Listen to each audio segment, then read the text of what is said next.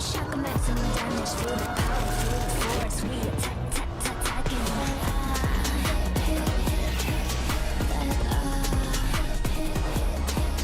Feel the power, feel the force. We attacking.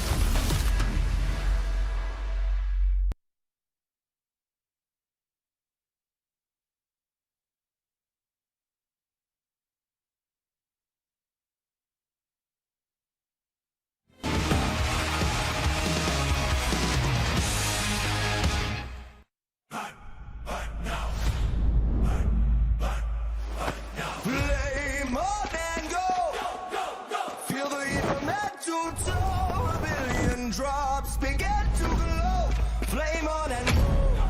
The soul is in our control. From the draw to the last one standing show. A no-name kid in a high-risk drop, a street food vendor with a victory dream. A midnight warrior looting in the dark. The fuel is passion pushing through the blue. We scan the path at the edge of the gas. A million stories in a single squad. No royal blood, just the drive to our last. The skill, the nerve to on the final gas.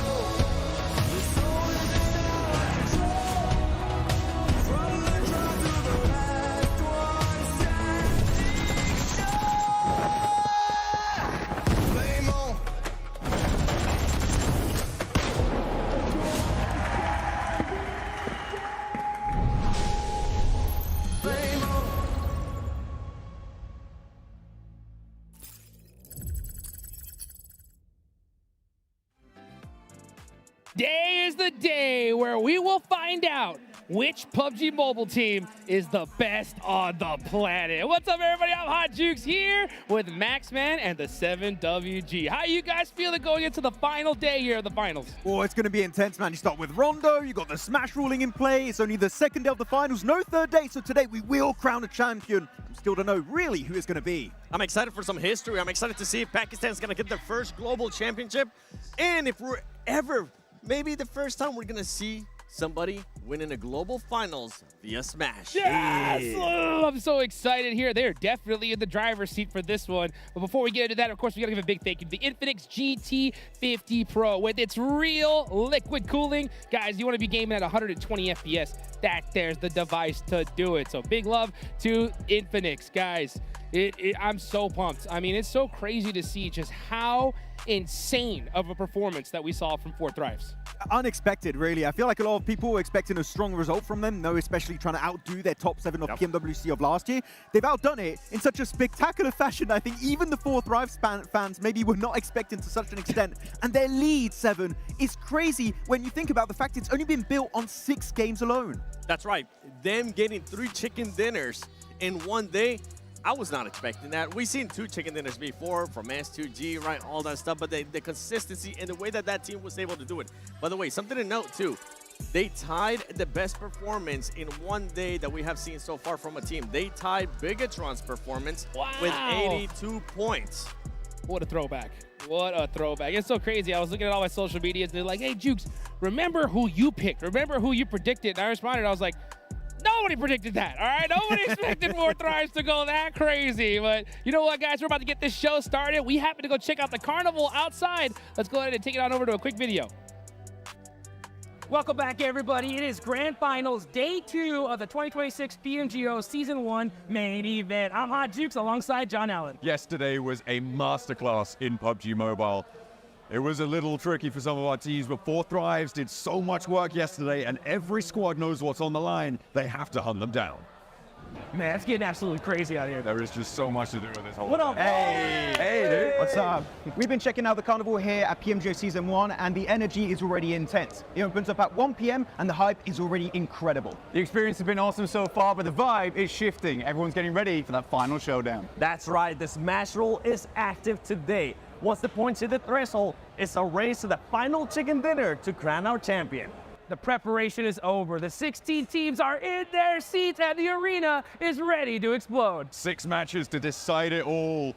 It's time to take our spots to witness history unfold. So grab your gear and lock in and come here to witness history in the making. The stage is set. Let's get this show on the road. It's time. Flame on and go.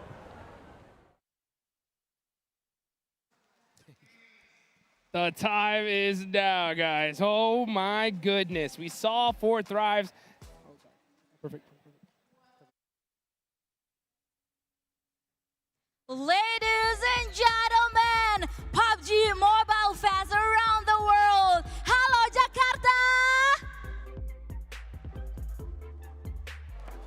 The wait is finally over and we are here right now. And the second day of PUBG Mobile Global Open Season 1 is about to start.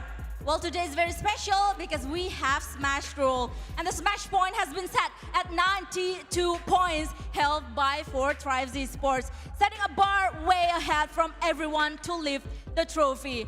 But it's Smash Rolls, it's kind of different, everything can happen, and the championship might turn its tides. 1 trophy, 1 champion, 1 final day to prove who deserves the crown. So once again, welcome to the second day of PUBG Mobile Global Open Season 1 main event. So I'm gonna check the hype around Indonesian live audiences here. Jadi halo teman-teman semuanya, para supporter, masih semangat? Coba kita kobarkan semangat kalian lagi ya. Oke, coba kita yel-yel bareng-bareng boleh? Boleh sebelah sini? Aku mau satu stadion, yel-yel bareng-bareng, oke? Ayo kita start dari yang paling simpel terlebih dahulu. Indonesia! Semuanya!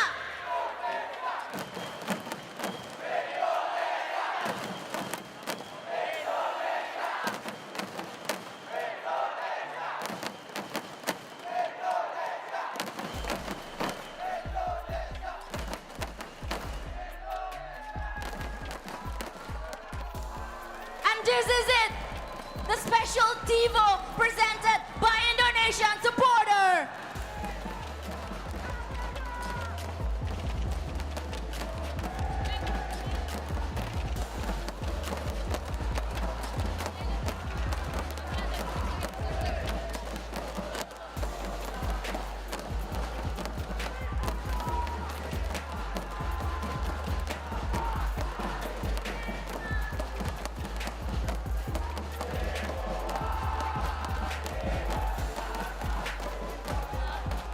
Flame on! Everyone shines!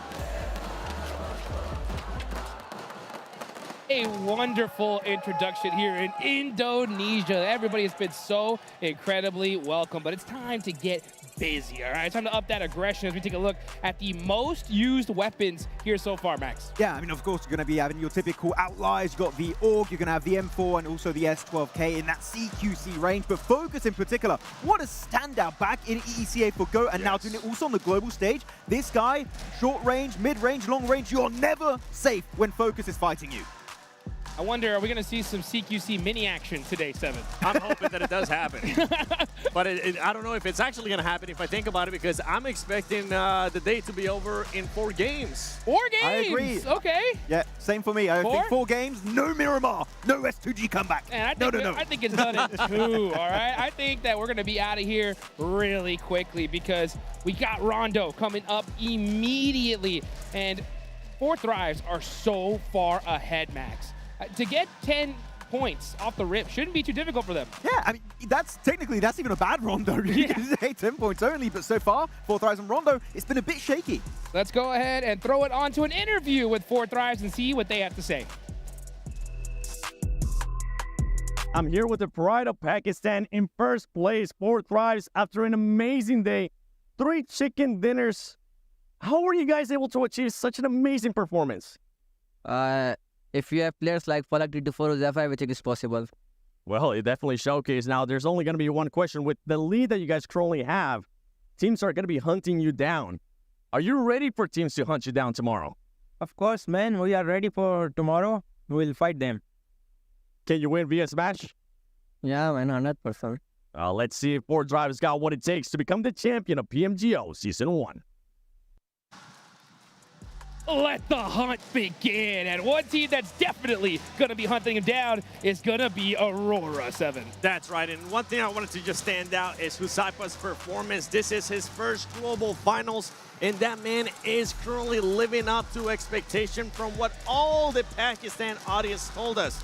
Now, as they mentioned in that interview, I was wondering if they're going to be ready, and it looks like they are going to be ready because a lot of teams, Max, I feel like they're going to be hunting them down. I wonder if they're just going to drop somewhere different on Rondo just to avoid the early skirmish of Yulin or the side of Neox Factory. It would be a strat that you don't need to go 20 eliminations, you know, in a chicken dinner. 10 points here, 7. That is all you need to enter that smash zone.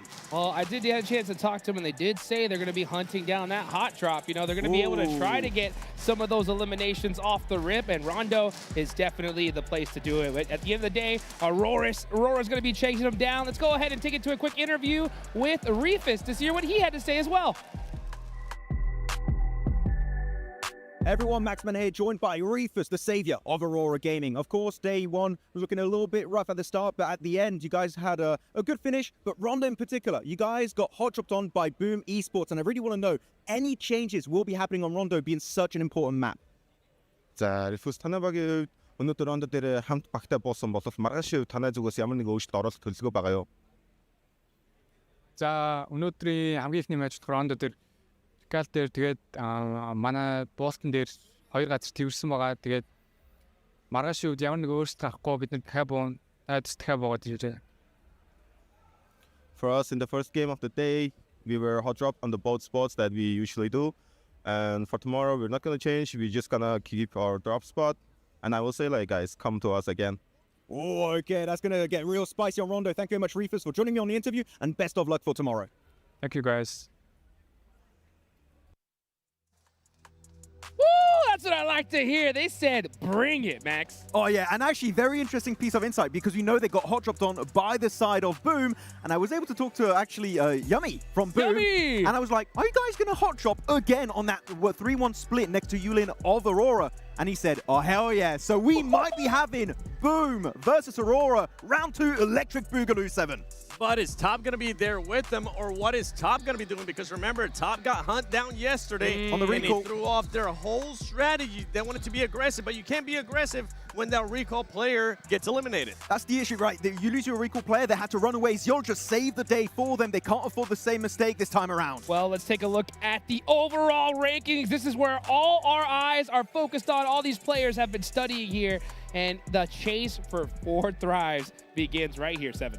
I'm going to be looking at some of those teams that are chasing them. You're looking at GOAT right now in 2nd place. This squad needs to start getting more eliminations. Their best matches came in Miramar, and as I just said, I really don't see today going to Miramar. So if they want to even have a chance, a slight chance, Max, of catching up, those eliminations in Rondo, see if you can get 20, Go. Hey, we'll see how it's going to be going for them. I'm going to go 1 slot lower for Furia. They were the team to win Rondo yesterday, right? Yep. And looking at 48 points, they're going to be, where's that, 34 points away from the side of 4 Thrives. 1 massive Rondo, and they could be back in the race. This Rondo is going to dictate, really, Hot Jukes, the entirety of today if teams have a chance to play catch-up with the big boys of 4 Thrives. You know, and speaking of catch-up, you know, Furia, it's not like this is a super unfamiliar situation for them to be in, right? No, exactly. I mean, looking at their position, they've had also some big comebacks in the past, and they've been able to actually smash it. Well, no, I really smashed it. Actually outdo the side of Alpha 7 back in America, so they know how to play with the smash ruling in effect. But on the second page, Hope is an all-time low right now, 7 realistically. It's just a lot of copium here for the Indonesian audience. You have BTR, you have Pandem 15, 6th place. You hate to see it. But if we know anything, is that those squads are going to be looking to bounce back. Now, when I say bounce back, I'm not talking about them actually trying to go for that championship. They are going to be looking to save face and get good performances. So with all those other teams at the top that are trying to hunt down 4 Thrives, it's going to become even harder because 4 Thrives, I mean, even if you remove the placement points, I think they would still be in 1st place. Third place, actually. Third place tied with Aurora. Yes. Okay, I'll get a little candid. I talked to some of the teams and I was like, guys, what are you going to do to stop 4 Thrives? And they were like, honestly, we hope they just don't show up tomorrow. You know what I'm saying? Because if they do, it's going to be really dang tough. Well, bad news for them. They're here. They're here. They look focused. And they already said plenty of times that they are prepared for teams to actually chase them, for teams to maybe get into the way of their rotations. And that's one thing I really want to kind of expand on for the viewers, because we always talk about hot drops. Not necessarily am I expecting that to happen. It's going to happen, obviously, in Rondo. It's just the name of the game. But when we go to Erangel, we're going to be looking for teams setting themselves up to just stop their rotations. One team that might actually surprise us is going to be Aurora, because they do end up landing very close when it comes down to military. Almost definitely. They're going to be trying to chase them down if possible on that western bridge on Erangel. They're looking at the overall race to the finals. MVP Focus really came out of nowhere. We didn't expect him to be number 1 after such a dominating performance, but all the members of 4 Thrives are here. And of course, 24 IQ, Ayala, and Falak deserved. But I do want to say, I checked out the stats. In 7th place is Doc, actually, right? So he's actually a little bit low this time around, and he got MVP last year out of nowhere. So keep an eye out if he gets some good amount of points today. Doc could snatch it away from himself once again. Yeah, this was a complete surprise, right? I mean, you saw 82 points on the side of 4 Thrives. How could it be anybody else's MVP? But GOAT showed up big. They're pretty much the closest team that could possibly catch him here. They're going to be going into Rondo. And 7, when it comes to GOAT, we know what they're going to do, right? They're going to go crazy right off the rip. Yeah, I mean, I just got done talking about GOAT, so I actually want to talk about a different team. I'm going to be talking about 7-1, and I'm going to just double down on Aurora. Aurora's performance yesterday, especially when we ended up going to Miramar, which is usually not a good game for them, they ended up getting 12 eliminations. After that, they got a 4th place finish with 6 eliminations. The reason why I'm bringing this up is because the momentum is currently on their side. And if I had to pick a team out of all the ones that are currently in range to actually catch up to 4 Thrives, it would have to be Aurora. But it has to happen in Rondo Max, and I'm really scared to see what's going to happen in regards to those hot drops. It's definitely going to get a bit spicy going on to those hot drop locations. I'm actually going to be paying attention to the Turkey team of Ulf Esports. One of their best, if not their single best finish yesterday on the island just outside of Boatyard, having the 4 players all alive and actually able to claim that chicken dinner for themselves. Hunting impact finally, as the Wolves should be trying to do. And they got 2nd place in PMGC. They know how to remain near that podium until the very bitter end on this global stage. I think Ulf has a lot of opportunities to make that ascent, and 1st place is really tough, but 2nd place maybe for Ulf is possible. Yeah, talking about squads that were looking to save face, I mean, I was talking about the Indonesian teams. Another one that performed really well at the start yesterday was Hora Esports. Yes. I mean, this squad has not been at a global event in quite a minute, and I'm glad they started off the day like that, but they ended up disappearing. The only reason why I want to bring them up is because they did end up getting 17 eliminations. Please keep in mind, some of these squads need to be careful, especially the squads that are currently in the top 5. Not necessarily 4 Thrives in the first game, but the other squads, because Rondo is such an important game that you can sponge up so many points when it comes down to eliminations. Oh, most definitely. But actually, I'm going to go on another team. We're just talking about some Okay, of yeah, these yeah, now. go down the I'm list. loving Go it. down Just the speed list. fire. TT Project, 14th position. Keep in mind, when it comes to the ECA region, they're competing for one of the slots to make into PMWC at the Esports World Cup in Paris. Then 14th position, their goal here, Hot Jukes, is to make it in 11th position. If they do so successfully today, Vicious out of PMWC and TT Project will be snatching that spot for themselves. That's brutal. So yeah, TT Project, we're talking about teams that just want to save face. That's one team that does have a big goal right ahead of them, right? So they could definitely make that happen here. One thing that we don't normally see when it comes to PUBG Mobile Esports is wild adaptations towards the end. If you want to see some teams at the bottom save face after all, they're going to have to extend this tournament all the way, all 6 matches. Do you think we're going to see one of these bottom teams possibly go out of their way to take out 4 Thrives, Max? Ooh, I mean, yeah, I think that especially Seven's already kind of talked about this. I think that teams might just try and get between the play zone and 4 Thrives because everyone, right, especially the viewers at home too, I'm sure, know where they drop on Orango, as you said, right, 7 Western Bridge. I think that not only Aurora could try and be a little bit of an issue, right? You could see some other teams like maybe Pandem. They're just at the bottom. If they see 4 Thrives, if they get a knock onto them, maybe they'll just full commit because they really don't have that much to lose. Well, let's focus a little bit on 4 Thrives in regards to what this team needs to do to actually become a champion and become a champion via Smash Roll.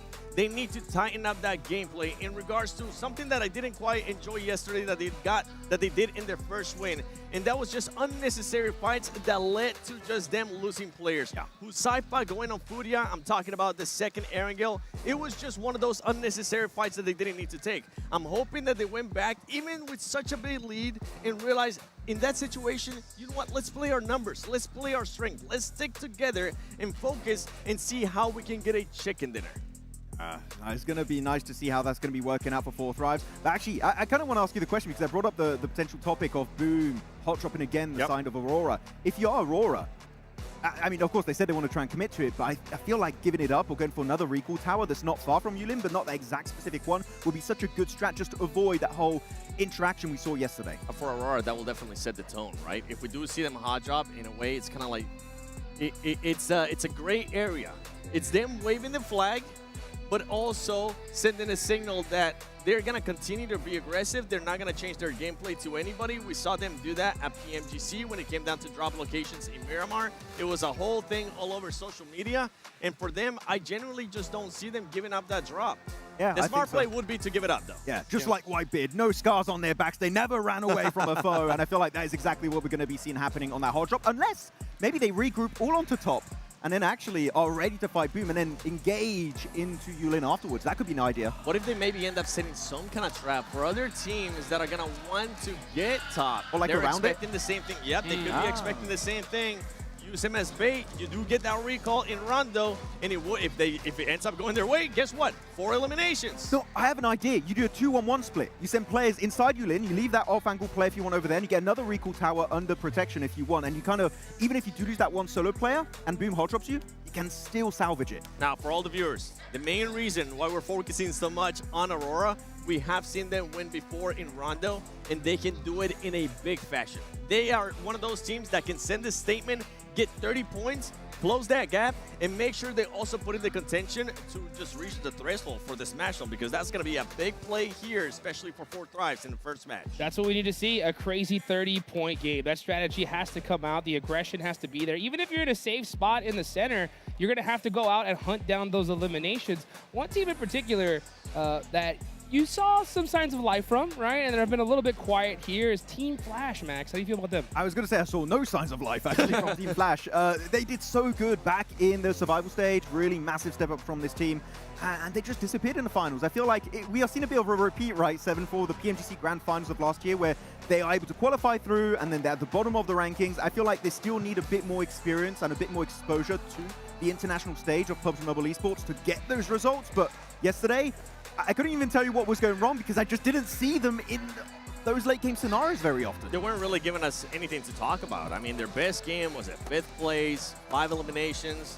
When we're talking about some of the other squads that were just outperforming, fragging out players as well. I went up and talked to Ayala from Furia, and I asked him, what did you do this morning differently? He's like, I don't know. I don't know what happened today. And I looked at him straight in the eyes and told him, please, do that again. Let's see if you can at least try to go for that 2nd place. I feel like if he knew what he did, he would do it every day.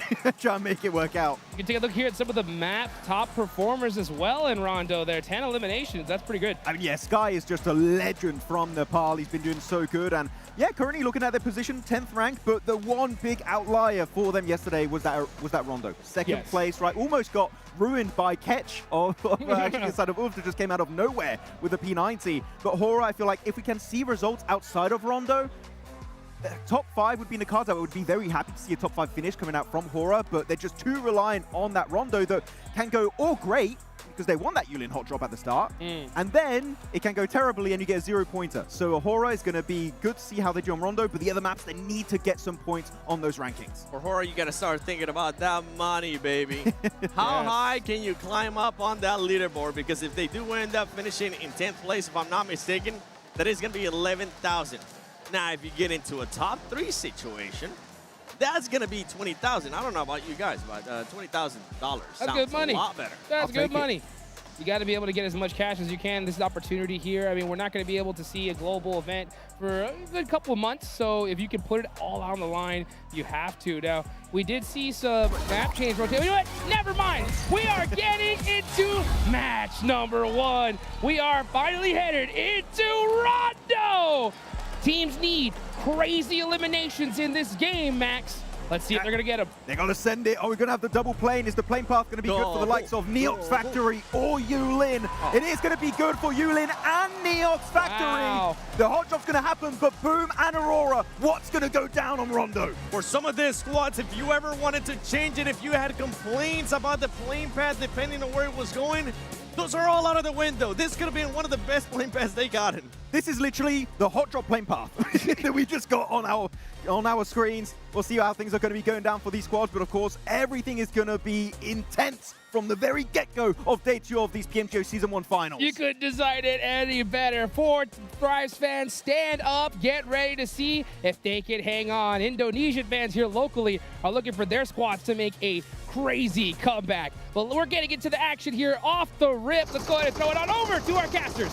The drops are hot, and it's going to get hotter. We are ready for Rondo, and Team Flash are getting stuck straight in. We are going to go 1-for-1 right now on the trades, on the Nox with 7-2-1. They dropped out nice and early over towards that northwest side blank. We're not in board with Yulin and Neox Factory just yet. They're just about to touch ground, though. Absolutely, and Yulin looks absolutely stacked in terms of players, and we are getting our circle over towards here. It favors 4 Thrives, but can they stick around in this location long enough? Huzaifa headed over towards Neox. They're their backup drop, and to be honest with you, where the circle currently lies actually isn't terrible if they do need to fully re-res on that side of things, but teams are going to be hunting them down today. I talked to Noki beforehand. He said that this team lives and dies by that momentum. When they're going strong, when they're going hard, then they can keep going harder. But if they slow down early on today, it could be detrimental to their performance. Now, the guys on the desk, they set it up very well, John. The top 5 essentially need a 30-point game. There's a lot of teams to take that here. We'll see if anyone else can try and slip through the cracks as well. Oro were able to take down a player from 4 Thrives early in 7-2-1. Will lose most of their slate as well in the fight with Flash, who play on 3 Elan points now. BTR managing to rack up a point, or a knock certainly, to start things off. Gaming Stars will feel the brunt of the pressure coming through from Razak. A nice spray down for 2. BTR going to pick up the points. Much needed points as well down at the bottom of the table. It's currently in 14, just lapped TT Project. Furia finding Reefus. Horror continues to go crazy over towards GK Razy with a rundown. It's all popping off here at the 2026 PMGO. They get a 3rd point to add to their tally. And they're going to roll on forwards now, moving towards that center of the circle. I saw 721 potentially get caught into a sticky spot over towards Hangshan, but it looks like that recall will be able to come through for 721. One of our teams really on last chance saloon right now. One of our top 5 contenders to potentially push all the way, so going down to one player this early, not great, but they have managed to get those recalls going on through now. Aurora currently surrounded by Boom. Make the move in, top goes down, and Yumi will grab him. Straight 1v1-2, nice shots.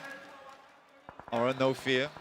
Running up against the 2 players from 4 Thrives up top. 4 Thrives, remember, they need 10 points to get into the Smash zone. If they cannot reach that target this game, they'll have to go again in the next. And Smash won't be in effect until match 3. The 4 Thrives, a Rondo is always a great place to get those initial 10 points. Fortunately, they lost a player earlier on in this fight, remember, Blank.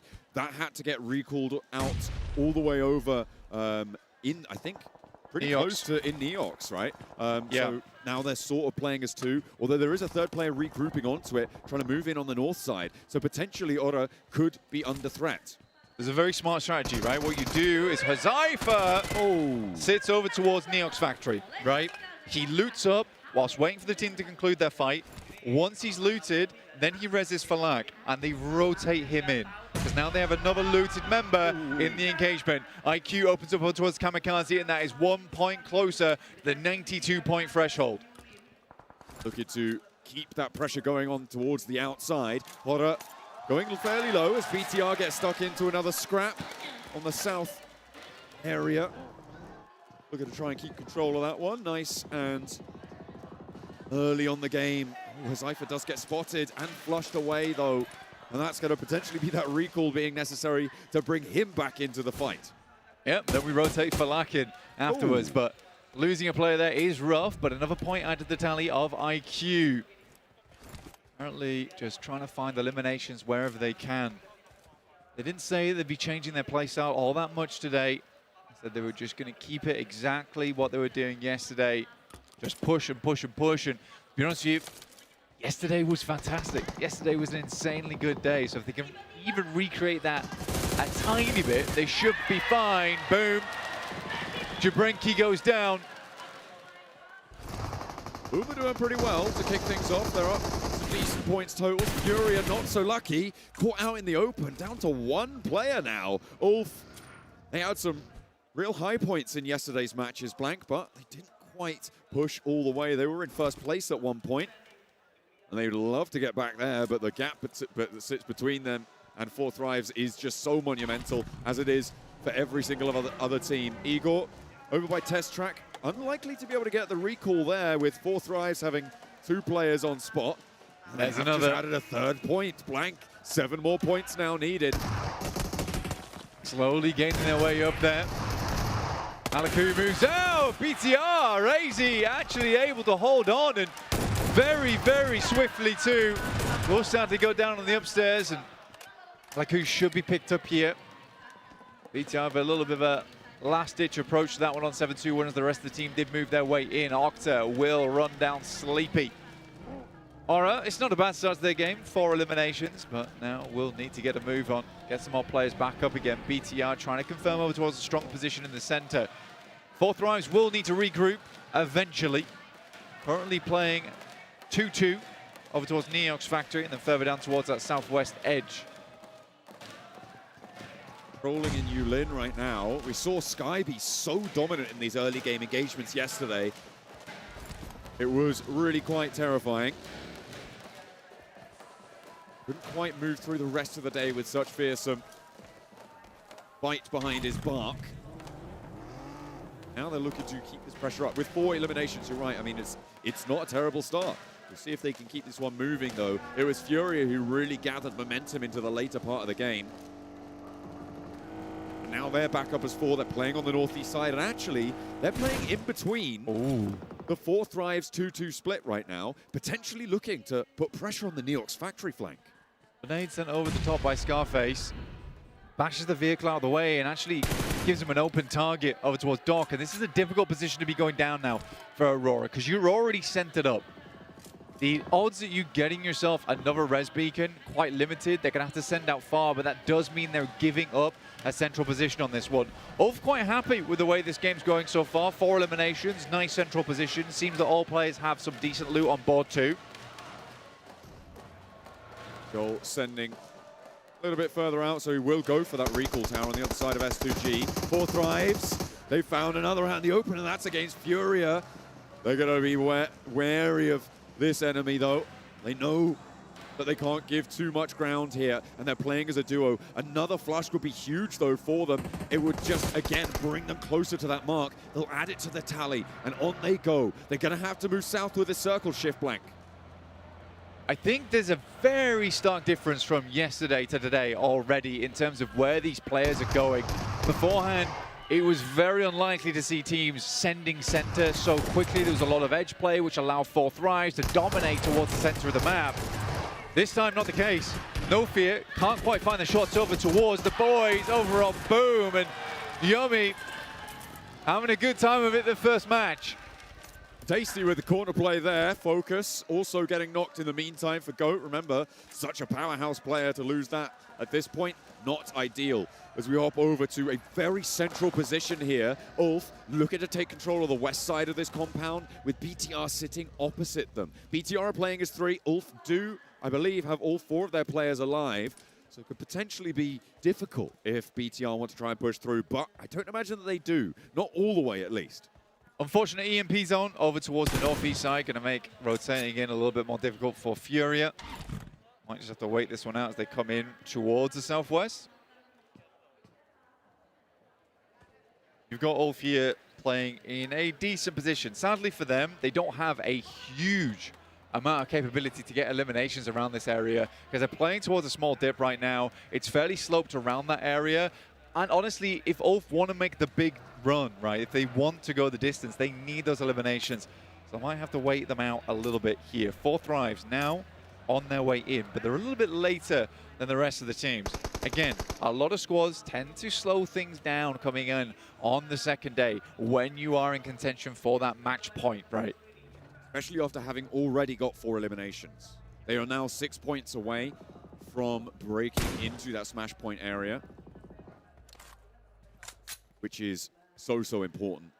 You can rack that up, looking to get in towards the top 5 and getting 2 more eliminations. Very, very possible for them to just try and play this one much slower or get the elims as they come, because that's what Yummy's doing for Boom. They have been pretty brutal on the bottom side, and that is Aura completely out. Eliminated there, 10th place locked in for them. A very different start to their day than yesterday. Aura was dominating, looked like a demon within the lobby. Irina moves up, Tony K does go down, but not before. They do find a knockover towards Flash in the first place. Bose will finish off the player up front in Tony K. For the Flash, it was a little bit of an awkward regroup here for them, but they managed to get themselves all over. There was a couple of players over towards that northwest side, but they are now in position. We have quite a bit of water down towards that south side. Mormon's going to get the recall, but this is far out the zone, dude. This is a long journey in. 8 eliminations, by the way, Blank, leading the lobby by a margin of 3 at least. And a hard south shift. Ooh, that water gap is nasty. The rotates around this area. I don't think it's going to be pretty. I don't think a lot of teams are going to be happy with this. And a lot of area on that southwest side is completely unoccupied. Well, it's hard, right? Because now you're forced in a situation where you sort of have to rotate over towards the southeast. If you want to make it round, you could make a late decision now to try and take the bridges on the west side. But if you are the likes of Ulf, if you are like the BTR, it is difficult to make that rotation. 4 Thrives might have just found an opening here. There is a small gap in the circle down towards the southwest. This is where I feel like 4 Thrives do their best work, where they could just make the send, but they're being a little bit cautious about this. The reason I think they're being cautious is because they're only in 1 vehicle right now. All 4 of them were in the same vehicle, moving down on the eastern side. Grab another vehicle, try and split your bet, right? Hedge it a little bit and go in separately. I think that's what they've managed to find now, though, and they imagine that they're going to be trying to send in a little bit faster at this point. Making the cross, making the rotate in. For 4 Thrives, going to keep an eye on them just because they are such an important team to take a look at. 7-2-1, we'll see if they take shots over towards 4 Thrives, but it seems they're just letting them pass calmly. Nades coming down from Boom. Boom's in an extremely good spot. S2G rotated towards that south side and have now found themselves in a fight with Boom for one of the most contested areas on the map. And I don't think that they can push up the hill now, Blank, with TT Project pushing in the west, Aurora and 4Thrives potentially crashing into this. It is such a difficult set of ridges to try and summit. Everybody's going to take shots at you as you try and go up, and Boom can just let you throw yourself across those rocks. It's a good spot to play. I mean, down here on this side of the map is all right. Kind of isolate those angles because on the other side, the bank is kind of sloping upwards. So what that does is give you a little bit of isolation. You're going to need some cover off the back of this, though. Vehicles are going to have to go down. You might need some emergency cover flares. But for teams over towards your western side, it's not terrible. GameStar is fighting Pandem right now, and Pandem just having a bad time of it. Yesterday, they were able to get themselves a second place. But it really should have been a chicken dinner there versus 4Thrives, but so slow to strike in those final moments. One player on the inside now, with two players to try and mash up. He's doing a lot of work, though. A GOAT team again knocked for 6 by the team at the bottom of the tables. Dubrin does so much now, but his focus, no. And he can't find it either. Dubrin, was that a 1v4 against GOAT? I mean, Jabrenki is a good player. He gets it done well. Getting the 1v4 is kind of crazy before he goes down. We'll dig the graves alongside with them. Furia now making their approach. 4Thrives. They've got a split here. This is a nasty cross angle. Furia need to assault one of these positions and fast, but they don't know if it's 2 teams or just for one. And Furia will lose 1. Obviously for 4Thrives, this is a massive deal because this is the chasing team. But the 2 players have been knocked over on 4Thrives. IQ and Hazaifa have both been knocked here, Blank. With 6 elims, though, they are so close to that boundary. And D24 puts another on the tally. 3 away. Furia fall. That's their 2 closest competitors now out of this game. 3 away. Falak needs to move over to the 2 players underneath. Boom is sending across with Yummy, though. Was looking for a little scout here. There's 3 eliminations, 3 flushes. But Boom doesn't want to assault. BTR, though, continue their stretch on the northeast side as the arena moves up. 1 goes down, and the second is good, too. Axel with a chance, does manage to tag the arena on the back line, get the flush in as well. BTR up to 7, steps forwards with the shotgun, but the shots from up the top window there, just too powerful, and BTR are overwhelmed. In the meantime, teams have been trying to pick up their feet because the circle brings us back towards that water. Very unlikely it's going to end on the northern side right now. If teams want to play a survival play, they can head over towards the bank over on the northern side of Boom, potentially be a really rough circle, a lot of unplayable. Right now, Aurora holding a very good compound down towards the southwest side, but the question is how long it's going to be in play for. 7-2-1 next up to the play. 4Thrives can profit off this one as well. IQ sends some shots in. Malik, though, opens up through the smoke. Great shot. Alaku out. 8 eliminations now for 4Thrives. Getting closer and closer to top 8. Can they get 92 this match? This is looking gnarly, Blank. They might be able to throw that door open with such a small point difference as well. They just need to survive into the placements. That is such a huge focus that they can draw on now to just get themselves over that line. Get up into 6th place. Very, very possible in a circle like this with so many teams that still need to push their way in. Boom is so unwilling to push this as well just because they're fending off S2G at the same time. So 4Thrives very much safe by the fact that S2G is looming off in the distance here, and Boom is desperate to hold on to this compound that sits atop the hill. Very, very interesting turn of events. 7-2-1 now making a quick run across, but there was a restabilization coming from 4Thrives. Not sure they were ready to shoot in that moment. Masku gets up to a hard bit of cover. Safe for the time being. You've still got the rest of the arena to come in from that eastern side, though, and 7-2-1 may feel it. Gaming Stars as well from the south. 4Thrives can chill out a little bit. The north side seemingly not willing to make a move just yet. Gaming Stars could push 7-2-1, and it's an unfavorable fight with 4Thrives that may just push them all the way over that boundary. IQ, he spots the arena moving off in the distance. This is so funny to me that you're having this situation that anytime a team tries to aggress on 4Thrives, suddenly that team is getting third party or they're being held out. So 4Thrives is essentially guarded by 4 separate teams at the moment. No one can make their way over to them. They have such a stronghold here. IQ picks up. Was that a knock? Was that a flush? I think it was just a knock so far, but they would love to find more. Another team goes down and one step closer to the placement points. 7-2-1 have Malik down out in the open. I think that was the knock that IQ was able to find for Four Thrives. The circle gives them the loop as well, and it's going to push it right over towards the Pakistani team. They are having the time of their lives right now. This is 100% match point. I mean, there's no doubt in my mind at this point with Falak and the rest of Four Thrives just in this gorgeous position, protected by so many squads on the outside. And this is when you have to change up the game. You have to hunt down these teams, and they're just making it so hard for themselves to even gain more points on the day, because now you open up a Four Thrives win at any point. I'm looking up the question of the north side here, Blank. What are Team Flash and Ulf going to do? They could potentially try and ruin Four Thrives here out on that eastern side. I think for Ulf, it's probably more likely. Team Flash maybe a little bit more of an outside chance, but there's another knock going over and through. That means another team is out, and we are into placements now. They have guaranteed at least one more. 2 more teams need to go down for them to jump up to 2 placements, or a single elimination is what they're looking for. Just 1 point required now for Four Thrives. A very, very simple game for them, and they have information, general localization over towards GameStar as well. For Four Thrives, this could not have gone better for them on this game. And again, they're just a team that's willing to make these pushes. Wolf finding a spot over towards Team Flash, who have sent 2 of their players across the water on the swim. Got their trunks on. Ulf trying to move in behind them now, though, and it may just be too difficult. There is still a little sliver of that northern side in play, which does make their life a little bit easier. I think a knock over towards Boom is nice, though. That's going to open things up, because now they only have 2 guns to face here.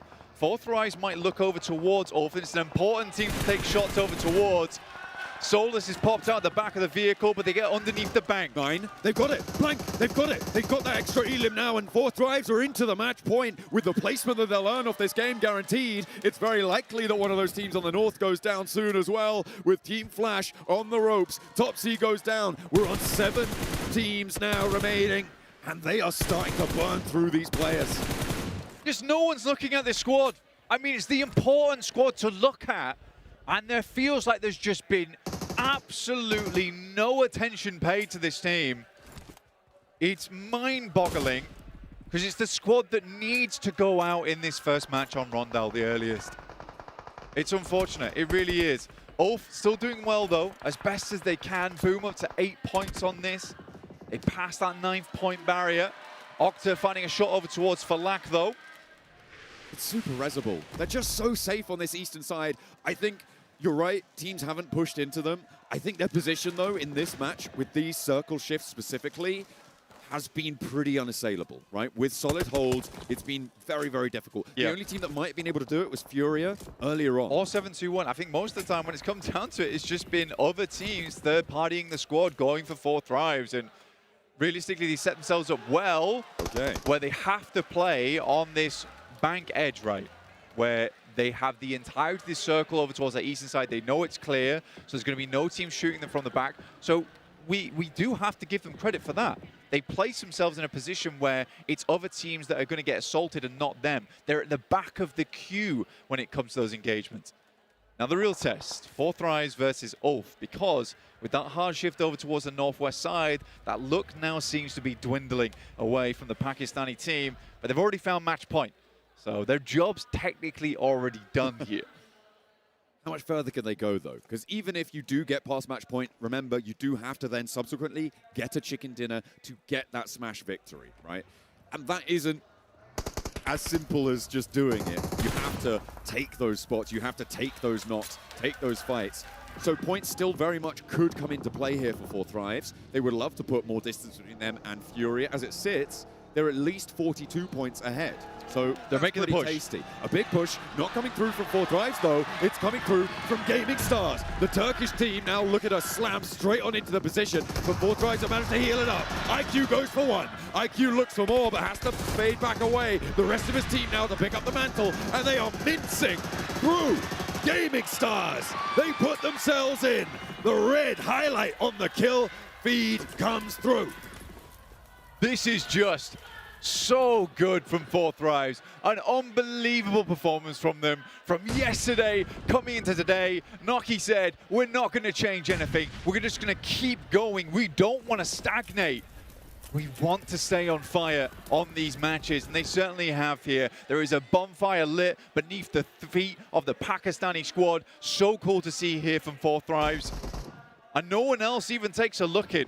Technically, their rotation in is not that terrible. And if you're Boom, I don't think you really need to be stepping out here. They are just holding down their compound. They've profited so much off this. 10 eliminations. The thing is here, with the speed at which they're differentiating themselves from every single squad in the lobby, I think at this point in time, the only way another team wins this by the end of match 6, if we get there, is by Smash. They're going to have such a lead. A knock comes through. Octa finally chiming in. A second will be found. More knocks raining down the hill. Balak and T24 could potentially be going down here, but the rest are going to come through as fast as they can pick them back up. Ulf have not been able to move all the way forwards. IQ will keep it together a little bit. There's that first nest, and a huge nade from up on high. Boom, blast away the tournament leaders. Ulf are there to pick up the scraps. And a huge nade comes in. What on earth was that? What on earth from IQ? He's able to blast them back. He says, no, you're not stepping to us today. IQ taking the nade genius test, and he comes out on top with a double there on side. Fantastic work from him playing as a backstop. 16 points. Like I said, the only way 4Thrives lose this tournament is to a Smash. And every other team that was chasing did do super well here. Ulf was the closest team. They've just got taken down. They are not going to be anywhere near them at the end of this match. You're absolutely right. The question is, double their points. 90? Exactly. Exactly double the second place team's points. How solid is that 92 boundary?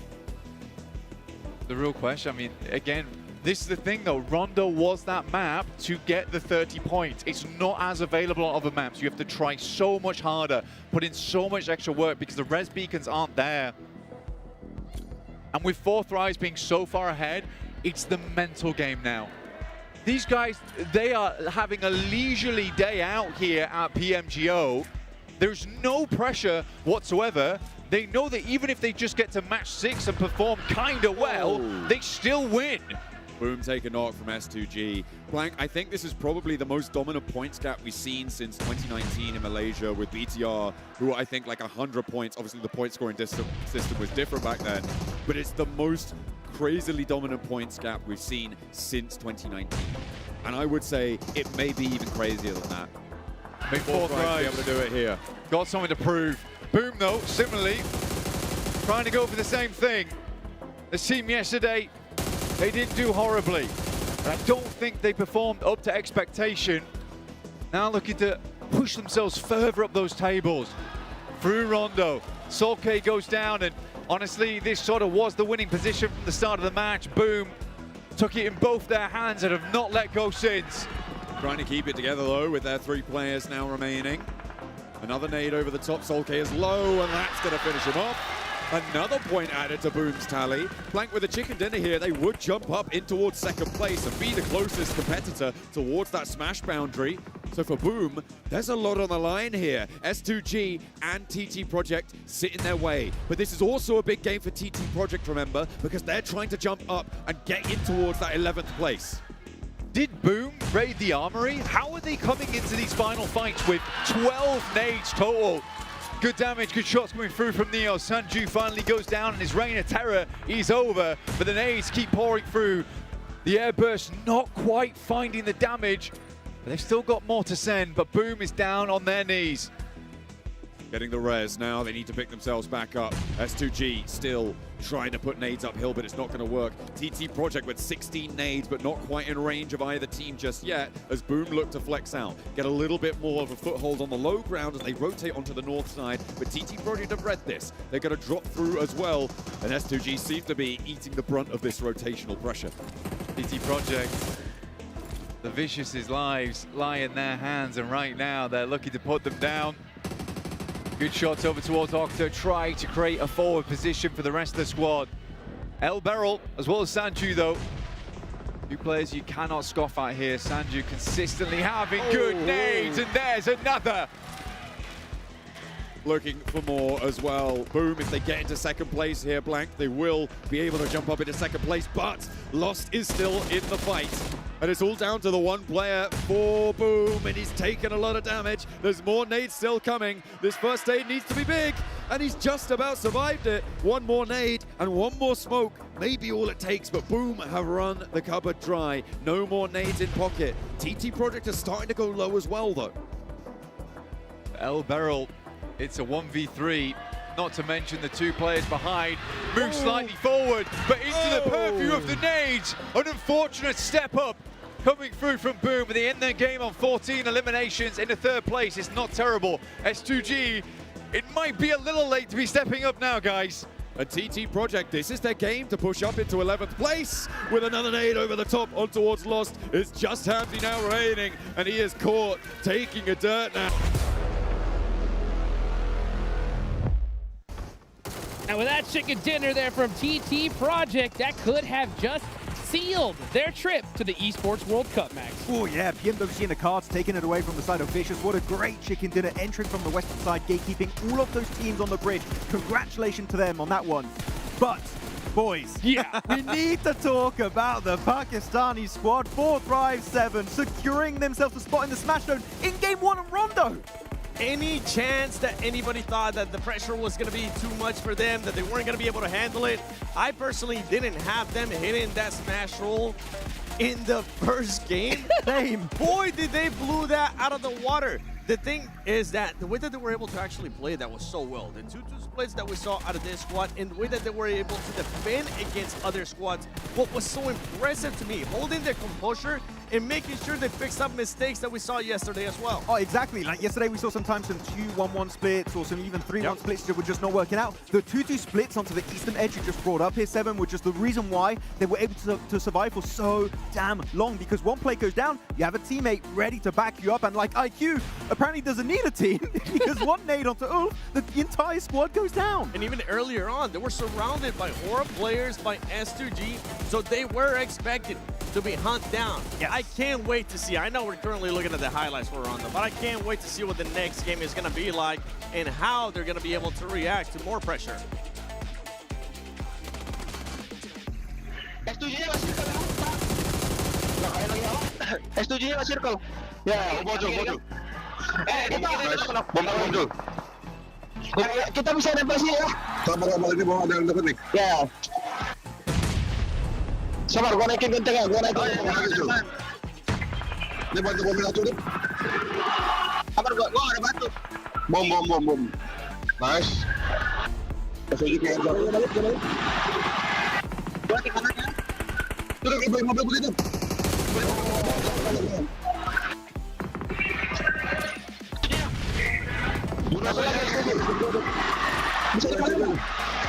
Bisa udah aja biar dia stick dulu. Biar kita ini. Satu lagi. Aman. Great stuff there from TT Project. Put in some good numbers on the board. And I love the fact that we can hear the crowd roaring through their mics. That is how pumped up this arena is, Max. And especially, right, for the hometown squad of Boom. Man, did they? You said they were going to do some hunting today, and they definitely did. Oh, they definitely did. By the way, just at the end of that game, how the hell did they have that many grenades? I think Blank said they readied the artillery. I think even an artillery doesn't have that many grenades. Realistically, they were just making it rain down on a competition. But no, going back to your point, they did in fact chase down top of Aurora. Immediately. And it was not just a small chase. I think they went like 1,000 meters in his direction just to get rid of top. And you can see after that, they even lost, I believe it was Reefus. So it was down to Doc and also the side of Zol to get the full recall and Aurora back into the game. And I'm sad, boys. I'm sad to see not only that, I'm actually not sad to see that Octa got that MVP with those 6 elements because they were just so aggressive, but I am sad to see that Aurora just couldn't readjust, man. It came down to them hopefully having to readjust with what they saw yesterday. And throughout the match, even though they didn't really end up losing a player because they did have the recall option, that was just, it didn't look like Aurora. It was so passive. They were waiting for the right time for a team that has a lot to catch up if they want to go into the championship. It almost felt, Max, to me like they were just waving a white flag. Yeah, they're having a bit of a bad time. But it really strikes me that Aurora is a squad that if they cannot play their own game plan that they've set up at the very inception of the tournament, they're going to start to crumble piece by piece. And in this case, they were just, sure, they made it to the late game, but they feel like they weren't even there. You and I were talking about something yesterday. When was the last time we saw an IGL win an MVP? And it came down to Doc, I believe, PMWC, right? Yes. One man, that's the IGL. IQ, 7 eliminations that last game. And I mean, TT Project, 20 points. That looks good, Juice. That is enough. That should be putting them in a good position to get to the Esports World Cup. Max, they are trying to get top 11, correct? Exactly. Top 11 right now. I mean, with a 20-pointer, it was so close at the bottom of the ranking. So I think this game actually will be their straight-up ticket to Paris for the PMWC at EWC. The second page, Furia, not taken down by anyone, taken down by 4 Thrives themselves. And they had initially a decent entry point. I thought it was going to work out because they had some significant angles on the positions of 4 Thrives. And just again to highlight what Blanco said, it feels like they have a Guardian Angel where you crash that team and there's another team that decides to get involved. Man, and that timing. gives just a little bit more space and time for 4 Thrives to reset and then take the fight the direction of 4 Thrives. 102 points, folks. They only needed 10. They doubled it with every single team spending all of last night studying them and only them. They have double the points of second place. They have double the points of Ulf in second. I'm generally, I don't know if you guys agree, but I have never seen a point gap this significant in a global finals ever. I've definitely seen one. We'll talk about that in a bit because John actually brought it up. It was PMCO history lesson real quick. PMCO 2019 False Play Global Finals. Bigatron was in first place with 303 points. In second place was 197 points. The difference, 106 points at the end. If, for some reason, 4 Thrives ends up making this a 6-day match, a 6-match day, they might break that record too. How many day finals was it? I believe it was 3. So actually, in terms of a 2-day format for finals, it's still a record technically. Honestly, that would be the craziest thing ever, considering the fact that if they win one more match here, this tournament's over. So they'd have to get a ton of eliminations and nothing but second places to actually break that record. The thing now for this squad is, as you were saying earlier, Max, they really don't have to worry about the eliminations. The eliminations were coming to them. They just have to worry about their rotations, and the rotations was out perfectly. One thing that we actually noticed quite well in that last round from this squad is they could have just gone and split squads. They could have fully sended, but no, they were passive. They waited for the right time. They made sure they took their time, scout, see what Aurora was going to end up doing, because Aurora actually ended up doing that crazy splitting between those and then just go into the circle. I love what I'm seeing out of 4 Thrives here. The composure, the patience, and making sure they have everything, a perfect image of the map before they actually make their next move. As we take a quick overview of the carnival area here in Jakarta, Indonesia, looking back at 4 Thrives, I'm actually really happy they did not qualify right away through their group. I feel like the survival stage saved them, gave them so much more experience and also exposure to this lobby. Now, all the fixes that we talked about, those 2-2 splits are beautiful. The rotations are on point. And if you guys were looking at the North American scene last year, we had a smash from Wolves, low eliminations. That's all you need. You don't even have to get a single elimination. All you need is that chicken dinner hot chicks to be crowned the PMGO Season 1 Grand Champions. You can take a look at that trophy right there, folks. And as soon as you said that, that trophy shook a little bit right there, because I think 4 Thrives it is calling their name. It is, I don't even know who's going to stop these guys at this point. I got to be realistic, folks. That is so many points they are ahead. And we saw in that last game, right, a team perfectly third-party the squad that was crashing on them. Even Fate seems to be going in the favor of 4Thrives at this point. We'll have to see a lot more aggression from some of their squads. You got to give props to like Bigatron, to Boom as well. This is the aggression that we kind of expected to see out of this squad, and I don't expect them to slow down, especially with how crazy the crowd got here. You can feel it vibrate. I know these players can't hear them, but you can feel the vibrations whenever they would get an elimination, whenever they would even start engaging, the crowd would just go absolutely nuts. I'm going to be looking to Boom and Bigatron to get even more elimination points. Well, let's see who's going to get them as we go into Arid Gale. If 4Thrives win this game, this tournament is over and they will be crowned your PMGO Season 1 champions. This plane might have to stretch it, or actually you're going to have to stretch a decent amount to make it to that western bridge. Are we going to see some teams try and catch them off guard as they try and make that pivot? That is going to be a bit of a question mark into this game. Otherwise, I feel like, Seven, we've seen worse plane paths in PMGO Season 1. But the western side, next to Pachinki and Western Bridge, that's where really things are going to get dicey. Or do they maybe want to just go for a second drop? They maybe might. want to end up going somewhere else because of just how, honestly, their drop location is so exposed. It's one of the most exposed drops that I think I've ever seen. And they've been landing. They're landing right now. Oh, I think they're just going to be going for it. One thing that you do have to watch out, though, for is Furia. We've seen Furia take teams out near farm. Got to be careful. They don't have to fight over vehicles. Hopefully they can get another vehicle without having to fight. But there's a lot of teams around them, Hot Jukes. It might get spicy in the phase 1. Yeah, it's going to get spicy indeed as we take it on over to our casters. Boys, is this it? Is this the last game? Well, if you remember yesterday, remember when 4Thrives got their first chicken dinner, Blank? I think it was, what was it? Game 2? Yeah, well, we're into game 2 of today. Let's see if they can go for the repeat. Looks like they might have some competition on spot, though. Thing is, right now, is it's not that big of a deal for anyone in that top side of the lobby to go for a hot drop over towards 4Thrives, because at worst, you lose the hot drop. At best, you take 1 or 2 players down, and you get another game on it. The circle is treacherous. Down towards the southwest side of the map here, towards Primorsk Quarry. And with the plane path being so far over towards the northeast, goodness me, it is a hard rotating for a lot of these teams. Funnily enough, though, 4Thrives might just be at the start of the queue, right? They're all the way down towards yellows. They can make a quick pass over towards Ferry Pier, wherever they like.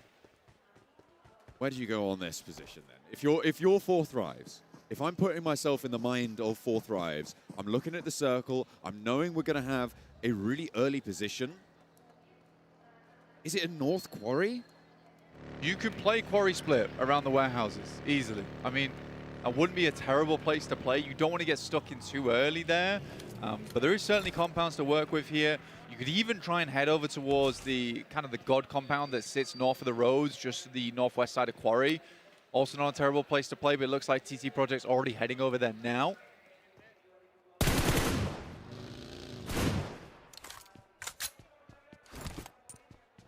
I mean, I'm just so preoccupied with what 4Thrives are doing in this match. I mean, there is a lot of moving parts in the rest of this tournament as well, of course, with those qualification spots that mean so much on the road to EWC for a lot of teams. I mean, we talked, right, about TT Project, who now up in 8th place, 42 points. 11th place is 36 points. It's still very flexible there. For TT Project, they just want to hold on to that. They want to hold that spot. And funnily enough, they are the other team who is right at the front of the queue getting into this next circle. For some of our decent teams, right, yesterday, match 4 is around about when they hit that 40-point mark. So even that, for the likes of Ulf, for the likes of Furia, wouldn't be enough to put them above 92 points. So for these two squads, even 4 really, when you're looking at Ulf, Furia, Go, Boom, Aurora 721, because of this point sponge at the top, you need a massive match. You really need a massive match here. A 20-pointer, and then you need 4Thrives to go down. Like I said, I do not see this getting to match 6 without 4Thrives just winning off points alone. The only way they lose is via smash ruling. It's, yeah, definitely their main threat is from that angle. I was taking a look at some of the point scorings as well in terms of EWC qualification numbers, and at this stage, with RRQ obviously not playing anymore, they got knocked out in a bit of an upset back in their group stage. If BTR get 11th place or higher, it's very likely that there's no way that they can fall down. There's chasers in the game, sure, but Team Flash already ahead of them, Arena already ahead of them. They're very likely also have locked in their spots for EWC. Pandem, kind of counting them out as well, but it is all up to how Boom do. Can they jump up high enough to jump past that boundary? With the point sponge being in play as well for Boom, they just don't really need to go that much further. At this point in time, you're kind of expecting for Boom being in 5th place, it'd be like a 10 to 15 point margin, if not more, to get towards 3rd.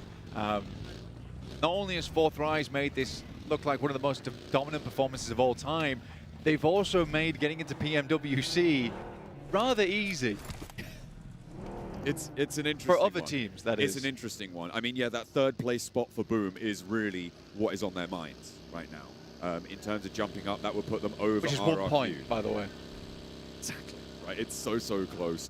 1 point is them into 2nd place, right? Potentially, depending on chicken dinner counts and tiebreakers and things like that. But yeah, it's so down to the wire, and these EWC points will really start to hit home. For Boom, it would be such a huge result for them to jump up that far. And the reason that they don't need to go in towards that position necessarily is because of how BTR is doing.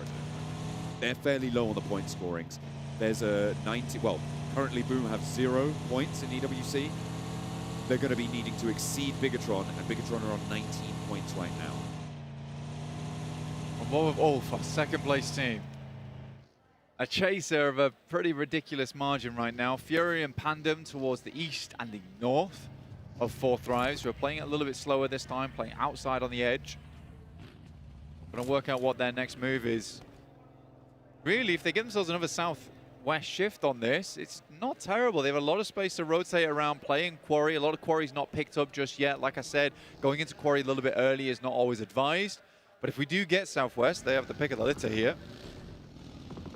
4thRives had the pick of the litter, but they opted to go for Ferry Pier. I say but, maybe shouldn't put that as a prefix. They opted to go for Ferry Pier in this location. It's going to be fairly uncontested. They should be aware of that. They'll be aware that teams will have moved in on the west side of them as well.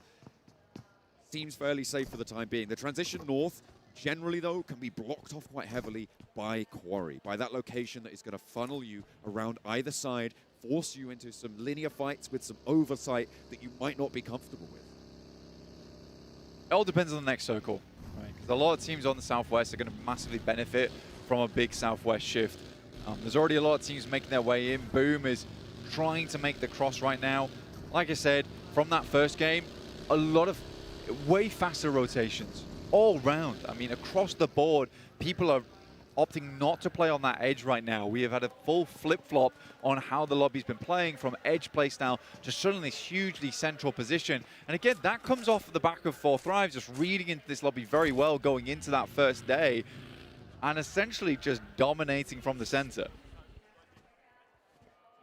Started to find that center on this one, although it's not super central. It's sort of quite deceptive on a circle like this, right? Because you've got so much water, the center, quote-unquote center of the circle, sits actually a little bit further north than you might expect. It's actually closer towards Gatka than towards Quarry, where the geometric center of this circle is. The center of the playable land sits a lot further north, which is currently where teams like Gaming Stars sit in this zone, as well as Otter and Boom a little bit further north of that. I mean, for the center of the circle, though, it is around 4thRives, GameStar, and Quarry. It does come a little bit down towards that southwest side. So we have a lot of the fields of Gatka in play. Pandem going to pick up that compound that sits over towards the eastern side of Quarry. GameStar playing on those warehouses. 4thRives a little bit further behind now. They do need to move forward on this one, but we know they have the chops on them to actually get the elims, to take those gunfights, to clear our area, to clear our space. It's what's making them such a terrifying team at the moment. Project on that south side of Quarry, close by to 4thRives. It's 2G navigating their way on that farm coastline, moving in through the blue as well. Got a forward position on it. Aurora just about getting across the west side bridge from Sosnovka military base. Uncontested. No one's camping that one. No one's guarding it out. GK may be behind them in the queue, though, on that angle. Seems like they're going to go for a Westbridge rotate as well. Biding their time for the time being. They are just going to play it a little bit slower, closer towards the edge of the blue. Fury up further inland. And again, one of those teams just desperate to get as high up those tables as they can, because the match could end in a chicken dinner for 4 Thrives, and our tournament could end with it. You have to make every single match count. Any moment. I think that is the key phrase here. Any moment this tournament can end, and with 1 point splitting up the entirety of 2nd place down to basically 6th. Yeah, or 7th even. It's 2 point splitting, 2nd down towards 7th. You can change the state of the podium massively in just 1 match. In a decent 2nd place finish, right? And anywhere from basically 9th place could be in 2nd place at the end of this game. Yeah. So volatile.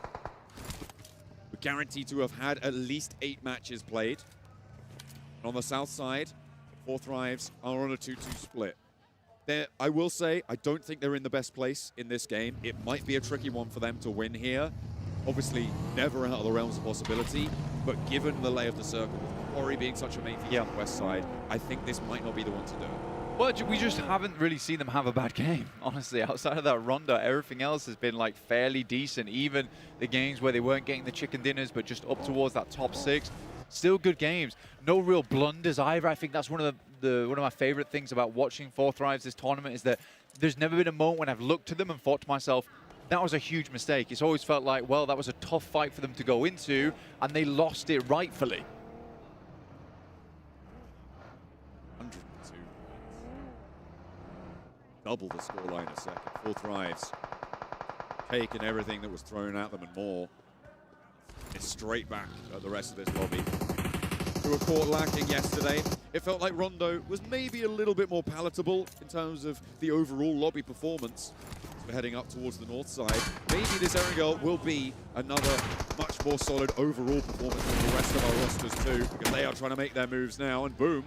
Ooh, they've lost 2 to Nox here. Should be Resable, but there's a bit of pressure coming through from Ora. They're trying to play this one close. No Fear has been knocked, and Octa wants to keep this one under control. Oath now making their way over. They hear the shots. They hear and see the knocks coming through. Sky will find another, but Boom is down so quickly. And for Oath, this is upsetting for them because they were looking to make the move on this one. Sky is knocked, though. That's a good first knock. A very, very good first knock coming through from Eren. They can play off the back of that and maintain one of the stronger positions in the circle. 4 Thrives. How? How have they done that? They move through Quarry, they get towards the ridge side on the top. I don't get it. Where did they even go? How have they done this? Max is shouting, they teleported there somehow, nobody knows how, but they are there, and that is quite incredible. Ulf are taking the fight and winning it with honor, by the way. They were able to leverage that opener nicely over on the northeast side of it, and honor are falling. They are falling pretty quickly. A 2-2 split in the center of the circle.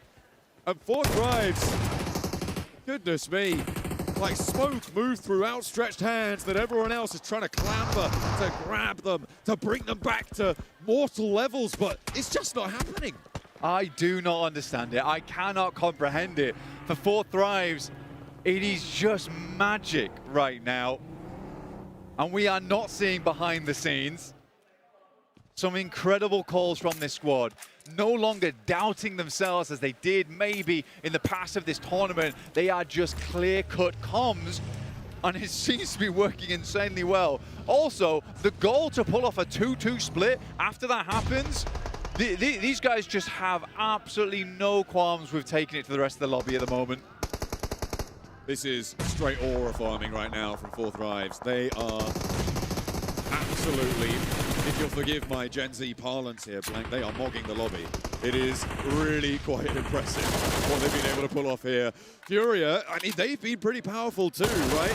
And if you just forget about 4 Thrives for a second, this is an incredibly close tournament because everybody else is so neck and neck, and they are giving it a good go. Chief wants to step in for the fight as well. GOAT team, one of their most local challengers on the tables, are looking to try and put pressure on, but 4 Thrives have a challenge. It's Aurora who tried to move in from military, up and into the fight. Hetzheimer with the weapon swap, and Aurora fall. Balak needs to get back to his feet now. They drop the smoke.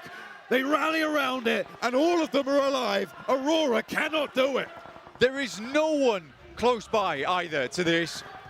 Four Thrives, just an easy pickup. Pandem finally making a move. The circle moves down towards where Four Thrives are playing. Pandem need to act fast here, but they are slow on this push-up. Four Thrives are getting the reset in the meantime. Goodness me. Nade over the top. T24 wants to get picked up. There's a little assist. Not again. From TT Project. They want to lock in their position on the tables as well. And with Pandem going down early, S2G will go. And in they go. And Cypher will fall. There are casualties. Thick and fast. Four Thrives are falling. Falak now on the backlines is the last player to stand up against it. The nades need to be big. 3 players from S2G and 2 of them roll forwards. Four Thrives fall. It is not Smash, not now. Maybe next time, but they are denied. John, Four Thrives. It took 4 bloody teams to take them down. 1 team per Thrive. Has to happen here. Finally, they're showing a little bit of what this lobby can do, but that's not before blasting Aurora out of this match. Just incredible stuff all round. GameStar will find shots over towards Ulf. Eren goes down. This is the team that was chasing. And they are losing players by the second as they attempted to go for a central push on this one. Ketch is going to send over towards Scarface. See if he can pick him up. Ulf wanting to try and maintain the central position now. They will have seen that Four Thrives has gone down. You can breathe a little clearer now as well. I mean, remember the Smash boundary too, Blank. That 92 points, whilst maybe not achievable here, is something that they will set their sights on. With this game, they can push for it. Furia with the player numbers here, but Ulf with 3 in a much better position could potentially look to try and jump up and join them in that match point I mean, zone. for Ulf, this is the first time in quite a while that I've seen a decisive push like this. There was one yesterday over on Erangel when they headed over towards Middle Island. A very good push from them, but I think they need more of that. And look, yes, they lose a player on the entry, but they realize that they've got to take risks right now. If they want a chance of getting towards that 92 points, they have to make some moves in the lobby. Pandem moving their way up in the similar fashion as Ulf immediately looks to re-bolster that location of the map. Solidify. Sail off there, moving out towards the west edge. Again, remember those moving parts in terms of those EWC qualification spots going into this one. Would very much like to put themselves closer. They've gone all the way out west and actually send Solus into this compound here with Norman from E-Arena. An interesting decision to go for this one, I think it's safe to say. And now the backups here for E-Arena. Ulf maybe overcommit Solus onto this location. Yeah, it's a curious spot that Ulf sends towards. Understanding this is a priority compound, but Schweppes taking now Solus. I don't know what he was doing out there in the first place. They had central zone, but why? Very odd feeling there from Ulf. That's going to severely hamper their chances of jumping up towards that smash boundary. Fury are on the south side. They're kind of penned in, and they have to move. Imagine if they were 3 players for Ulf on a circle like this. It would have been a great game. It really would have been a great game. Getting yourself a high elim chicken dinner as 2 players, very difficult. Getting a chicken dinner as 2 players, that's a different story. But I do think it looks unlikely in a global lobby like this. Flash losing players to BTR. Currently down in 15 for 29 points. A big nade goes through the back, does a fair chunk of damage towards them. Wards them off away from the Flash. Oh, but there's a heavy hit dealt back towards them. Bozy finds Federalis, but there's a rundown. They're trading back and forth, and BTR seemingly in charge of this fight right now. Zeus cannot get towards Bozy. Axel with the split off. Razy and Razak with nades. Looking to be primed here. Pulled out towards Team Flash on the off angle. Gaming Stars and 721 clashing in the meantime on our picture-in-picture, but this north side yet to conclude a long-range position for Team Flash, and they are playing as 2. BTR currently sending out. It's a very obvious position coming through from the guys over on Flash usually, but BTR is going to opt to get further in towards the circle here. E-Arena currently playing off on that southwest side have a good chance on this game too. S2G currently isolating sightlines over towards the northeast side. Kamikaze opens up towards Maniac. Opportunity for Furia to try and punch through the defense on the south side, and TT Project aren't going to slow them down on the first. Maybe look for Ayala and Chief on the second as Effect moves forwards, trying to scout this one out. Ephius is there. Pandem could try and slam into it, but they're closer to the center. You've got to think they don't really want to get too stuck in. Furia going over their way. Chief back down the hill. Back behind the tree. Furia losing one. And the momentum for the chasing teams here, Blank, is really being curtailed. This is great news for our back page, because there is a real chance for them to start to mount the pressure. Silence now the last to stand. Furia, and I don't imagine that he's going to have a great time getting out of this compound. With the surround the TT Project have, with Geeky on the west, with Pandem on the north side, I don't think there's an opening for him. And Furia may fall short here. Furia down to one player. All our chasing teams getting nowhere closer to the top here. It's looking more and more solid for 4 Thrives as time goes on. They may have just done enough already. Grenades, the roll downs. Team Flash go down, and BTR stay up as 4 on the northern side. Fairly alone right now, and everyone on the south has much more difficult time to go for. S2G are trying to navigate the east edge in the meantime, and Silence isn't done just yet. Now he is. Zerich puts him back. Goes from Geeky over towards Pandem. Playing up around this valley at the moment. Trying to make it work as best as they can. Geeky will send Kevin as a forward scout for the squad. Oof, it's close. It's close from Neos. But we'll just pick up the hovercraft. Try and get it forward here. Up on towards, sorry, the flush coming through over onto Solkay. Adding to the tally. Wouldn't it be so great if Wolf had 3 players? Anyway, E-Arena have 4 players on the west side on a pretty mega compound for a circle shift like this. It's going to play quite well for them. It's an indecision, right? And I think for Kedge, as well as Aaron, maybe if they back Solos upon that one, they would have a better position on this one. But how can you know it's going to be a hard southwest shift? S2G make the play-in over towards E-Arena, trying to do what Solos failed to do before. Playing up into the ridge. Geeky yet to really step forwards towards this position, but I think as soon as they do, S2G may just have bitten off more than they could chew. Tony K has the off angle there as well, but Hamzy has his number. Tony K goes down, a lovely little spray down at range. Nades now pouring out towards the backline as Hamzy goes down. E-Arena are handling their business right now though, Blank, and this west side seems a little bit more difficult to navigate than perhaps S2G realized. I mean, for S2G, it's a good call from them, but a weak assault over towards E-Arena. Obviously coming in from very far away, so the smokes were popped late on this one to deny the sightlines. I think they've done a decent job of trying to set up this engagement. But now E-Arena has all players back up again. Lost takes a really, really big, hefty amount of damage. And with Geeky having sights on, this should be easy. I mean, it's a shooting gallery. S2G just can't move into their locations. The nades are going to force them out into the open, and Lost gets flushed away. It's only a matter of time, I think, before S2G lose their final player. Kamikaze with the nades. Oh, okay. Goes the other side of the burnt-out vehicle. In the meantime, BTR trying to find their way in on the north side. We've also got that duo from Ulf and TT Project out on that east edge. With 6 elims already, Blank, they're looking to go further than 11th place. They could go much further. And with just how close the scorings are, we keep saying it, but anyone could be anywhere on this table. As Geeky makes her way up towards 37 points, I think the Pandem's the only team that's really struggling to remove themselves from that 16th place right now. Need a shovel and a pickaxe to do that.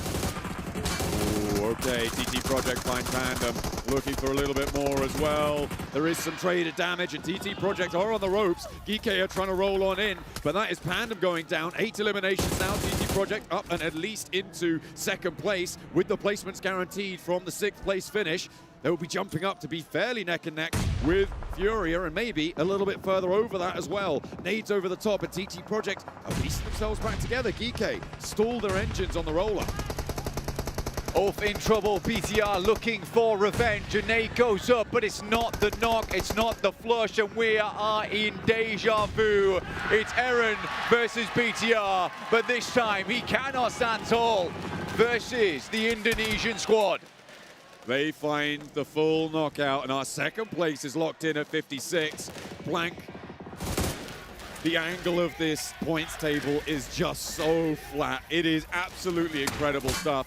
GK are going to be into this one late. BTR could potentially jump up into the 40-point bracket with this match.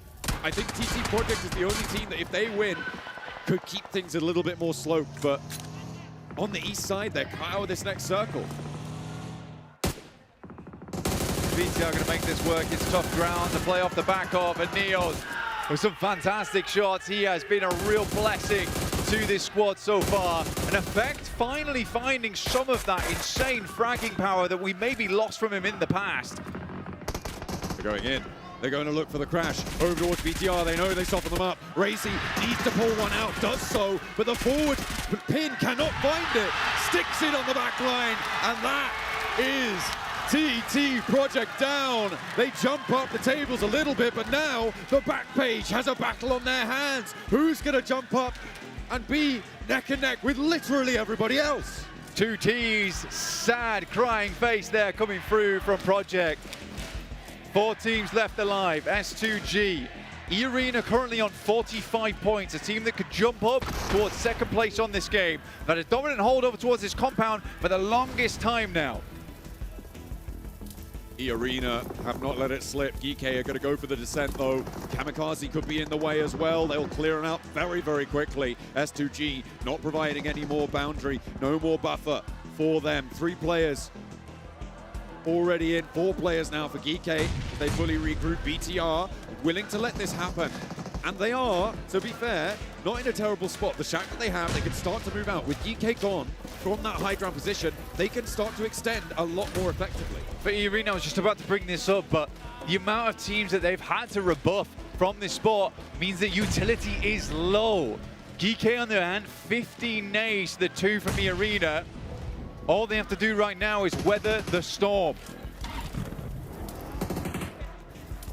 Arena 5 eliminations, BTR with 7, EK with 4.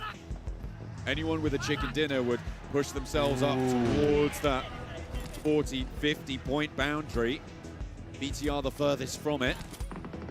This is exactly what I wanted from BTR with GK off of that high ground. They have spread out flank. They have put a wall against this fight, and this circle helps them out with that pursuit.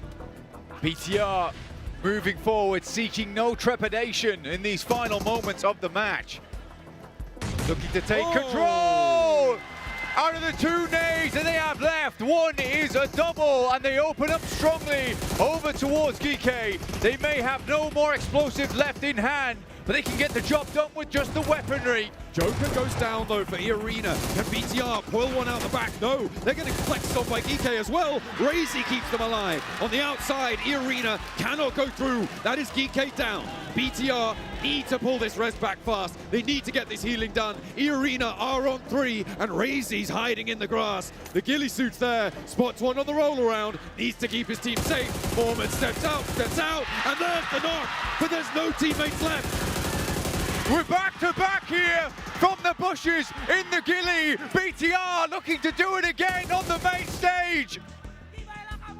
Another nade over the top, and Razy goes low, goes lower. 6 first aids in pocket, but there's another nade. Razak falls, and the last nade from E-Arena will be able to close it down. BTR gave them a good challenge there, but it was the compound on the southwest side that E-Arena held their nerve, and put themselves in the full lobby tiebreaker that sits beneath 4 Thrives. Ryzen's reincarnation, Razy, not quite able to do it at the end there. But for E-Arena, what a fantastic game from them.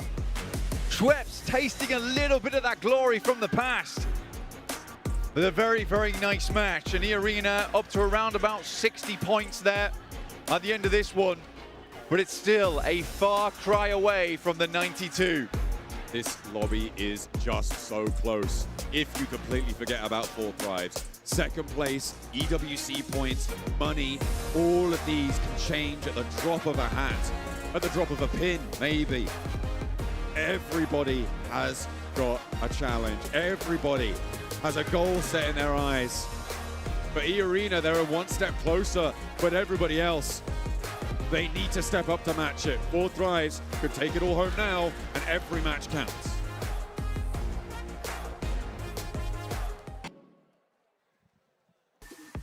And in match number 2, it's the White Rabbits to hop away with a chicken dinner in this match.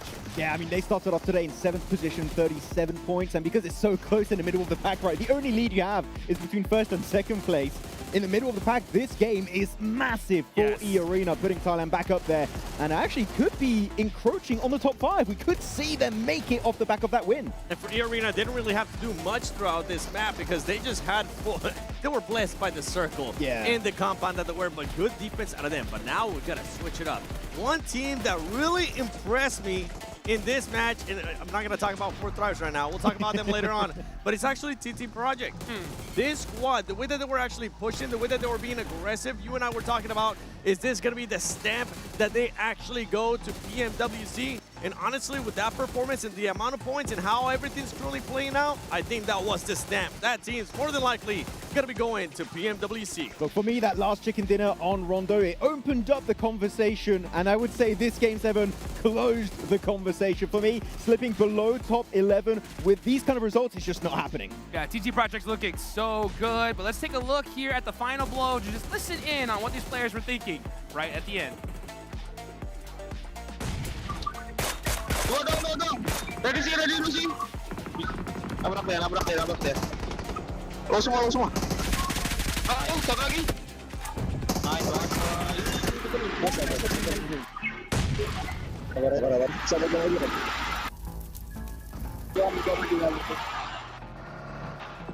Sabaran. Kenok dia Ren.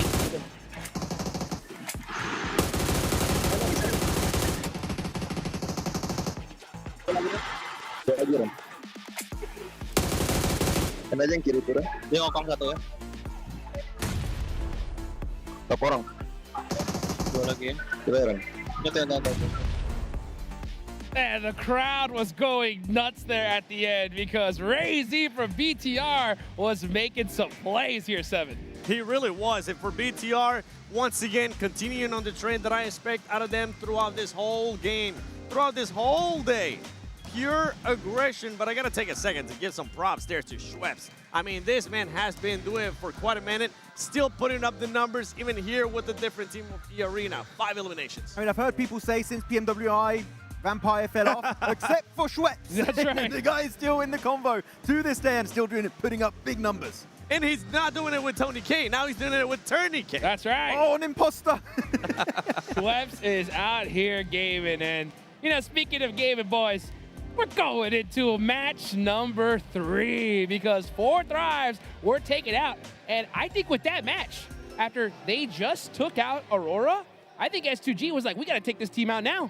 Yeah, they just sent it around their position, but it took so many teams. That's what I was going to say. 4Thrives, well, initially you had the side of Aurora sending it, then you had Pandem. I feel like they felt the aura and were like, oh, we're not going to fully commit to it. And then S2G send it, TT Project third partying from a distance. It took 4 squad 7s to eliminate 4Thrives. I think it's unbelievable. I think we're going to be expecting that pretty much throughout the whole day. And if that is going to be happening, it's going to open the door to some of the other squads. It might be, in a way, unlikely that we see 4Thrives get past in regards to those points, but something that our amazing casters, they bring up is that Smash Zone is just 92 points. A team is able to achieve that within the next 4 matches, and then it will come down to, can a team actually take the trophy away from 4Thrives' hand and win it via Smash Roll? Exactly, and which was the team that made it relatively fine this game? It was Ulf. They made it so far, got some placements, a few eliminations here and there on that Eastern Shed, and you know what? That's going to put them definitely in contention. 5 points, it's looking good to get closer to the Smash Zone. I would say they don't want to catch up to the points of 4Thrives. The Smash Zone is the goal. I agree. I think that's the only way that we're going to see another champion here at this point. 4Thrives are just so dang ahead, but that Smash Zone is so dangerous. And the way after I saw that last game, boys, I think we're going to continue to see every single team try to just take this team out no matter what, because it is pretty close as far as for second place on up. I actually disagree. No one did it here. And you mentioned it, Seven, right, before this last game, how their drop location on the Western Bridge is so open. They had a looting stage as a 2-1-1 split. It is one of the weakest early setups you could have. It's easy to breach, and yet no one did it.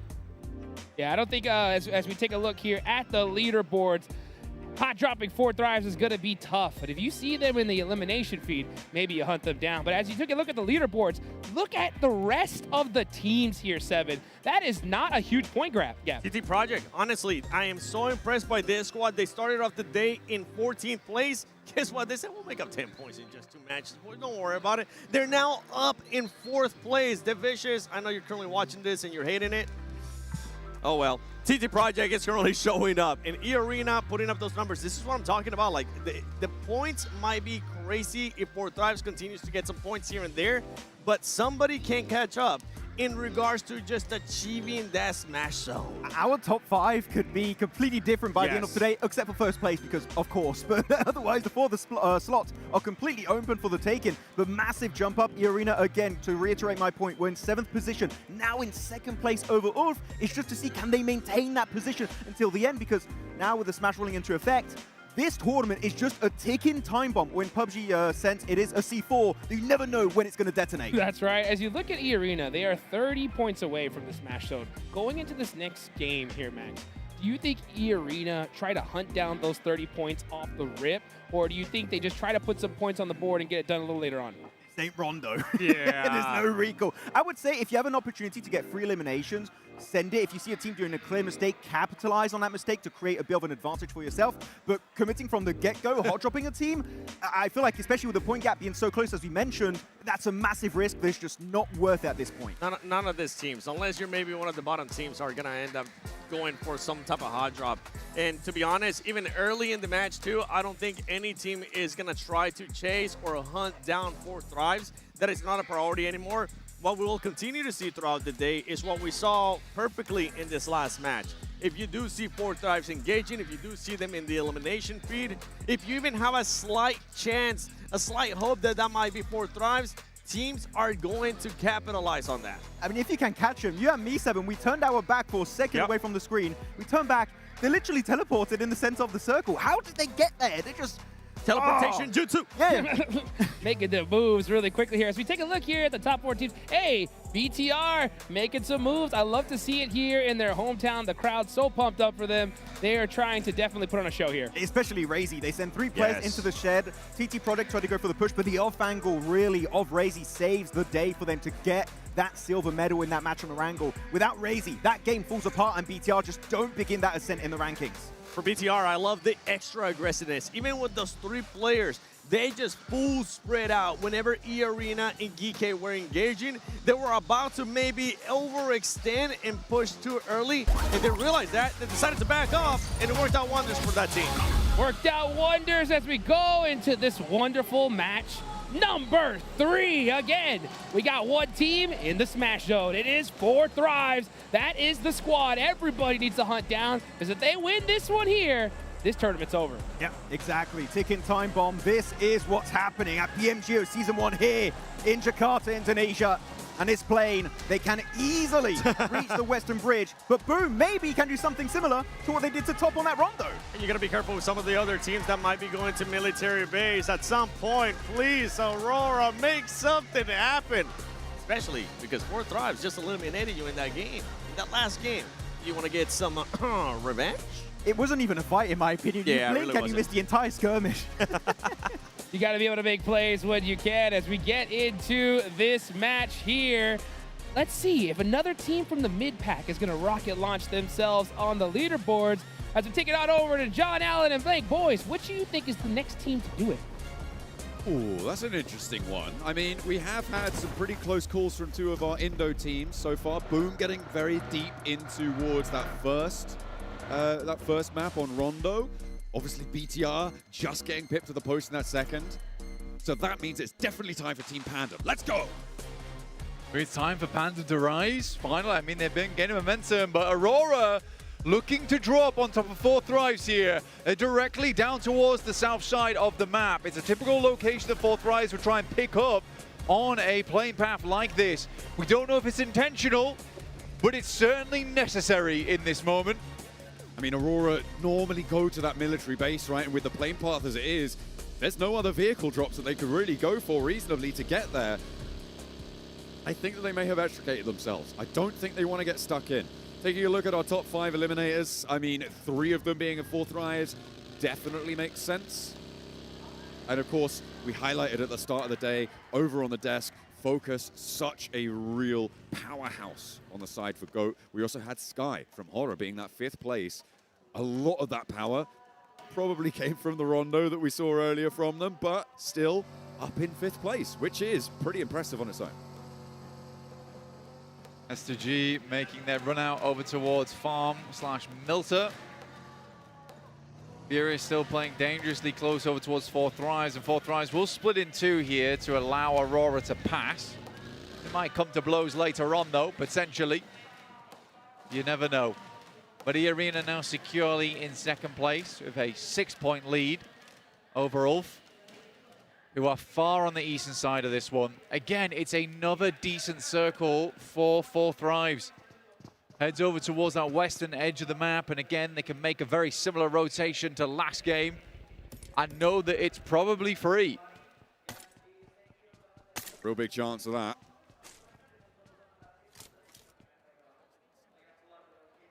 Circle, a lot more north leaning though, so it does give areas like Everest, like Hospital, some credence, right? So for E-Arena, they can be playing that sort of area. Rotating in from the north side also going to be a little bit easier for teams like BTR, for teams like GOAT Team, who are all the way out in Kameshki and Stalba right now. So a lot more opportunity for them to get in a bit safer, I think it's safe to say, than that last match. Certainly with less competition. But the center of this map is quite full, with Aura, Gaming Stars, and Boom all taking positions around Boatyard, School, and Roshok. Like you say, over towards this area. Decent rotational path for them. Boom might need to wait a while before they make that rotate. Yeah, a lot of teams yet to hit this circle right now. A lot of teams stretched on their drops here to try and get a better location to play, but that has delayed quite a lot of teams. GOAT significantly over towards Kameshki right now. They'll need to make a late rotate in and likely pass by BTR, who are going to make a very similar rotation from Severny. Yeah, 4 thrives having a good time of it because they can run this back and know where they went wrong as well. The ability to download that information quickly, though, is really, really important, especially at this sort of level, right? Adjusting accurately and quickly is such a difficult task. I mean, that's what coaching staff, that's what analyst staff is there for, right? And that is the backbone of any team at this level. How can they bring their team together? How can they impact change? Small adjustments, whilst keeping their team feeling confident. Often, it can be quite demoralizing if you go into your intermatch break and your coach is, you know, trying to change this, trying to change that, and it's happening every game. It can be fairly demoralizing. Sometimes, it can be a better option just to say, you know what? Go again. You guys are really good at this game. I believe in you. Yeah, well, I mean, for a lot of teams, it is just getting that point of just run it back at this point in time. Eventually, from what past data suggests, it should work at some point. Furia still making their over towards Farm. A significant slowdown from this squad. Hesitant on some of their pushes. There's a squad that has that incredible aggression available to them, but right now the rage is suppressed during these matches. Horror rotating on a very, very close angle to Boom. But no fear getting ahead here. Might just be able to set up the barricade for Boom. But you do run the risk, of course, of getting cut off from the rest of your team, and it looks like that might be coming through. Boom, if they're snappy with it, if they've got their heads on the swivel, might spot this one, as well as Team Flash on the north side and Gaming Stars on the west side of this. Potential to really isolate No Fear in this location for Aura, but he's on the move and will be able to move nice and quickly. Looks like Sanju's not quite on the spin. Sleepy is able to give him the 360. Rolling over and picks him to a trick. Boom not able to get the point. Yeah, some instant backup there coming through. over towards Boom. They know they need to do so much here. And they know they're so close at that 50-point margin towards the top side of the lobby. It's been a long, long time since we've had 7 points between the likes of 10th place to 3rd.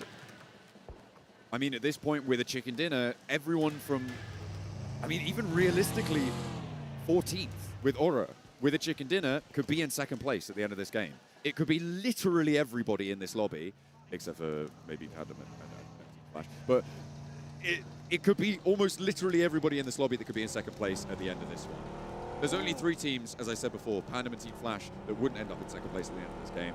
And that's Pandem, Team Flash, and 4th Thrives. Because, of course, they're just so far ahead. It's absolutely brutal. This late in the day, this late in this tournament, to have such a volatile standing. We talk so much about how having 6 games in a day could be difficult, and it might be made. But we guarantee a 4th here if Falak goes down. Who's that again who spotted them out? I think, is it TT Project on the north side? Yeah, it's from the God compound. They currently have a nice little angle over towards Falak. Really good eyes on coming through from Effect. Knock him inside of the hovercraft and get gone. A good vehicle to keep your player up. But Ephius moves up, puts a bunch of damage in. TT Project, they will have seen who dropped down the elimination feed there and might be a little bit hungrier for this one, because remember, TT Project trying to push themselves as far up as possible. One step too far forwards, because that'll happen. Ephius goes down. Cypher keeping them safe, and Anchor on that southwest side. This fight is very isolated. The circle goes back to where we were before. Blank goes a lot further south, helps out 4 Thrives on the southwest side if they can get themselves back together and back off TT Project. They could line the north side of Quarry. They don't need to teleport this time. There's no teams on the south either, so 4 Thrives just have a whole buffet of locations to work with. Begin to move out through Swamp. The rest of the squads are sending inwards now. Ulf trying to play on the eastern side. Another team looking fairly good so far, but they're rotating in with Aura. Eren looks for a spray on the drive-by. Quite find it there, but does back them off at least. But they need to be quick on this next rotate. Figure out where they're going to play next. It is not easy as well with the west shift followed by that south hard shift towards Quarry. Teams are going to start to be moving very, very quickly, and you're going to have a lot of traffic in the way. 7-2-1. They did very well yesterday, but Blank today, not been their day. Certainly not in the same fashion. And the nades pouring in from Furia. They're going to make their day a little bit worse. Another one over the top, and it will find the second knock. 7-2-1 now, playing as 2 players. Aliku could potentially crawl back in, and this is potentially resable, but there are too many teams around the area to feel that that's entirely safe. Pandem are starting to crest that ridgeline. Ulf are just on the doorstep too. We're waiting to strike on this. I mean, for Furia, it would be a good team to take down because they are incredibly close to them on the leaderboards. Aliku tries to make the crawl in. The door is shut behind him. Too little, too late. Horror also taking a knock here coming through from Furia. That's over towards that south side, playing on top of the hill. So good awareness from Furia here. Holding their nerve, holding their ground as well, which some would say is more important. In a central location would be a great result for them. The north side of Quarry does indeed get occupied by 4 Thrives, with BTR on their west flank, TT Project up towards the north side as well. They have a little bit of a buffer zone, but I feel like their south is potentially their weaker point, right? Teams who can wrap around, like BTR are currently looking to do, and maybe S2G, that could be where 4 Thrives are weakest. Aurora moving up over towards Aura right now, gets the player in the vehicle. The nade just a bit too far. Won't quite pop him out the back, but he is bleeding out fairly quickly, realizes he needs to get him out, crawl back round. Ooh, right in the nick of time, but not before. It's Ulf actually coming through, as Jiggle will get knocked next by Furia at distance. No fear now, the last to stand for Horror, and their performance in the group stages has just not been echoed here in the finals. That's the way this cookie's crumbled. Circle goes, and it's up towards the northwest side here, Blank. So, we get a little bit more of those open fields. The swamp on the north edge, and E-Arena, again, in a pretty solid spot for this one. Yeah, Irina may be looking for another good game. Coming off the back of the last one there. For Aurora, Ulf needs to get a move on. For Ulf, I was a bit disappointed there because realistically, as that shift comes through, you know there's a lot of field in play. You know there's not many compounds to work with. Realistically, you need to be in vehicles as the circle descends, right? And I think for Ulf, they were too preoccupied with trying to take shots at teams around them. So now Ulf do need to get a move on, and I think that this is where they struggle the most. When a circle moves away from them, right now on the map, you can't see it, but they are delaying. They take a long time to make any decisions. We have seen them make some mad dashes successfully previously, so hopefully this will be another repeat of that, but there's so many teams around them. We're on board with Boom, who sit on their northern flank, looking to make a similar approach. They're kind of locked in, though, is the difficulty for Ulf, right? That south side over towards Quarry. I mean, where do you go? If you're trying to go that way, I just don't see it happening. So for Ulf, they need to clear pretty much straight forwards or straight to the side in towards Boom. It's really limited in terms of their options. Fourth Thrives, they do have Hazaifa on their northern edge that they can regroup on. Definitely a playable position. I think they would have rather held on to the north side of Quarry, though, because that's a very nice setup where you've got Hazaifa as the initial stop checkpoint for teams, but then you've also got these high ground position providing him cover fire. I wonder how long the rest of Fourth Thrives is going to be playing around this spot. Goat's going to wrap round on the southwest side, and Solus will be knocked on a vehicle explosion that's coming through from Furia as he attempts to make a mad dash in towards their location. Aurora do take shots over towards Furia, though, so the attention will be split somewhat. Potential to get Solus back up if Ulf can sneak through the gaps here. But Aurora have got the high ground over both of these two teams. And Ulf may look to backfill, actually, towards Aurora's position. Potentially be an option there. S2G, they've been wrapping around the south side, but so are Goat team now, trying to wrap in behind them. S2G, I feel like this should be a solid position to hold for it, but Solk's gone down, and Force is out to show S2G just how to handle business. Force hits the deck, and now it's just Hamzy on the off angle, and Goat team able to push S2G aside. Really clean plays there coming through from Force, keeping Goat in. Fourth Thrives were potentially looking to ride over towards that location, but end up stopping short. The Flash finding shots over towards Boom. They try and make their way off from Radio Tower. Really tough spot to be here for Boom. And the circle comes south. I mean, Fourth Thrives have played fantastically well, but I think we have to admit at this point in time, there's been a lot of circles given to them. Oh, this one least, no less than the others there. Aurora, potential threat though to their high ground position on the south flank. IQ will be first to face that one. We'll see if they can divert it. They've also got Ulf, who did go for that full wrap, and could potentially look to try and embalm them on the angle. But there's a big opener onto Tjol. He will fall and get flushed by Hazaifa on the forefront. Ulf, though, yet to step fully into it as Boom take nades from Flash on the screen. Next one's pretty close. Will deal a little bit of damage. Yumi's able to just about crawl away. Octa desperately moving back, but this is out in the zone, and Flash is looking to finish them off right now. Aurora completely disengaged, leaving now just Ulf to deal with Fourth Thrives as they make their move out. Eren will find Hazaifa, though. That's an initial pick-off. That is their anchor position as well, which is a little bit scary. Flushed out too. They're going to leave that high ground blank. Fourth Thrives are dashing to the compound that Irina played in that last match. And it looks like they're going to try and consolidate on that angle, allow Ulf that high ground that they have just vacated. All things considered, probably a good spot for them. But the loss of Hazaifa is a heavy blow. The Flash just desperately trying to clear out this spot as quickly as possible. Sanju will go down to GameStar from that eastern side. But TT Project looking to secure their position up towards the top side of the tables once again. And that is an insane compound to do it from as well, by the way. A very, very strong spot. Hard to aggress upon from the fields on that south side, as well as the vision it gives you around that position too. Shots from Yummy, though, steps up and chows down. Zeus goes to his knees, and the red health bar is all too ominous. Yummy very, very low, though. The pickup, the blue zone, it's all too much. Zeus may just be able to get away with this one. Out of the zone, you need the res, and Gaming Stars will be right on the doorstep to take that knock if you give it to him. Get ourselves a bit of a bird's eye on this location. You can see for Ulf, it doesn't look pretty. They have this full surround on this one, but where do they play into? Fourth Rise can happily play this spot for quite a while. Aurora looks to peek their nose back in alongside with Fury on that eastern side, but TT Project, with this compound being so central, it is such a good spot to play. Goat will find a shot over towards Ketch. Remember, they're playing a 3-man split at the moment, so unlikely the Scarface picks Ketch back up again.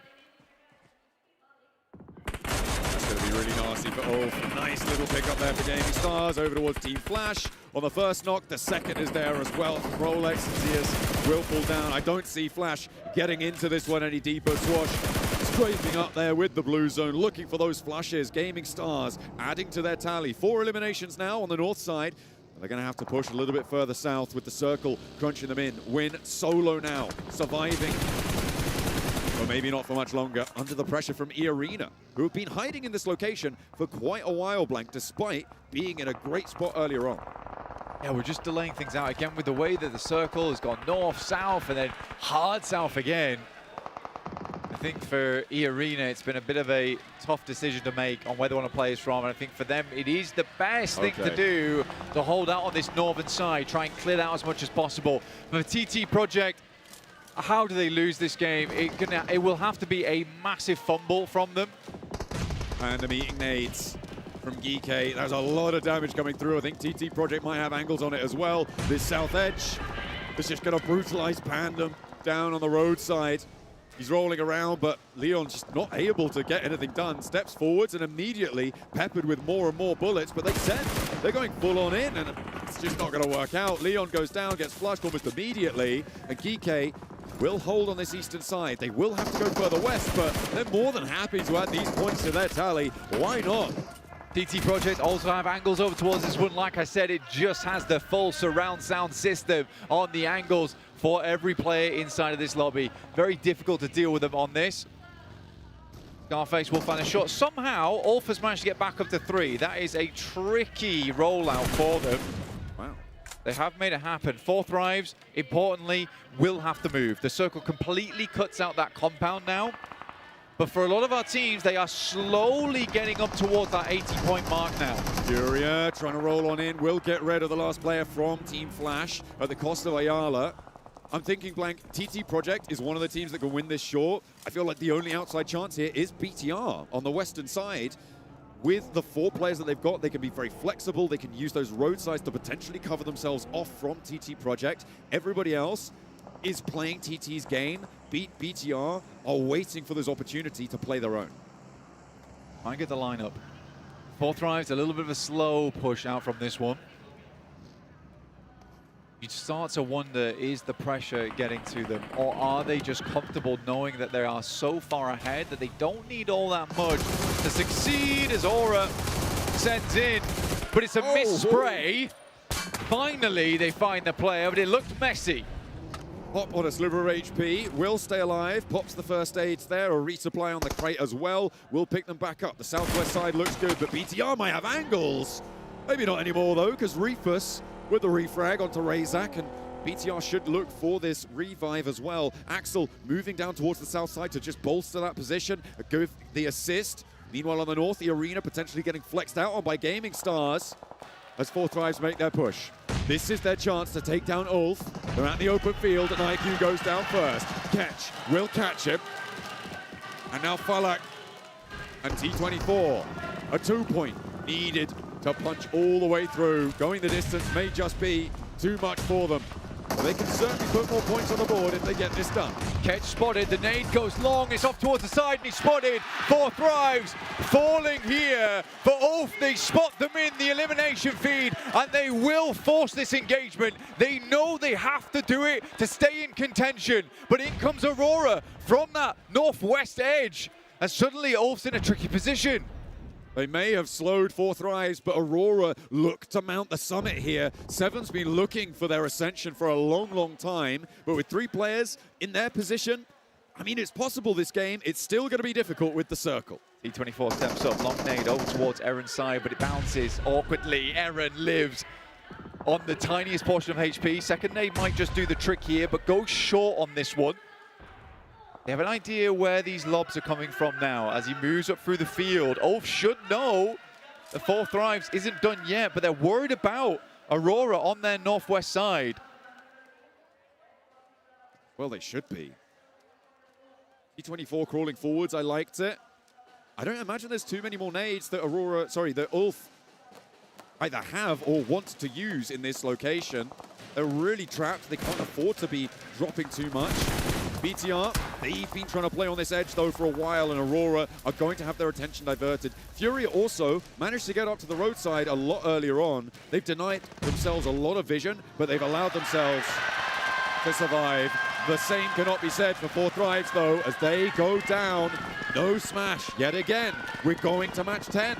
Ulf dashing outside of the circle here. They know that they need supplies. They need pickups over towards 4 Thrives as much as possible. They may even take a little bit of damage from the blue here just to secure that. Irina also suffering over towards the western edge. This is 2 BTR, but luckily Schweppes has a position to play here. But it's all down to Mormon with the AUG and Joker on this off angle.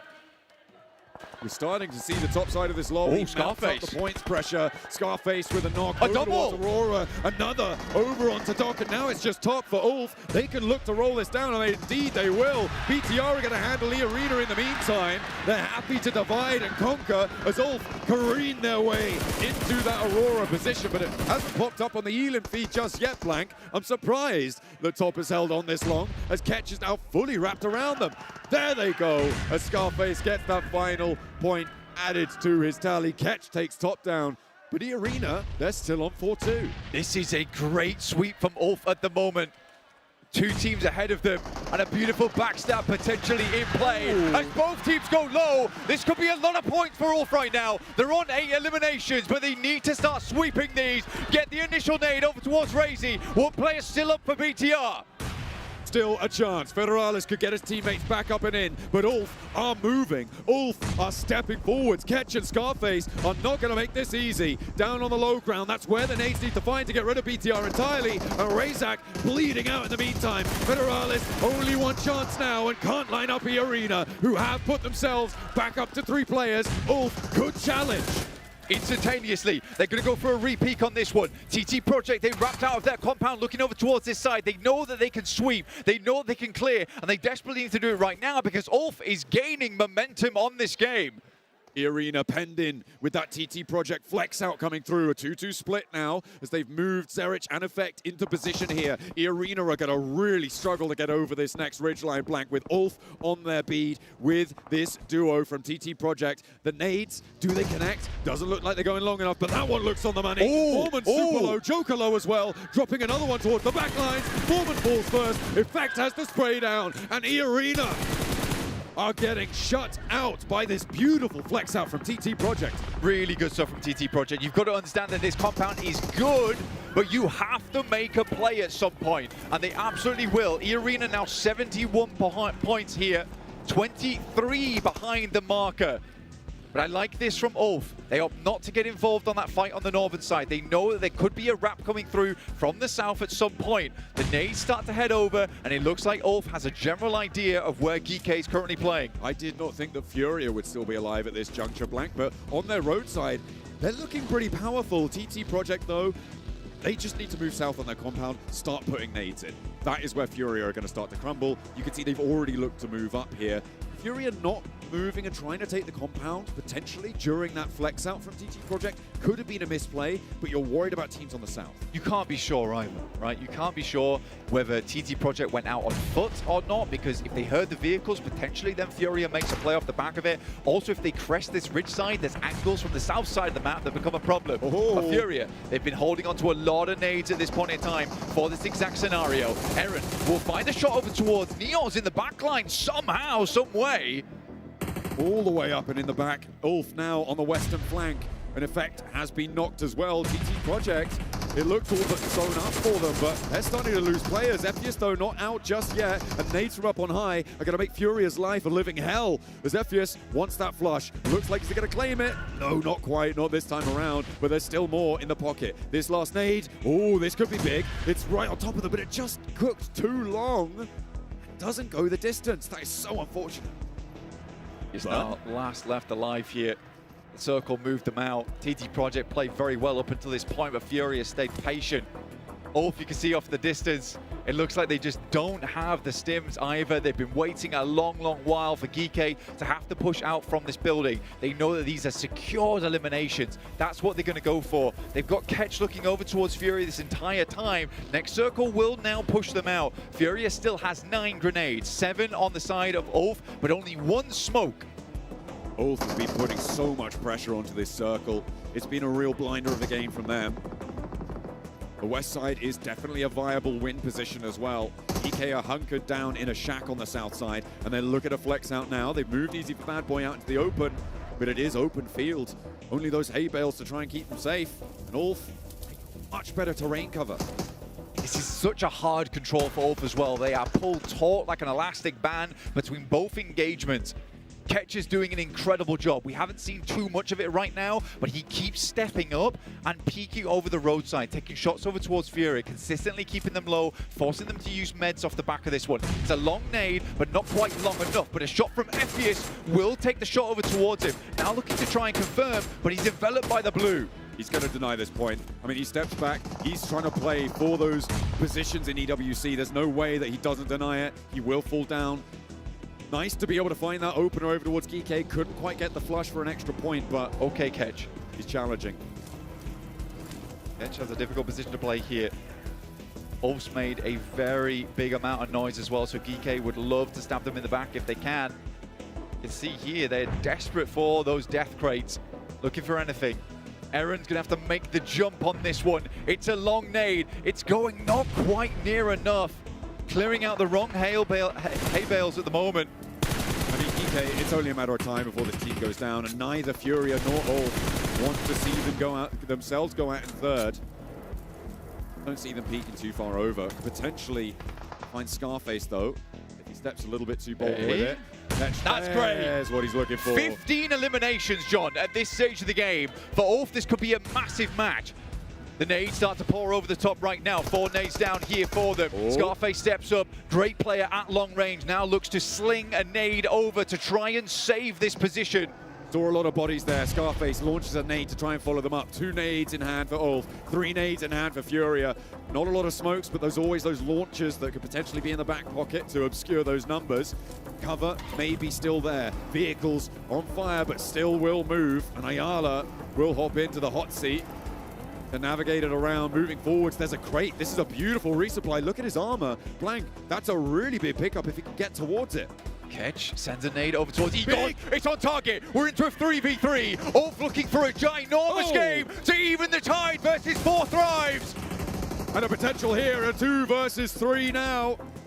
Furia, Ayala and Chief now, the last 2 to stand. They find Scarface. They even the numbers once more. Brazil and Turkey.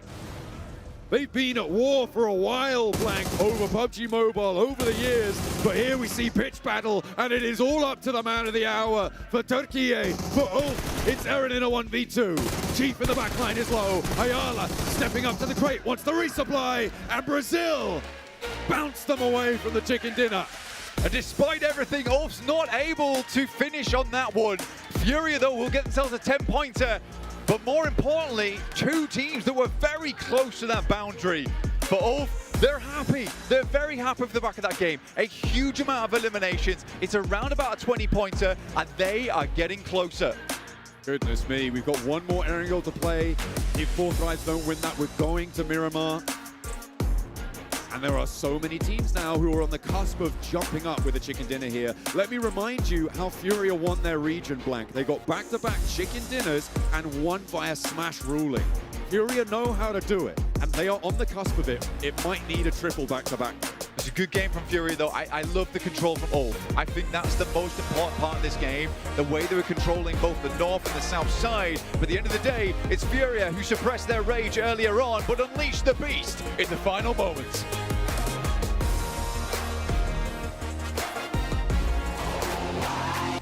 Uh-oh, with 4 Thrives going out early and 2nd through 5th place up in the late game, we just might have a tournament on our hands here, buddies.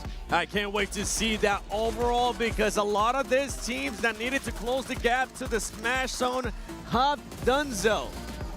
Can they do even more to reach the threshold before match 6? It's a race now. The race is on to become the PMGO Season 1 champion. This finish, insane stuff from every single player on Ulf. They don't want a repeat of PMGC 2025. A second place is just not good enough. And with these points, with those eliminations in particular, man oh man, they might just make it happen on Miramar. Massive game, and it couldn't have happened at a better time, because just like you mentioned, Seven, if one of these teams wants to take away this tournament via Smash, that means they have to get 92 points by that 5th match. And with that game from Ulf, Yudia as well, they're getting mighty close. And I gotta give props to Ulf too, the way that they were able to kind of play that early on. They leapfrog 4 Thrives, and 4 Thrives on the negative side. I gotta call you out. You were just way too passive exiting that compound. They got way too comfortable in there. They allowed not only Ulf, they allowed Aurora push up, and by that time, man, it was just too much. Well, let's hear the final blow and hear what these teams had to say at the end. Tá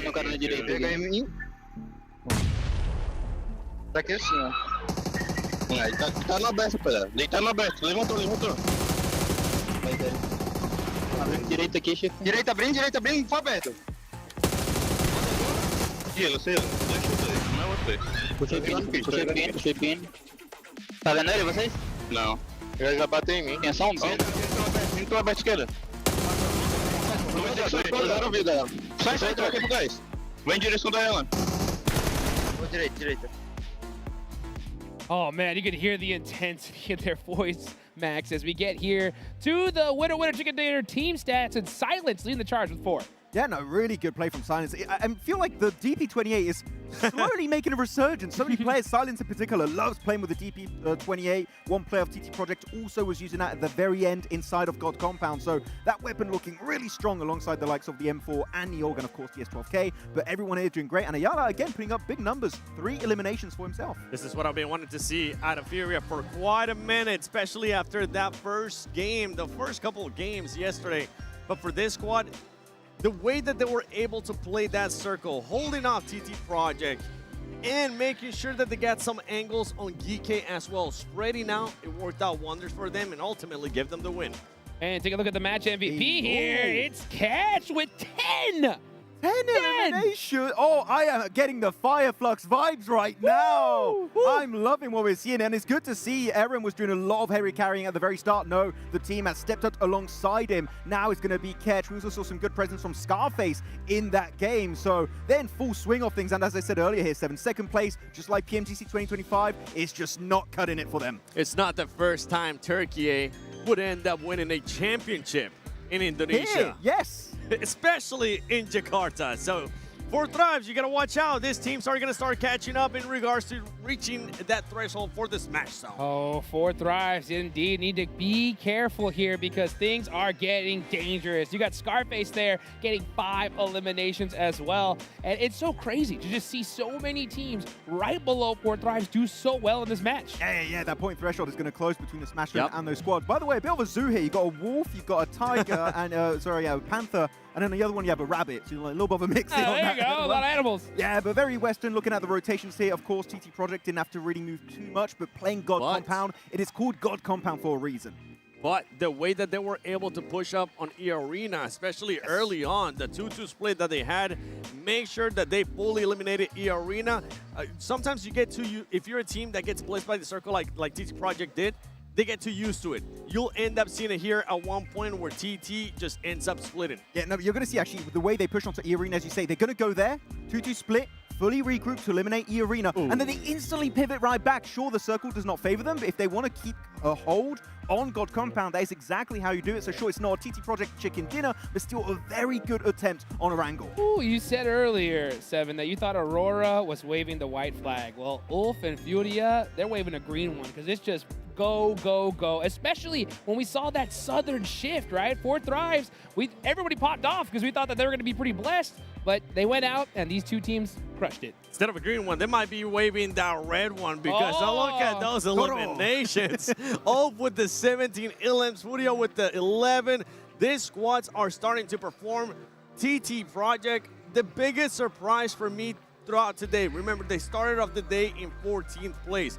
Where are they going to be now in the overall? How close are you going to be to that Smash zone and making sure you become available to win via Smash? Aurora, sadly, as my pick for being the champions, it just doesn't look like it's going to be happening. If they can't play their game from the get-go, they just crumble apart instantly. What a good push from Ulf again, but it wasn't even a fighting chance for them to get re-engaged in that conversation. So Aurora losing all of that steam. Let's take a look here. Let's take a look here. Oh! 3 teams with 70 points.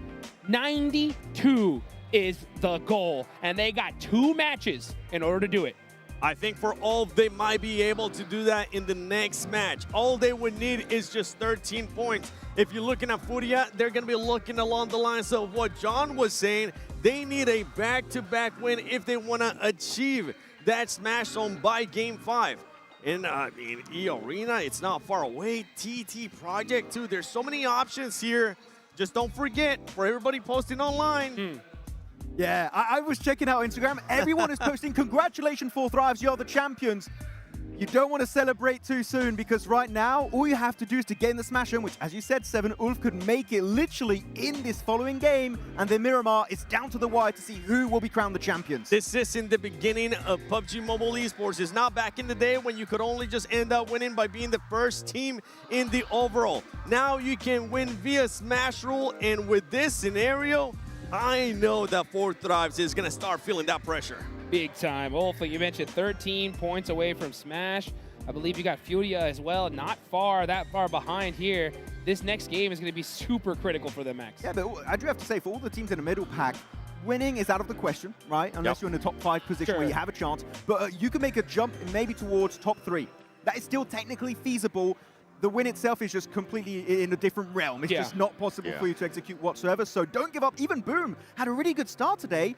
And unfortunately, 7, to be completely honest, they just fully fizzled out and disappeared on a wrangle. It's really hard to just carry on that type of aggressiveness throughout the day.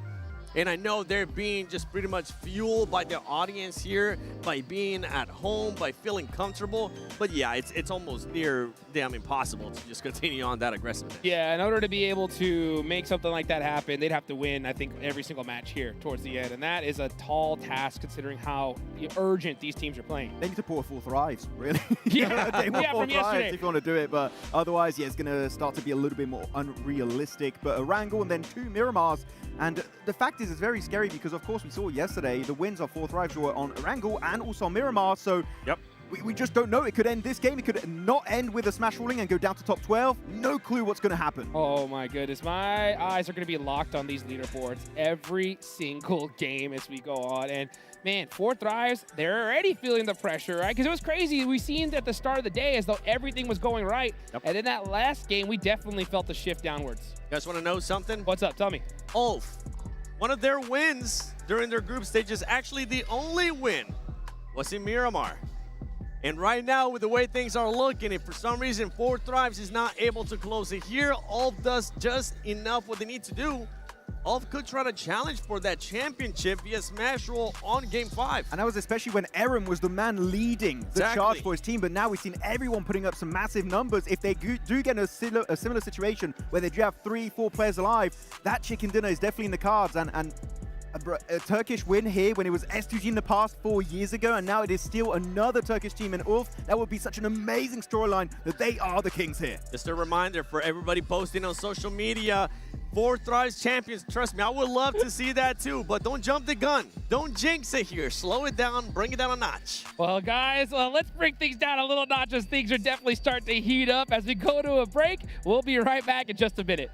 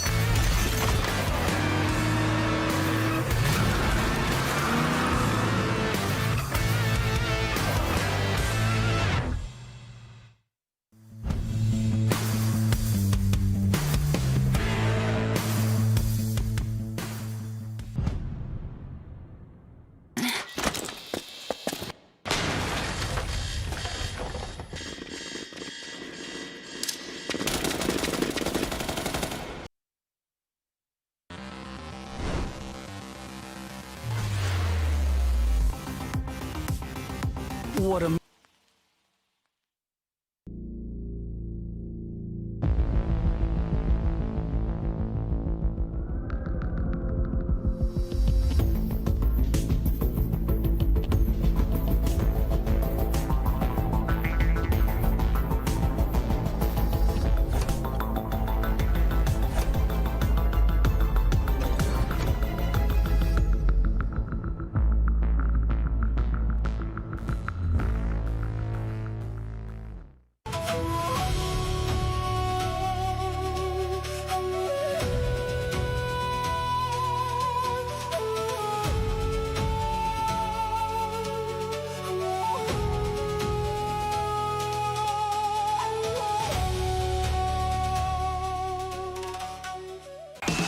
ground again and again and again. Every single time we see them on this stage, they deliver. But it doesn't stop there. It builds up. Anticipation keeps on going. Every team delivers chicken dinners. Smells delicious. They're going to have a great shot here, but they're going for the wraparound. And all it takes is one good connection. Another nade goes in. It's going to be good.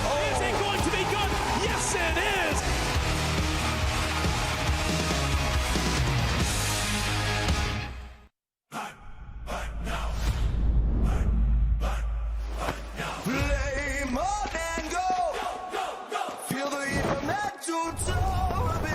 Drops begin to glow, flame on and go. The soul is from the draw to the last one standing show. A no-name kid in a high-risk drop, a street food vendor with a victory dream. A midnight warrior looting in the dark. The fuel is passion pushing through the blue. We scan the path at the edge of the gas. A million stories in a single squad. No royal blood, just a drive to our last. The skill, the nerve to on the final gas.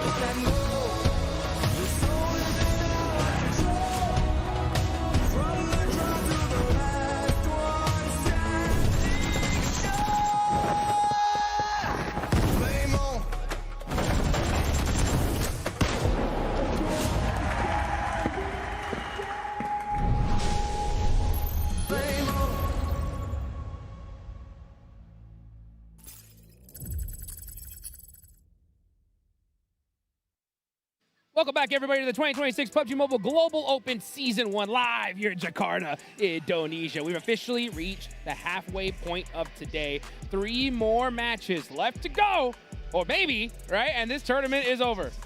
Don't know what's going to happen. Literally, we don't know. We both have a prediction that it's going to end on this next match. Yes. Ooh! And there's only one team that could win in this next match. I don't know after that.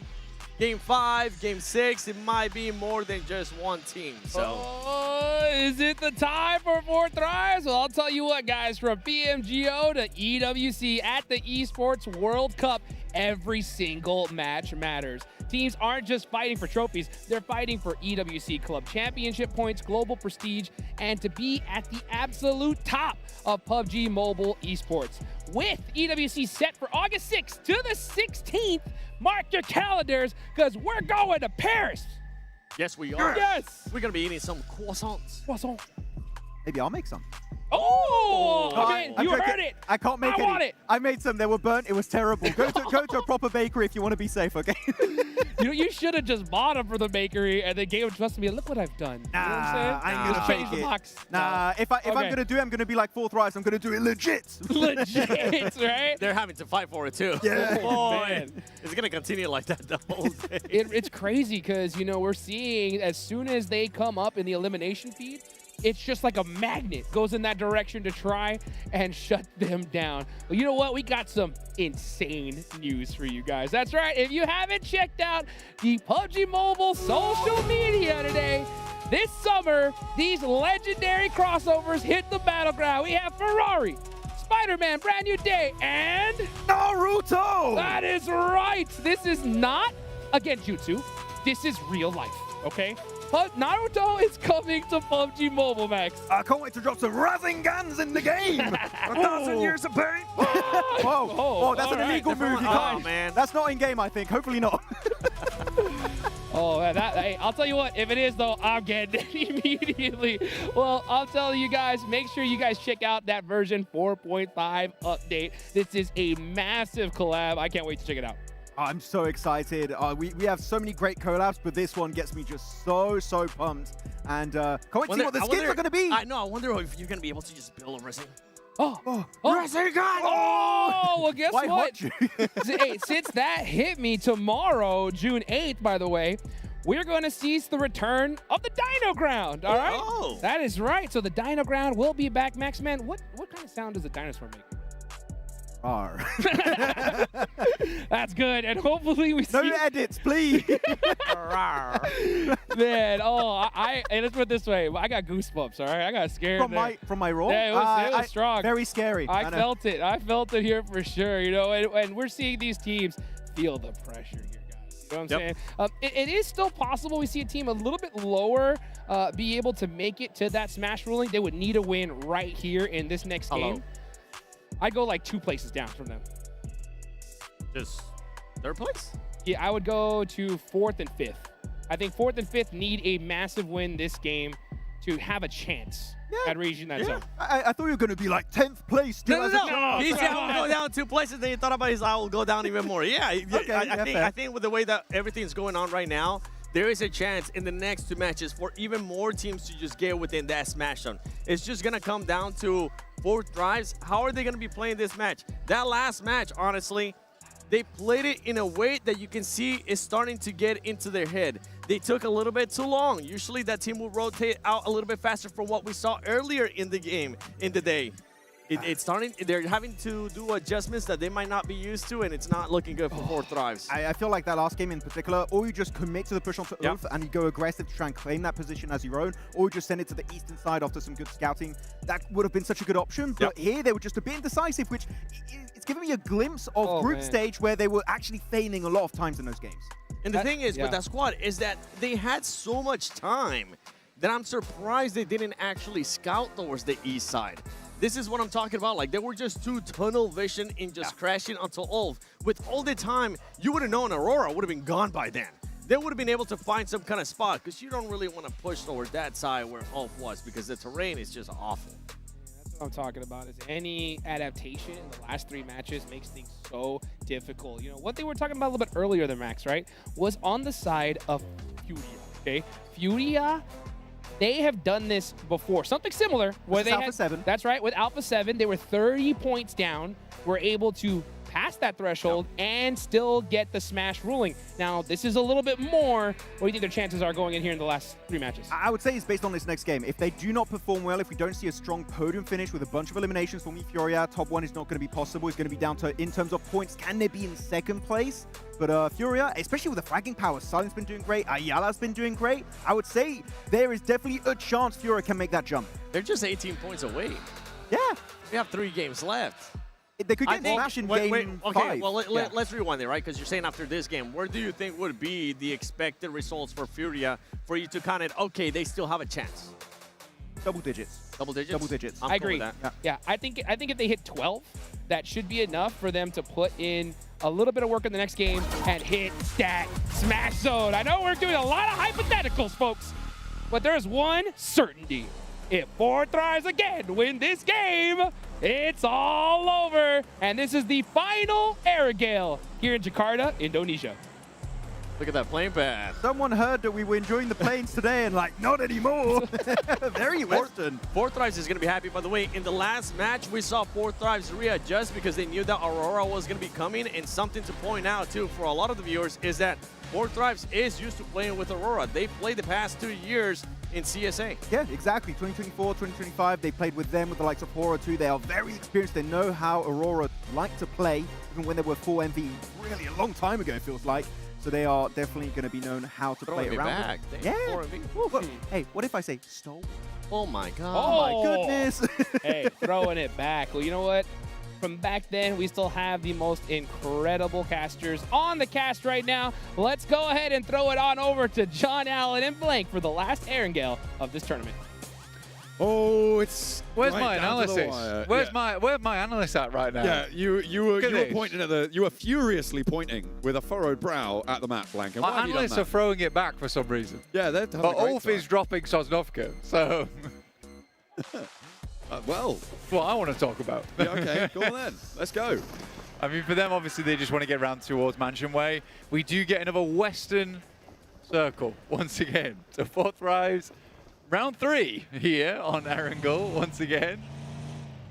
See if they get it done this time. I think Ulf were able to successfully get all the vehicles on this north side. And they realistically don't need a lot because they're not sticking around. They will just be sending through, but they're probably going to be one of the last teams to enter, right? So many teams already on this western side of Erangel anyway, just because of the playing path into this circle. 7-2-1 in a good position, as are Arena. TT Project split between Quarry as well as Primorsk. IQ is going to already begin his scout out though, over towards the northern edge. Something I think that, I mean, the desk was also always talking about those hypotheticals, right? And frankly, this tournament specifically does put the hype in hypothetical because it is quite exciting, right? For TT Project, this was a team that was looking to exceed that 11th place boundary in order to take the spot from the Vicious in terms of qualifying for PMWC, which by all rights, it looks like they may have done enough to do that right now. They have 65 points in 5th place. 11th place is 46 points. That sits 19 points behind. That's a pretty solid buffer moving forwards into the last 3 games of the day and indeed of their tournament. They have got a good potential on this circle as well. These western circles have been favored on every map today so far on Erangel. S2G, 4 players. Ulf, 4 players also, both going towards Milter. Ulf might just make it sooner than them, but they careen off. Okay, goodness me. Both going about 100 kilometers an hour there. They managed to get themselves past, but for Ulf, it's not such a big deal. They already have a looting spot over towards this eastern side anyway. I think they wanted to check over towards Milter in the first place. Good shot from Hamzy over towards Pandem. Earlier on, this is a replay of getting that knock just as he touches the floor. That is unfortunate stuff. I wonder if S2G and Ulf knew who the other team was, right? Because they both didn't drop anywhere near there. Likely probably know about the drop spots of their opponent teams, sure, but coming off from Milter, that's an unexpected position for Ulf to be coming from. Yeah, absolutely. Well, again, for Ulf, they might have wanted to stretch further over towards that eastern side, but the question is, where are the best vehicle spawns? It's a good adaptation coming through from Ulf to go towards topside Sosnovka, and I think Aurora sort of lets it happen too, because they see the shoots and they don't go for the north side vehicle. For Aurora, well, for everyone, it sort of changes the pace of the game a lot, in the early game at least, where these current points lie, where for Aurora, it's not worth it to get stuck into an early engagement, go out early, because this could be the last match. And any points they get extras to get them further up the tables could be monumental, right? That could be a 5th place, a 4th place potentially on this game. So you're going to see a lot less early fighting overall on this Erangel and then on the last 2 Miramars.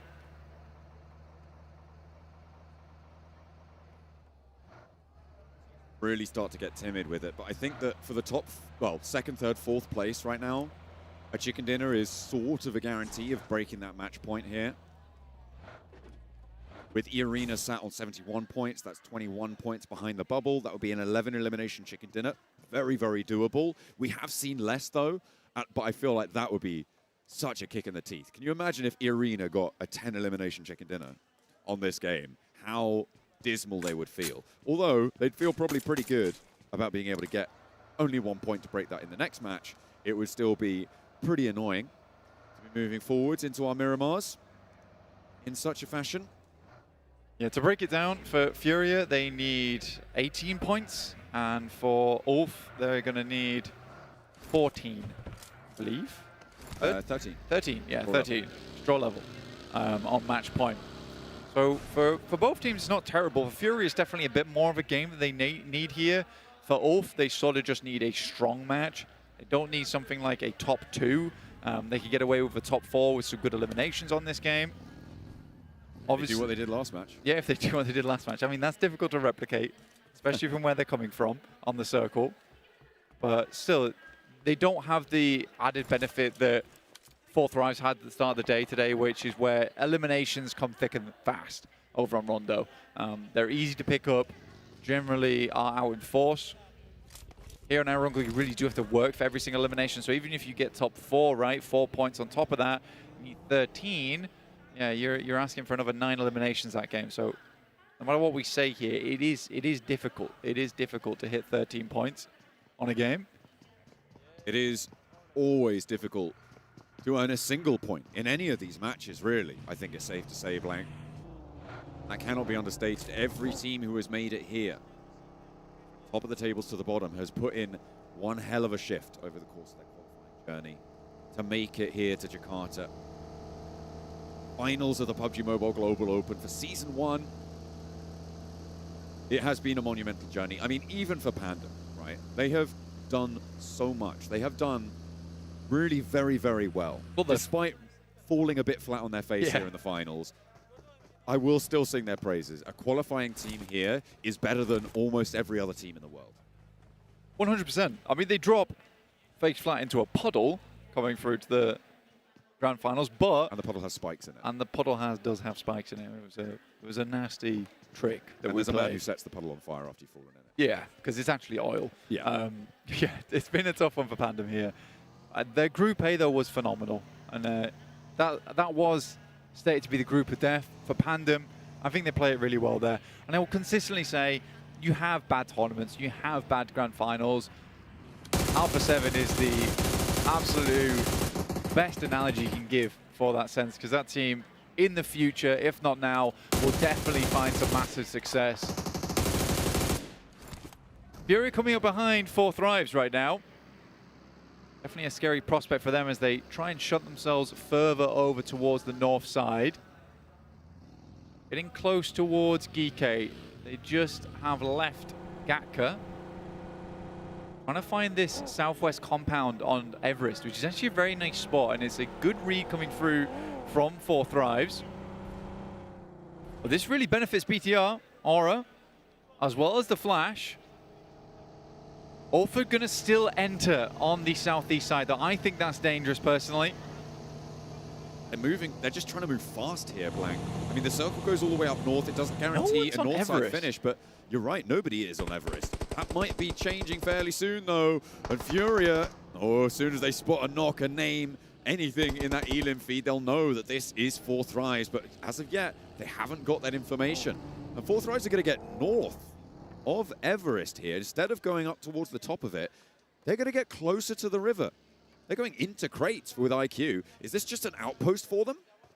I mean, no team's taken any shots at them so far. TT Project's not looked at this, E-Arena's not looked at this, and they're just in, right? This is a good spot to play the Four Thrives. Good rotation through. The fact no one was playing Everest is somewhat surprising. Good nade down towards Joker. Don't know how he lived that one. Grenade-proof boots on, but no helmet. Might be able to outsmart the nade, but I've yet to meet a man who can outsmart a bullet. Will get taken down, and the Arena will play on as 3, diminishing their chance of pushing higher on these tables, Blank, and pushing past that match point in this game. With a hard north shift, we've been helped out by the western circles on Erangel in these last 2 matches, but this time around, not so lucky. And now they're in the western part of South George. Not quite jumping in towards those crate areas yet, with TT Project on the south as well, around that hospital area. Their routes out are starting to get a bit few and far between. Anyone that went crates as well as South George Apartments, though, you are locked in, right? You are trying to hope for a northwest shift on the circle with this one. This could easily head over towards that northeast side, and for Four Thrive, 721 E-Arena, it gets tricky, right? It does get tricky. But if they do get the northwest shift on this one, oh my god, Four Thrives looks in a really good spot here. Well, this is the thing, right, for Four Thrives. As I said before, right, they should be looking at playing for wins. If you step up towards Everest, you're playing for, you know, 2nd, 3rd place, maybe a couple of elims, a good points game. Getting into crates if it goes there, is such a good chance of winning. Maybe that's what they're trying to take the gamble on. They don't fear teams because there's nobody else in the match point position right now. I think if that changes, they wouldn't necessarily have gone all the way for this. But that's always how you have to play once you're in match point. If no one underneath you anywhere close, you have to start taking big risks. If you go down on a rotate, you lose all 4 players, it doesn't look great. Still commend you for going for that rotate because it might have ended up in the chicken dinner. Right now, it feels like over the last few matches, outside, outside of the Rondo, it felt like they were playing for placements, which I just don't think was the vibe. Ulf is going to make an instant rotate, but this is dangerous because they're moving over towards Aura on the box compound. They could easily get shot at here. They're going to try and go underneath the bridge. Not a bad play from them.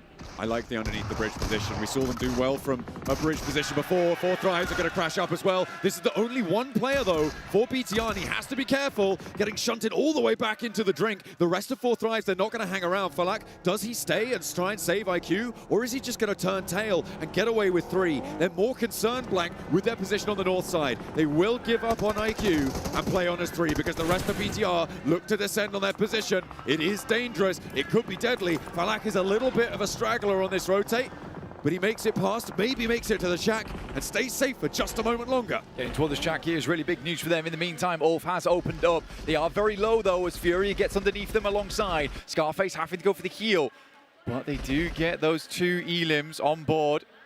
IQ, the screen goes dark as he does fall asleep on this side of the map. Silence incredibly low here, might just drown this one out. Furia takes Chief down to extremely low too, and Ulf is looking to put up those points, John. This is the second time that Furia and Ulf have clashed over a bridge position on Erangel, Blank. Yesterday, Ulf were able to do so much and did so well to go all the way. They took that chicken dinner from that map. They won that bridge fight. Furia thought, you know what? We didn't make a decisive enough decision, didn't clear them out earlier on enough. But this Good time, name from Ayala. they're looking to gain that momentum and keep Ulf trapped under the bridge, if nothing else. Another nade over the top here. Difficult to get him back up again as well. Good spray through the water. Ducks underneath. Trying to get across towards Eren here. But Ulf's in a tricky spot. Good shots from Solus. Very much needed at this point in time. Nade drops in towards the water. And in fact takes out Silence. Finds Silence at the last moment. Scarface there. Look at her stand up and will get the flush. Oh, it's recoverable. It is recoverable. Just Ayala for Ulf. There's so many low health bars. It looks like they're not even in the game, Blank, but they are. They're here, and hopefully, well, if you're an Ulf fan, hopefully they can stay, because they are chasing for that match point, and they are not too far off. 9 points to go. Keep on slugging here. 4 Thrives are spotted on the western edge. But Ulf managing to recover with how low their HPs were. I was very surprised they were able to do that. And 4 eliminations as well to grab.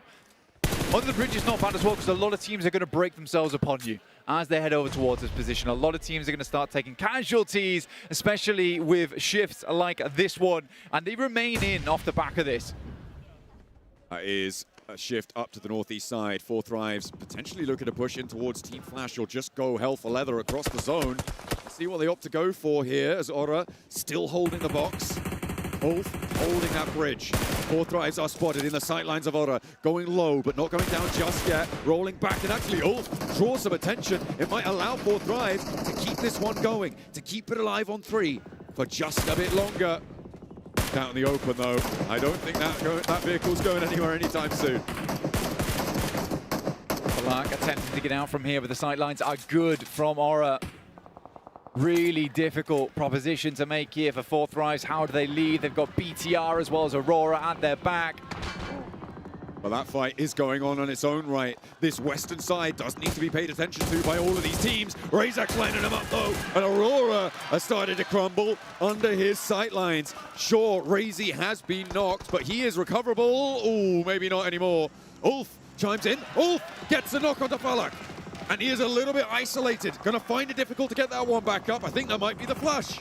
A really good pick off there coming through from Ulf onto an important team. More shots over towards Geek at the moment. Ulf looking to steal those away. It's 4 Thrives to find one of them, but he goes down next.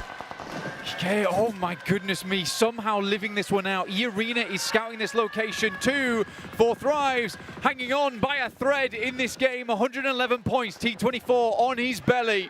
Blank Ulf are on 85 points right now. They are 7 points behind the bubble. They are slowly marching their way to give that threat to 4 Thrives, to make them a little bit more nervous than they're probably already feeling. And on their bridge position, they're going to be safe for a little while longer. The teams to their south, the teams to their west could be a massive point-scoring opportunity for them too. Definitely a difficult position to play, though. With Aura as all 4 inside box compound, that is a strong spot to play up against them, so they're just trying to steal as many points they can from around the map. They know that the more eliminations they're able to get right now means the less they have to push on the placements. Nade with the top, it's great from Sam. This guy has been phenomenal with an ace today, by the way. He is pulling pins on things that just have not been seen in the past, but finally will get shut down. E-Project, BTR in the fight now. Axel close range finds effect. The long range from FPS needs to anchor for them. And it's only Federalis now. No, hang on a minute. Axel was still alive there. And Federalis will try potentially to get Razak back. This is crawlable. This is doable. 8 eliminations now for Ulf. They are right at the boundary, and another knock comes through. They are doing incredibly good work right now to make the numbers happen. Just 5 points away. T24 will step up, though. Gets the Molotov over towards top. Any points are good for T24, because although this might not end in a smash, they might still just win by points alone. So anything they can grab is good news. 9 eliminations for Ulf. They keep it going. They have 4 more points to grab. Federalis steps up for BTR. More damage pouring on over towards TT Project, but this ridgeline may just be too tough to cross. Next circle comes in. It keeps in Aura, but it pushes a lot of the bridge positions for Ulf out, and now they have a massive challenge on their hands. Where do they go? T24 might just backstab onto BTR, finds the first, and another point is added to their tally. T24, 1 first aid kit, looks to take shots over towards Axel, and it's good damage. I don't think you're allowed to do that. T24 falls down. No smash yet again. We're moving to Miramar. We will see the deserts. Guaranteed, but 10 eliminations for Ulf. They are on 89. 3 points shy. Placements would do it. They can work it. For Ulf to get a second double elimination tally game is incredible coming through from this squad. Pandem's trying to make their way across. Ulf picks up another 11 eliminations now. They are so close to the boundary. Just a couple of placements required.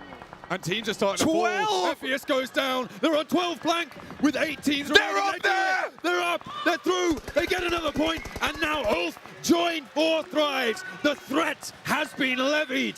The targets at the back of 4 Thrives has been realized. And they need to hold their nerve into Miramar. 2 teams will go to the desert with a chance to take it all home. And 4 Thrives could be toppled.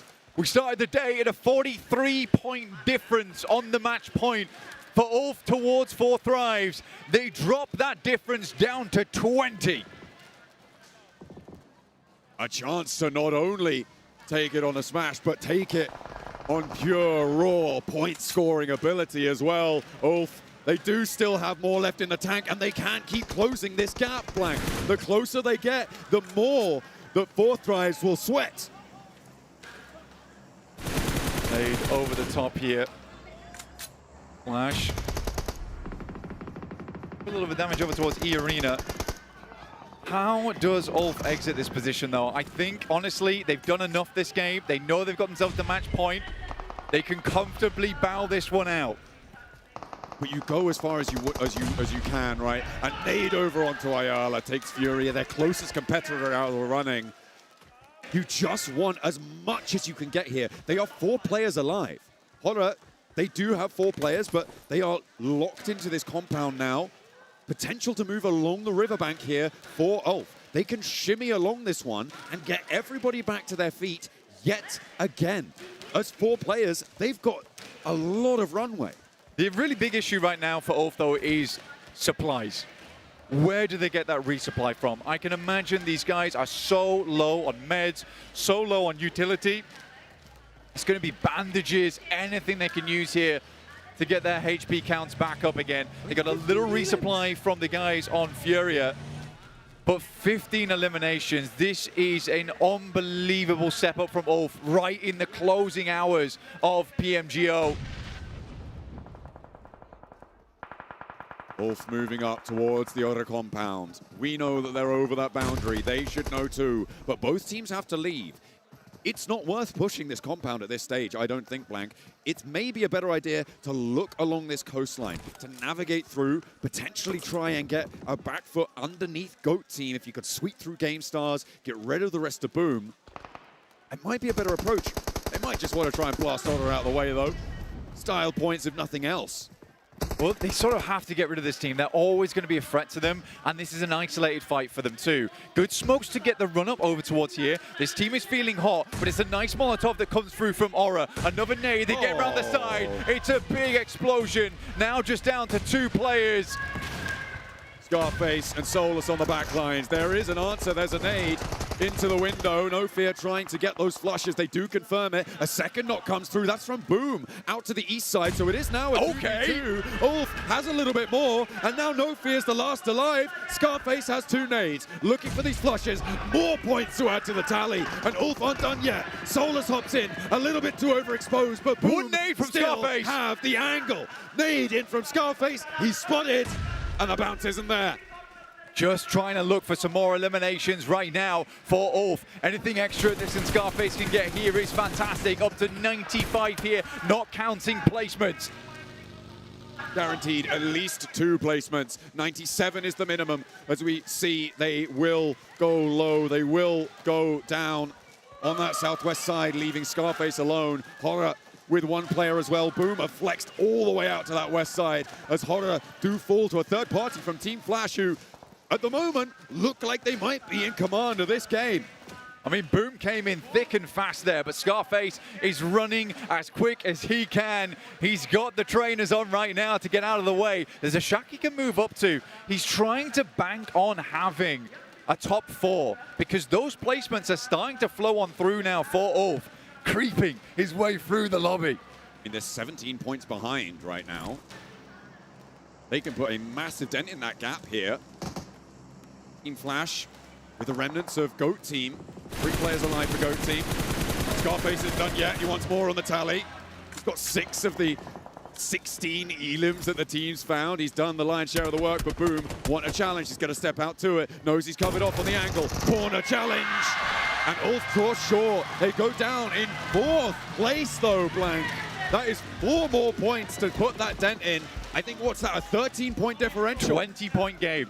20-point game from Ulf once again. Incredible stuff. These are some scrappy matches coming through from the guys on Ulf. For 4 Thrives, now things start to get a little shaky. How do they play out these next matches? They had fantastic games on Miramar. We need to see those again. Right now, we've got to finish this game out, though. Team Flash with 4 players on the north side, a 2-2 split. This is where they found their feet in the survival stage, this exact sort of scenario. Playing this harrying, hampering force on the edges. But Flash have been slow before. Will they be slow again? Boom, looking to push further and further up the tables. You called them out earlier this match, John. And they look to be playing well. Hoping to push as far as they can go. They need to get a lot of points on board, get high up in those rankings in order to secure a place at PMWC. That is what is on their minds right now. Grabbing those points. With BTR in 12th place, it's unlikely that they're going to be able to surpass them. So they're going to look towards RRQ, and to surpass RRQ on those PMWC points that RRQ have already earned, they need a 3rd place in this tournament. It's a big jump up required for them with how well Fury is currently doing as well. But on this game, 6 eliminations, there's plenty more points to be had here. In an open ground finish, Flash currently gets the circle, and they have a ridge line to play around with. GOAT moves up. They look to remove Boom off this corner. Nade supplies looking pretty even across these two teams. Team Flash with a little bit of an advantage as well as 20 smokes. They could get stuck in though. We know they love the third party, but Force wins the challenge against Yummy. It's very, very close, but it is no cigar. Moxie now with a nade cooking. Tries to find the forward position, but it splits the difference. Again, huge damage coming on in, and GOAT team even the numbers. Octa rolls out wildly with the buggy. Will not find it, but hops out. The spray down is huge, and GOAT team are gone. Incredibly low HP. Octa holds strong right to the end, dips back out into the blue to grab the buggy after a quick first aid kit. But where is Flash? They are not engaged in this fight. They're playing as 4, but they were really reluctant to get stuck in. They should have this under control. Team Boom trying to move through the middle and actually doing pretty well to get around the side of this. Team Flash just given them. Sells the slip. El Barrel on the backlines though, and it may just be a little bit too much. Bozy is spotted, and Octa's still going. Octa looking for a little bit more, dissecting like a doctor in this game. El Barrel, one of the most clutch players we've seen on this squad, now playing off the backside of a great year, but spotted by Zeus. Will very unlikely be able to get out from behind this one with the blue zone closing. He's got to find a big pick. El Barrel does put some damage down range, but the reses have come through now for Team Flash, and they will close it down. A magnificent performance in the final moments from Boom, but Flash take it away from them. The real story of this game, though, is Ulf now on match point, chasing down the lobby leaders of 4 Thrives when they look so safe today. We talked about how the points gap was incredible. Yeah, gotta aim for the top like, hello. You could be a friend of me, an enemy, keep that same old energy, cause I know I'm in my element, ooh, yeah. I'm in my element, ooh, yeah. I'm in my element, ooh, yeah. Keep that same energy, I'm in my element. Never switch up, never switch. From Team Flash, and hey, shout out to them for getting the win. We were this close though to getting our first Indonesian win, Max, but it just came short. Could have been it for Team Boom, but unfortunately no. Flash had a different idea in mind, and they were in 50th positions. You know, any extra ranking at this point is going to get you some extra money on the board for Team Flash. But now we do have to talk here. Ulf reaching the smash zone. I was about to say, who cares about Team Flash? Let's talk about Ulf, because boy, if 4 Thrives felt the pressure before, it just intensified times 1,000. Because now there's another team that can win it in. Something that you were pointing out to me. It's not just via smash room. Yeah, actually, the point gap, I'm really intrigued to see what the leaderboards are going to look like, but the point gap is actually getting so slimmer every single game, they could technically win without the smash ruling taking effect. Ulf could make the unthinkable happen on day 2. I can't believe it. I really can't believe it. That gap was so large, I didn't think anybody was going to... I know. And then just like that, Ulf caught him. Then sit down right away and taking it home, looking so good. But every single player is going to be actually looking at the players of Flash. Zeus doing really well. So again, respect to them. But there is the bigger storyline happening here. Ulf versus 4 Thrives. It's going down. Congratulations, Team Flash. Anyway, for Ulf, something that they were able to fix here, and something that you've been really harping them on, is them losing players.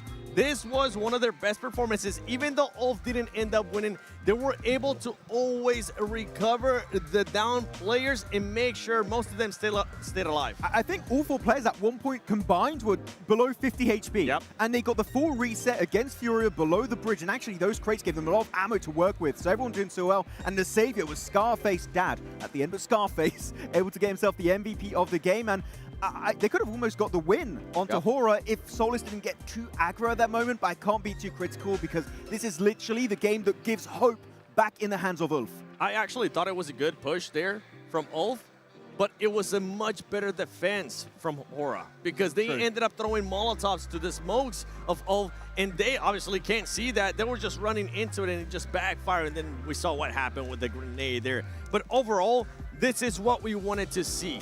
A squad being able to step up, and boy, do we have one now. And we have one with a lot of experience too. They have been to global events before. It's not just like it's a new squad, it's some new blood. No, they have the maturity to probably take this away from 4 Thrives. I mean, they won their local tournament. They got 2nd place at PMGC 2025 in Thailand for the grand finals. This is a team that has that driving force behind them to make the unthinkable happen. And they're doing it today. It's just been so exciting. The improvement on Earth has been paramount, and 20 point on board. And shortfall placement points, but 16 elims?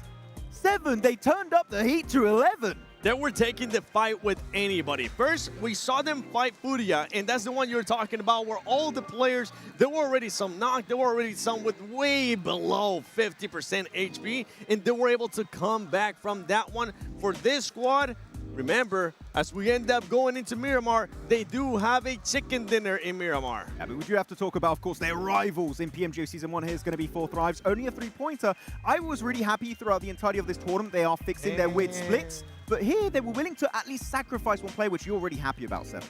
It's a small positive. Yes, congratulations, 4Thrives. You were able to finally sacrifice a player, but boy, do you guys piss me off whenever you end up doing one of the weirdest splits that I've ever seen you guys do. And the reason why I'm bringing this up and the reason why I'm being so harsh is because this is always happening with this squad. They just start getting into their mind. I don't know if it comes down to just one player, whatever the case might be, but just look at that gap that Ulf has been able to close up. 13 points. For 4Thrives, if you do want to win the championship, you need to lock in. You need to make sure you go back to your basics of what you were able to do yesterday. Don't start changing stuff up with this weird 2-1 splits, sending Husaifa by himself in the middle of the zone. What are we doing here? Yeah, I mean, Miramar is their home turf. They got 100% win ratio on Miramar yesterday, so there's definitely a bit of a positive leading into these 2 following games. But I fully agree, Seven. I couldn't put it any better. They are definitely shaking in their own boots. They're feeling the pressure. And now also in the Smash Zone, the pressure is at all-time high. To emphasize even more on that push, if you're not sure about actually committing with Husaifa when you send him to the center of the circle, have him fall back. You were already down a player. Remember, they had to sacrifice IQ. You have to make sure you are decisive. And if we go back to group stages with 4Thrives performance, one of the big things that actually upset me from then in group stages was that they were just not able to be decisive. And it's starting to showcase again. This is group stage 4Thrives we're seeing in that game. Unfortunately, that's exactly what's happening. Yeah, speaking of decisive, you know, we were talking about a little bit of an engagement earlier on when we saw Ulf and Furia get into it. If 4Thrives would have been able to third-party that situation, that could have stopped this whole situation, but instead, they decided to play a little bit slower. Look, would it be risky? Yes, but the potential upturn off of that fight, if you do come out on top, would have been just incredible. So indecision, indecisiveness, and yeah, group stage is just back in the bloodstream for 4Thrives, and they are really having a bad time. Well, we're going into Miramar, guys. So, Seven, if you can, one more time, remind which team you feel is going to be the strongest going into Miramar. Ulf. They got the momentum. They've had a win. Yes, I know 4Thrives was able to get 2 wins yesterday, but the body language, luckily for us, we're in the arena. We're able to look at the players. I'm looking at the body language of these players of 4Thrives, and it's completely the opposite that it was after Rondo. Remember, earlier in the day in Rondo, they had an amazing match. Right now, just a lot of question marks. Yeah. I mean, Blank was talking about it. He was like, the players are smiling on the side of Ulf. And the thing is, they've been given hope for the first time in these finals. Hope is coming their way, and they're stripping the hope away of 4Thrives that are getting just sadder and sadder by the minutes, it feels like. So, Miramar, man, this one is going to be intense. You can take a look there at the top performers, and one of them is going to be a 4Thrives player in T24. And I want to see those performances. Hopefully he's gonna have to pull some kind of performances here. If anything, I'm gonna put some extra pressure on some of those players. And the one player I'm actually gonna be looking at is Falak, the main star of that squad, the one that everybody looks after. He has to set the tone. He has to make sure he leads by example. Even if he might be the IGL, he is the owner of 4Thrives, and he needs to make sure he starts putting up good numbers. Got to perform. Where was Top going? I saw him and Doc take off there for a second. Maybe they're going to go. Is East going to play? Yeah. We don't know. Maybe get a little hydration here because we're headed to the desert here, guys. And now we have a show. I mean, it's so crazy to me, again, the fact that we have Ulf not only in the Smash Zone, which we were talking about as a possibility, but could possibly win it with just points. I think it's going to happen. As Seven just stated, they are a very momentum-based team. It's time to make it happen on the Dusty Dunes. Let's get into it as we go into the last 2 matches of this Grand Finals. We're headed into Miramar. Arigel, Rondo, done. And let's take a look here at this play path. Call it playing pad 2. Should be able to just kind of spread everybody out.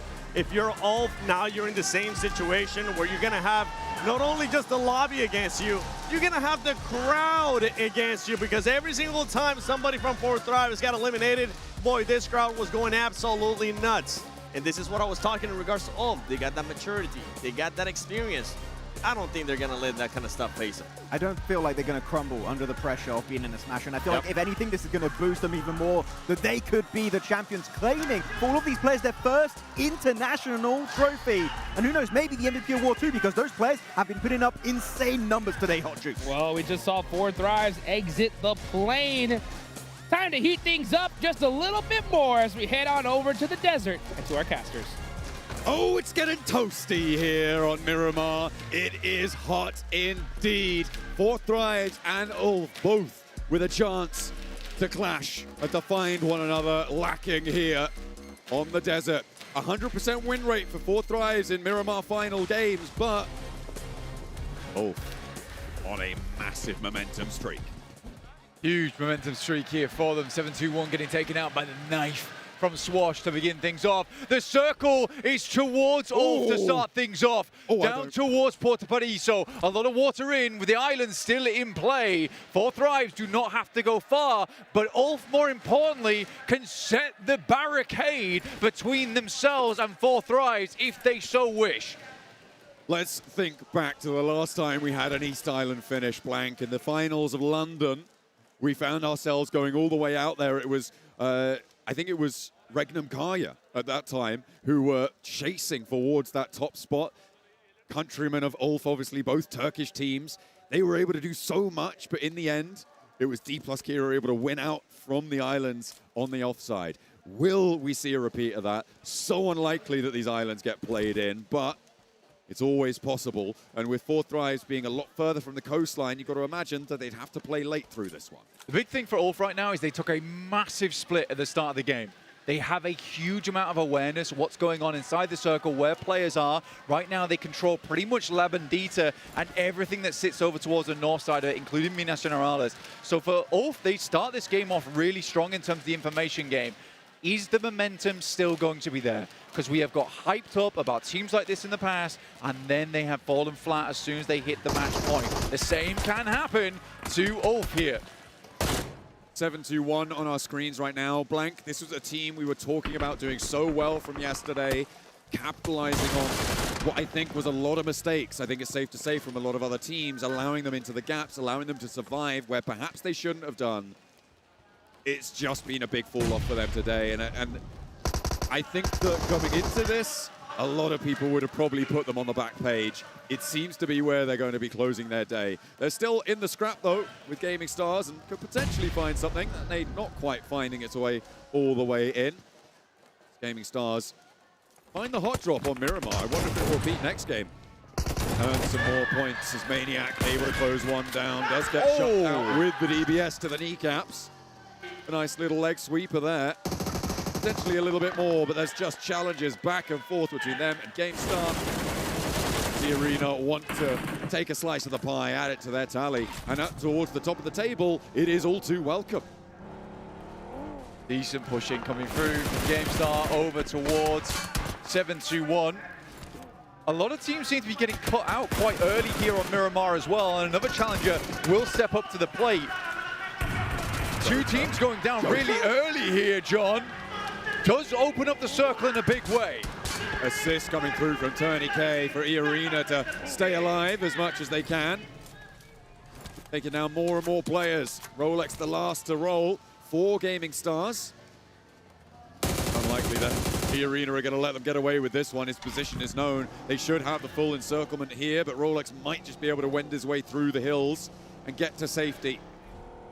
Nobody else really getting stuck in at this point. And 4 points snaffled away from the lobby by Gaming Stars, and no one's really going to blink twice about that. The Arena on 3, though, and they draw level with Furia. Again, as we say, though, all that, with 2 teams going down, that is a total of 8 players out of the lobby. Miramar is a big place. 2 teams being out opens up so much space to play around with. 4th Thrives, they don't have to deal with many teams coming in from that western side. They can start to play this out a little bit more comfortably. They are moving over towards Ulf right now, though. Well as the Flash. Very close to Ulf. Thrives potentially in danger. I mean, the map can sometimes be a little bit deceptive in terms of closeness, in terms of proximity, but yeah, Team Flash definitely have had shots over towards 4Thrives here, and they continue to ring out. The boot pinging the lead away, but will take a little bit of damage to the vehicle. Still looking pretty healthy, though. Should be fine for the time being. 4Thrives yet to get tagged. 4Thrives do make it through. A good rotation from them. Actually, a very nice rotation from Picardo. Not much competition. Able to find a decent spot to play in from.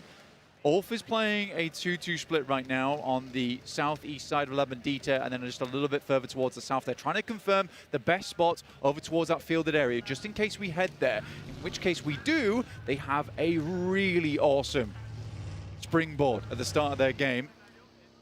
Most likely just waiting for this stage to shift, and then very, very big decisions will have to happen shortly after that. Lead over from S2G versus Pandem. S2G were able to have a miracle run on Miramar in their group stage to make the top 6 here. And they'd love to go as far as they can on this one as well, I'm sure. They're in a solid spot here. West of Impala, near Minas Generalis as well. Nades not quite connecting, and Pandem hiding behind these corners. Just a little bit too much terrain in the way for the Flak to catch them, to take them down on the knock. On the north side, we'll have threat potentially from Otter and BTR in maybe about a minute's time, but this fight can be pretty slow. It's going to definitely slow down a fair amount right now. For S2G currently battling out for that eastern edge of Minas Generalis versus Pandem at the moment. But we are, I think most players, most teams are waiting for this second shift. There's a lot of potential of what it can do on this next circle. We can head far over towards the eastern side, play around Impala, which would be interesting, especially for Boom in terms of trying to get up towards that top side of the table. Making it into third place for Boom would pretty much lock in their spot over on PMWC as well. And depending on where Bigatron finish, they could leapfrog them with a 4th place, but they do need to get at least 4th place, no matter what, to be able to jump up and pass, because Bigatron are currently in 4th on their regional points with 19 on the PMWC points scoring tables. And you need to get at least 4th on this table to score more than that, and likely more, because BTR won't finish last. Both Ulf and 4Thrives taking splits right now, trying to confirm as best they can into this next circle, which will be popping in just 10 seconds time. This is probably one of the most pivotal circles during this entire tournament of who it favors and where it goes. Both Ulf and 4Thrives towards the center, heads north. 4Thrives do need to get a move on, but Ulf have open space in front of them to make the dash. Do they have the speed? It looks like they're already on the bike. 4Thrives split 2 and 2 around Team Flash, behind a lot of teams on the queue. BTR happy to move up towards that hill to the east of Truck Stop, maybe falling short there. I don't imagine they want to step too much closer. E-Arena happy on the north side. I think they've lost a player though earlier on in their fights with Gaming Stars. Nope, they are as 4. I think that's every team. Yeah, every team is playing as 4 here. The East Coast by Impala, however, Blank, is going to be a bloodbath. 4Thrives, are they going to get stuck in near Impala? They are trapped right now. 4Thrives are in a really, really quite difficult situation to be in between GOAT as well as TT Project. TT Project will hear these shots ringing out, and they're bringing up the rear at the moment. None of these teams are in, so they do need to move further forward, but 4Thrives got a big task in front of them. Luckily, Hazaifa opens up well over towards Force. Gives position away, though. Teams are going to know that this is where 4Thrives are playing. Could potentially be a little bit more of a motive to get stuck in. But you know that Ulf is also in that smash point boundary, so it's not just the one team you need to worry about. Do you throw a game away to stop them from scoring points at this stage with Ulf still in the game? I'm not entirely sure, especially when they're a full 4. GOAT team looking to try and keep ahead of them, and Boom beyond that. Really important pick-off for 4Thrives there. It means that GOAT is now on the run, and they can just follow them in.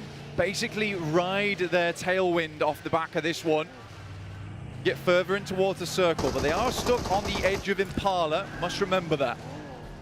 Managed to get past it though, fairly convincingly. Goat team have gone along the coastline behind Boom, who are taking position on these mountains, but the terrain covers it off. Where Goat team decide to pull up is where 4 Thrives are going to have to set their challenge and maybe stake their claim. Falak draws it short because now Yummy is starting to get involved. So is Octa from this massive high ground that they hold. Gorgeous bit of high ground to work with. The big thing right now is that Yummy's also holding Longhouse, which is a hard prospect for 4 Thrives because this would be a great checkpoint for them as they just swing by on this coastal edge. Hazaifa getting close to focus at the moment. Moxie providing cover. And through all of this, Blank, Ulf are very clearly in the center, fairly safe next to Pandem. No one's pushing them at all. So it is 4 Thrives in the most danger right now of our 2 hotspot teams. They've already managed to find a point, but Goat team. Oh, Falak and Aurora, they're pushing him from behind. Oh, it's a pincer. This is dangerous. Falak is down. Will potentially get flushed away here. Indeed, he will. And 4 Thrives are on 3, going very low. Octa can't quite clip. IQ on the approach. Looks for more. Looks for that spray down. But maybe Aurora in for the assist. The circle heads over towards Ulf, Pandem, Aura. 4 Thrives have further to go, and they might just fall down again. Oh. T24 out, leaving IQ as well as Hazaifa, the last 2 players alive. The foundations for 4 Thrives built on sand and will crumble in the desert wind right now. 2 players alive and a massive chance for Ulf to sneak this one away at the 11th hour. It's unlikely the 4 Thrives finish anywhere below second, but it would be an ashen second place. Trying to find any purchase on this circle. Aura just beneath them. Shots are taken. There's another angle along the way. You can see how low these players are going. IQ making the mad dash, but the vehicle starts to smoke. Hazaifa and IQ. I mean, if they can pull this one out the bag, they're a stronger man than many. And they get to a shack for Hazaifa. IQ, does he commit to it as well? This is fairly central, and they will be able to outlast. And remember, points are also very important with how close Ulf are now, especially given their position in the map. Well, for 4 Thrives, points are now king, because it doesn't matter if we get to the last match, because that will be the final match anyway. For 4 Thrives, there is no smash outside of that 6th game. There's no smash possibility here in my eyes, with only 2 players left remaining and still under pressure. Points for 4 Thrives. 2 players are alive, but they are under a lot of pressure. Up on the hilltop. Looks like Aurora are potentially getting stuck in. Shots over towards Horror. Goat team as well with their players that remain. The 3 of them. Look at a play in from the northeastern side. West Edge is just so free, Blank. Yeah. And it's Ulf and Team Flash, the only players who are there. Pretty much, if we get a western shift on the circle, Ulf is in such a good spot because it's so barren around this area, you can see, and Ulf has this lovely position to play from. Very hard to inject yourself over towards that spot, but they still need to get a western shift on this one. It's not done just yet, because if this pushes away from Ulf, they have to leave, and that's hard. Certainly is. Real tough stuff. Come on through, nades traded, no knock found, but Moxie takes the brunt of the damage. Safety backed off the angle by the rear guards from Goat team, but they've both taken a heavy hit and have to get some healing done. We'll be able to find some, but Focus has fallen. Boom are also out in the wings waiting for it. Goat team starting to falter now, starting to stumble. Just these 2 players on the angle, and Safji looks for Moxie. More nades are pouring in, and Furia will get stuck in as well on the north side. BTR are there, and it's a south shift. It's not the best for Ulf, but it's still pretty bloody good. It works well for them. They have so much control over the circle now, and they can take a lot of shots. So even if they don't get the chicken dinner off this game, there's a high potential for eliminations coming through from Ulf in the near future. Otter rip through Furia on the approach, getting 1 knock and flush. There is an answer from Ayala, but Furia just faltering a couple of times so far today and will not be able to jump up and be in competition for the top spot. Otter will want revenge, and they descend for one and another. The first Miramar sees Brazil out. They'll have to go to the last. Furia not able to get over the match point and not close enough, but looking to try and hold on to their third place spot. E-Arena is on the chase. BTR moves up. And Aura getting swept aside a little bit here. Aurora with S2G challenging them. Top goes down. Aurora now on 2 players. It's Doc and Zyol. Kamikaze lost. And Solke up and into the fight for S2G. They've still got a backstop coming through, and Hamzy G, who's fending off TT Project, could be dangerous if they're found. Zypher down. Zypher is down as well. You're right, for 4 Thrives, they are just the 1 player remaining. IQ, the last to stand. It's not a chicken dinner. It's not even going to be survival points at this stage. Goodness me, they are starting to limp through this one. Good shots from Bozy over towards Aura here as they try and careen their way into the circle. Over towards that south side, Flash in a good spot. Also, you can see right here on your screen, they have the full 360. Wow. Full control. Nowhere to hide. Aura still trying to pelt the circle with players and moving one in. Aurora still struggling against S2G, and TT Project not pushing past the backstop. Zyol falls next. S2G, they're on 4 eliminations now. Looking to try and climb as high as they can on the tables. So many teams injured here, though, at this point in time. The Flash is up with 4 right now. Boom does get eliminated. S2G down on 3 players, Aura on 1. Pandem's still alive, but what can they do at this point? They have been struggling through this tournament so far. See if they can have a step up right now at the end. Next circle shift, so important for this team. They need it towards the north side for Ulf. But again, there are so many injured squad here, and they are one of the few 4-mans left remaining out of this lobby that has just been torn apart by the 17-minute mark. I think they take a west shift as well, Blank, here. I mean, all the teams out to the east, your main threat then is E-Arena, but you can hold out all these teams to the east, play off of Team Flash's position as well, and just cut this circle in half. Limit the number of enemies that can take you down, and potentially earn a heck of a lot of points for it as well. IQ keeping it calm inside the shack right now. There is a burning vehicle outside, so anyone that pops over this ridge should realistically know there might be a player in here and potentially look to clear. Pandem certainly knows what's going on. They've been taking shots towards these players for quite some time now. Okay, next circle shift. Let's see where it heads. What it will spell for the rest of the teams in the lobby. South. Away from Ulf. They do not get the shift, and they have to move now, but the teams on the east will have to move first, Blank. That's Pandem, that's BTR, that's IQ as well for 4 Thrives. So it may not be a chicken dinner here for Ulf, but E-Arena have to move as well. That might open up a Western rotate for them. But the Flash is a very classic position to take a chicken dinner from. One of the most classic on Miramar as well, considering just how open it is around this area. So for Ulf, a difficult task, I would absolutely say. But you're right, there's a lot of teams on the outer edge. How they play this off for the rest of the game is definitely going to be important, because they essentially need to start sweeping and thinking more about points gain towards match 6, trying to get above 4 Thrives. Some opportunities hopefully going to present themselves for S2G. They would love to get higher on the tables. We saw, again, that back-to-back chicken dinner in their group stage. They do know Miramar. These are some storied players. BTR, though, wants to take them out of the mix, out of the running. On the north side, they're looking to poke their noses in. With the remnants of Horror, 1 player left standing. No Fear is alive for Horror. BTR may well be aware of that. IQ is going to have to crawl into further up to the north. All quietens down a little bit now. Everyone knows how difficult this next circle is to play. Big benefit for our team on the north side and Ulf is that they've got all 4 vehicles still up, because they're able to hide them away inside that compound, which is going to be a massive benefit for them into the future. Scarface starts to walk forward now for the team, tentatively placing his first steps into the circle.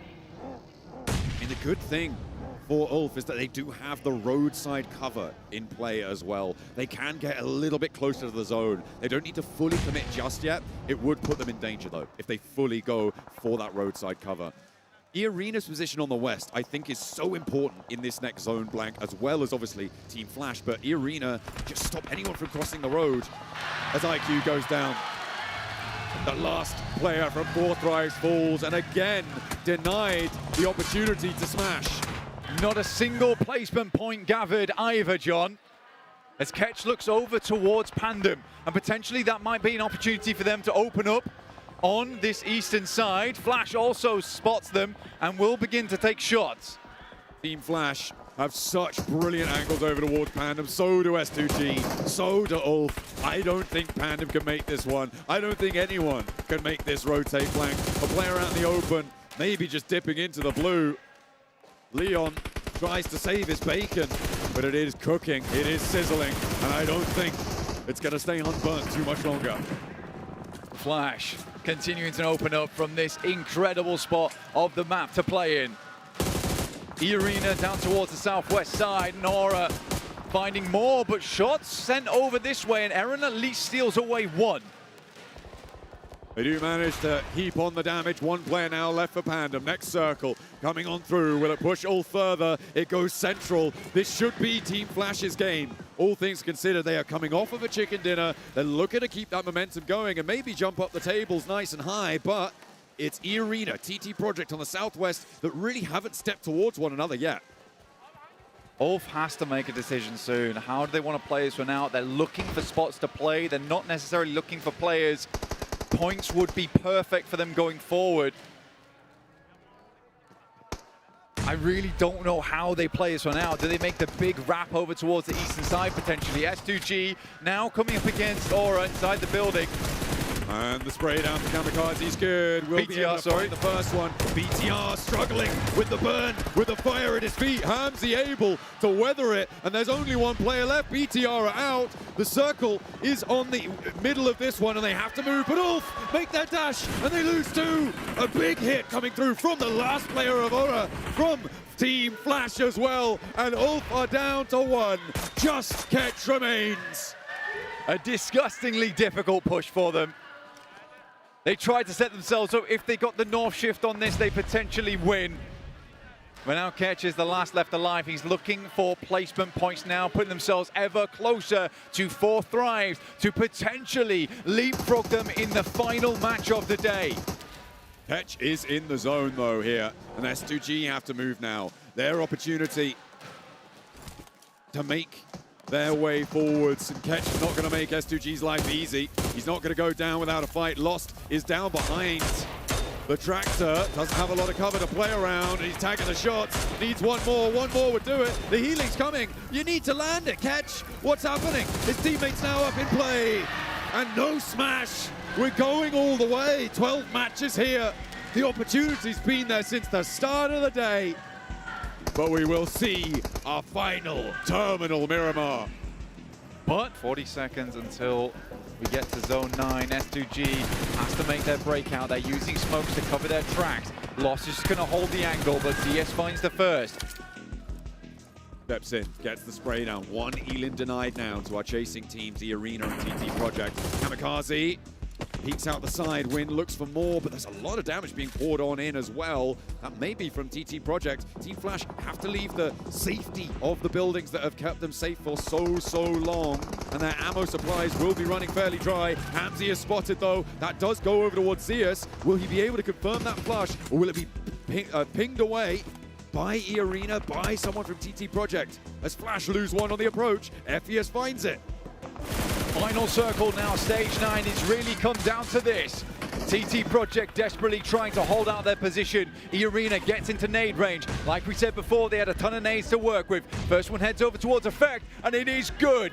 And one goes far from TT Project, will not find the knock that they were desperately looking for, and the damage is coming through very thick. Hamzy trying to suppress the angle as well. Effect is down and will be flushed most likely, but S2G can get involved in this fight. Foreman flushes it out. Where are S2G? Will they take the points? Will E-Arena be able to keep it going? S2G now looking to marshal the roadside, and they are fumbling. For E-Arena, they cannot find it. And S2G and Flash will close down this game. We go into our final Miramar with only 2 options of a smash, but Team Flash want the back-to-back.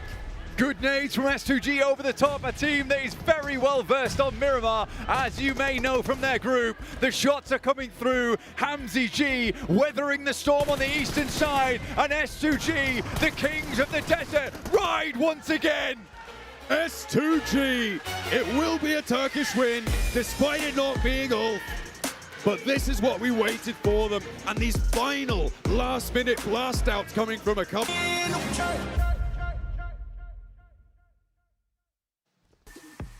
Are you kidding me, S2G? These guys in Miramar are just like peanut butter and jelly. They just go together. But the big story here, folks, is we have one match left. It is 4Thrives versus Ulf. And this one is way too close for comfort. Boy, it was a 13-point difference, and now it's down to single digits. Ladies and gentlemen, 9 points separate the Turkish team to the Pakistani squad. And it will be down to the last game. We will be going every single game today here, Seven. I was hoping for a smash, but man, this is absolute cinema now. This is insane for a team to be able to close up a 50-point gap and now have a chance to win it via points. At one point, I was just saying, if any team's going to challenge them, it will be via smash roll. Some people were on social media crowning a champion. That is not the case, and it's not going to be just via smash roll. It could be via points as well. Look, if Ulf do win, I've got the receipts. I got a lot of screenshots of everyone that posted prematurely before celebrating that win of 4Thrives. But still, actually looking at TT Project, what a comeback from them. Yep. Crazy win here. Let's take a look at the comms and hear what these players had to say. Ai trong cái móc này, trong cái móc. Thôi mình vô trong được á, mình vô phía trong này nè. Quăng trái luôn. Rồi còn ngoài trái kìa. Ngoài trái nữa. Bắt qua trái, bắt qua trái. Đầu. Đầu người đó hả? Xong rồi anh em mình áp bên đây, Cho nó chơi trái. Đây này à. Rồi vô trong móc qua, đứt trong móc. Đó mà. Sao không người móc. Mình bo. Phải nó đặt tâm nó. Phải nó mua đó, phải nó mua. Đặt tâm mình đi. Chết chơi. Đấy, bắn sao kìa. Hai bên. Máy rồi trên này nó kìa, nó kìa. Còn bắn mình phải chạm được một cái thôi, phải một thôi. Má được bốc chết luôn. Rồi sẽ nó quýt với. Thế rồi. Không còn gì hết á. Còn xuống gì á. Rồi như ba rồi.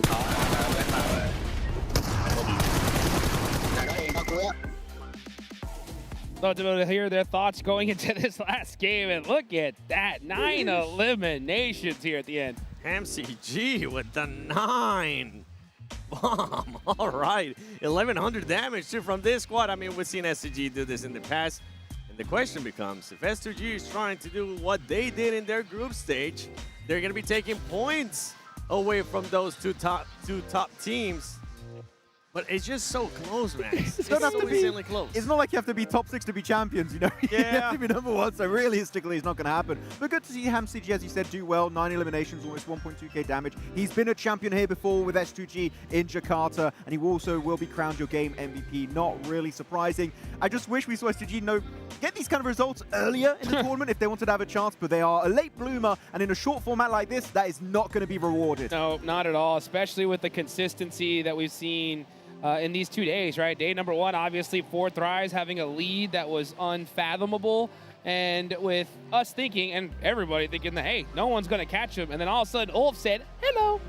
It's not a little hello, it's a big hello. Yeah, hello. Yeah, right now. But you know what? You were saying you were angry at 4Thrives earlier, Seven. And I'm joining the gang. I am angry.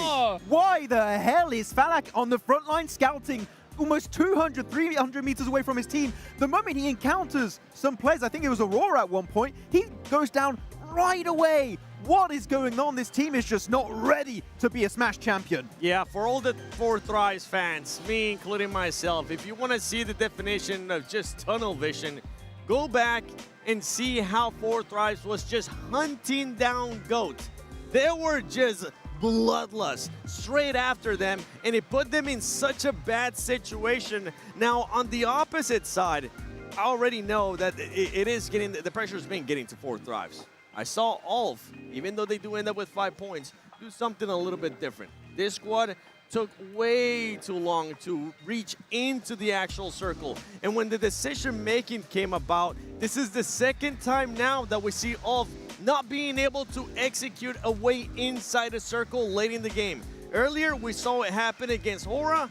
Here again, it happens in a bad way. Look, this one, I can kind of give them a little bit of respite because it was such a hard transition. You're on the northern side, the circle does not favor you, and every team that's pretty much in the circle will have or a compound or a really good dip on the road in the sense of TT Project.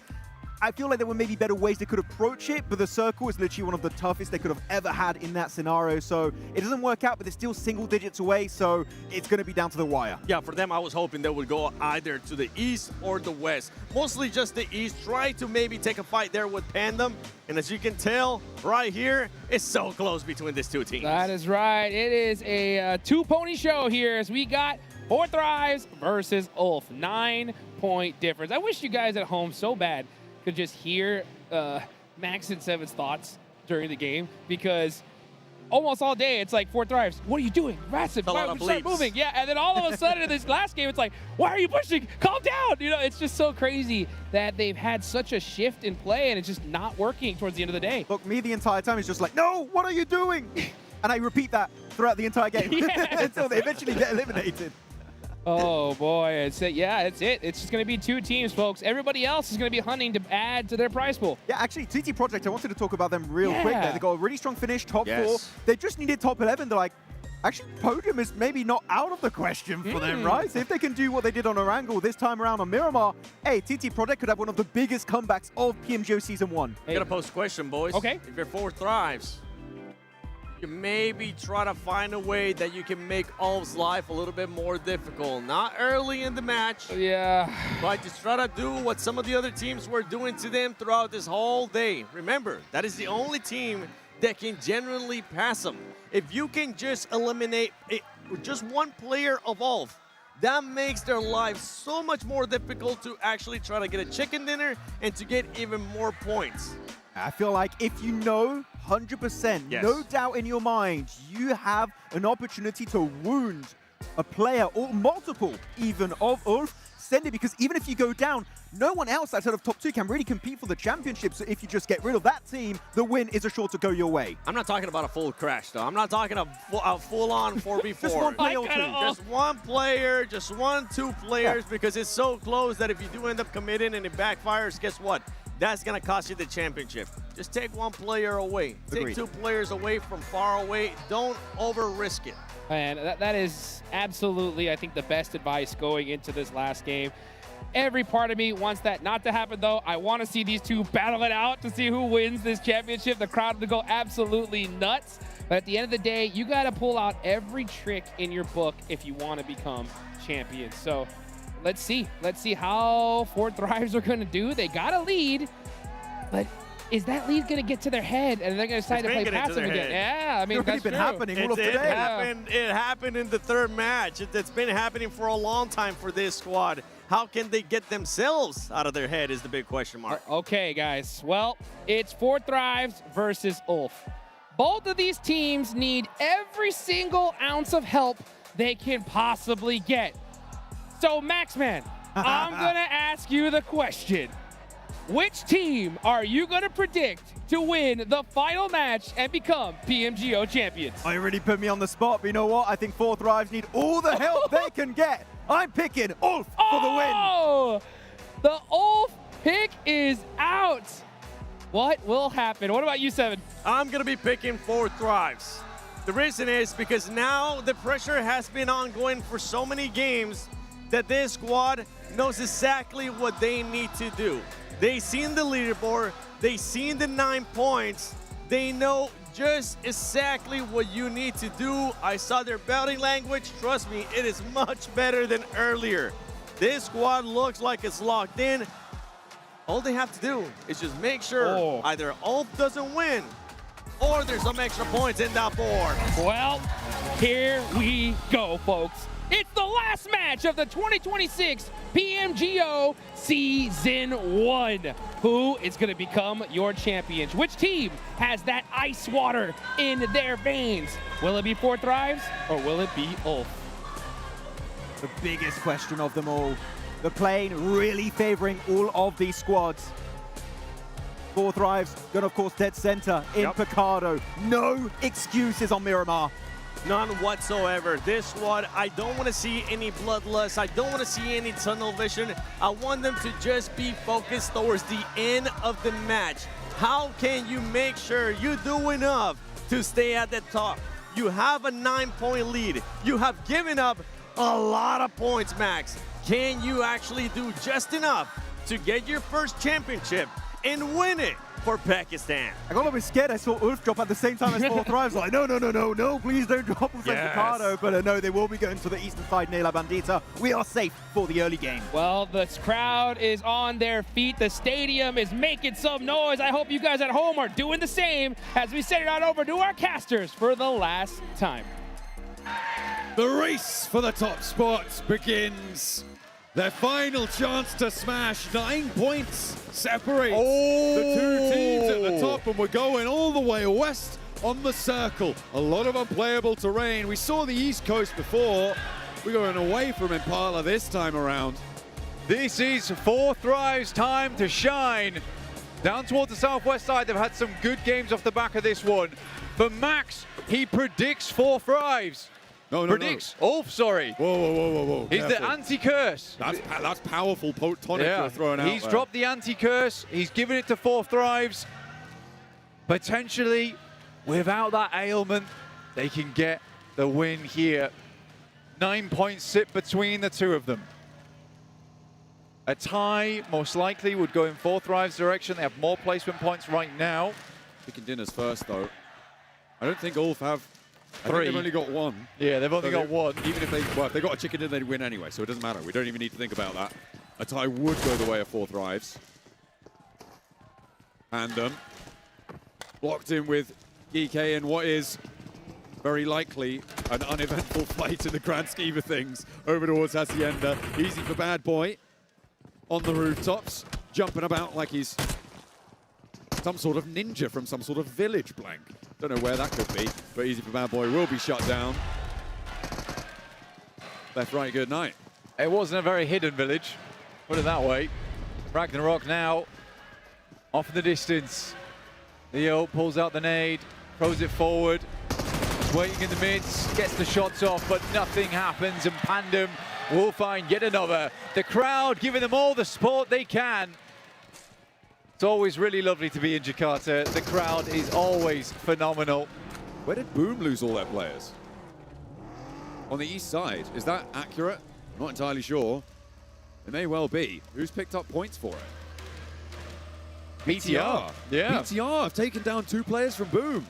Oh, this might be really bad for Boom's chances to jump up towards the... Well, it is really bad for Boom's chances to jump up and get that EWC spot. RQ maybe just thrown a lifeline there by BTR of all people. The team that hot dropped them in Zaki and kind of ruined the mental for the rest of the day. Doing them a favor right at the end of things. Here's 4 Thrives making their rotation out. Again, as always, 4 Thrives rotation Picardo has been so clear and free. This is their big opportunity now to make something big happen right in these final moments. 9 points, it seems like a slim margin, but that usually is enough right at the final match. For Ulf, they could go out real early here. Absolutely, they're coming through from La Bendita. PK continue their fight. After he's got the Tommy gun, see, he's going to take you down on the staircase too. Oh dear, he's bit the dust. Not meant to be now finally.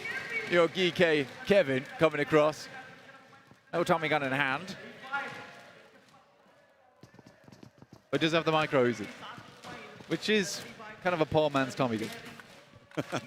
Certainly a more modern version of the handheld.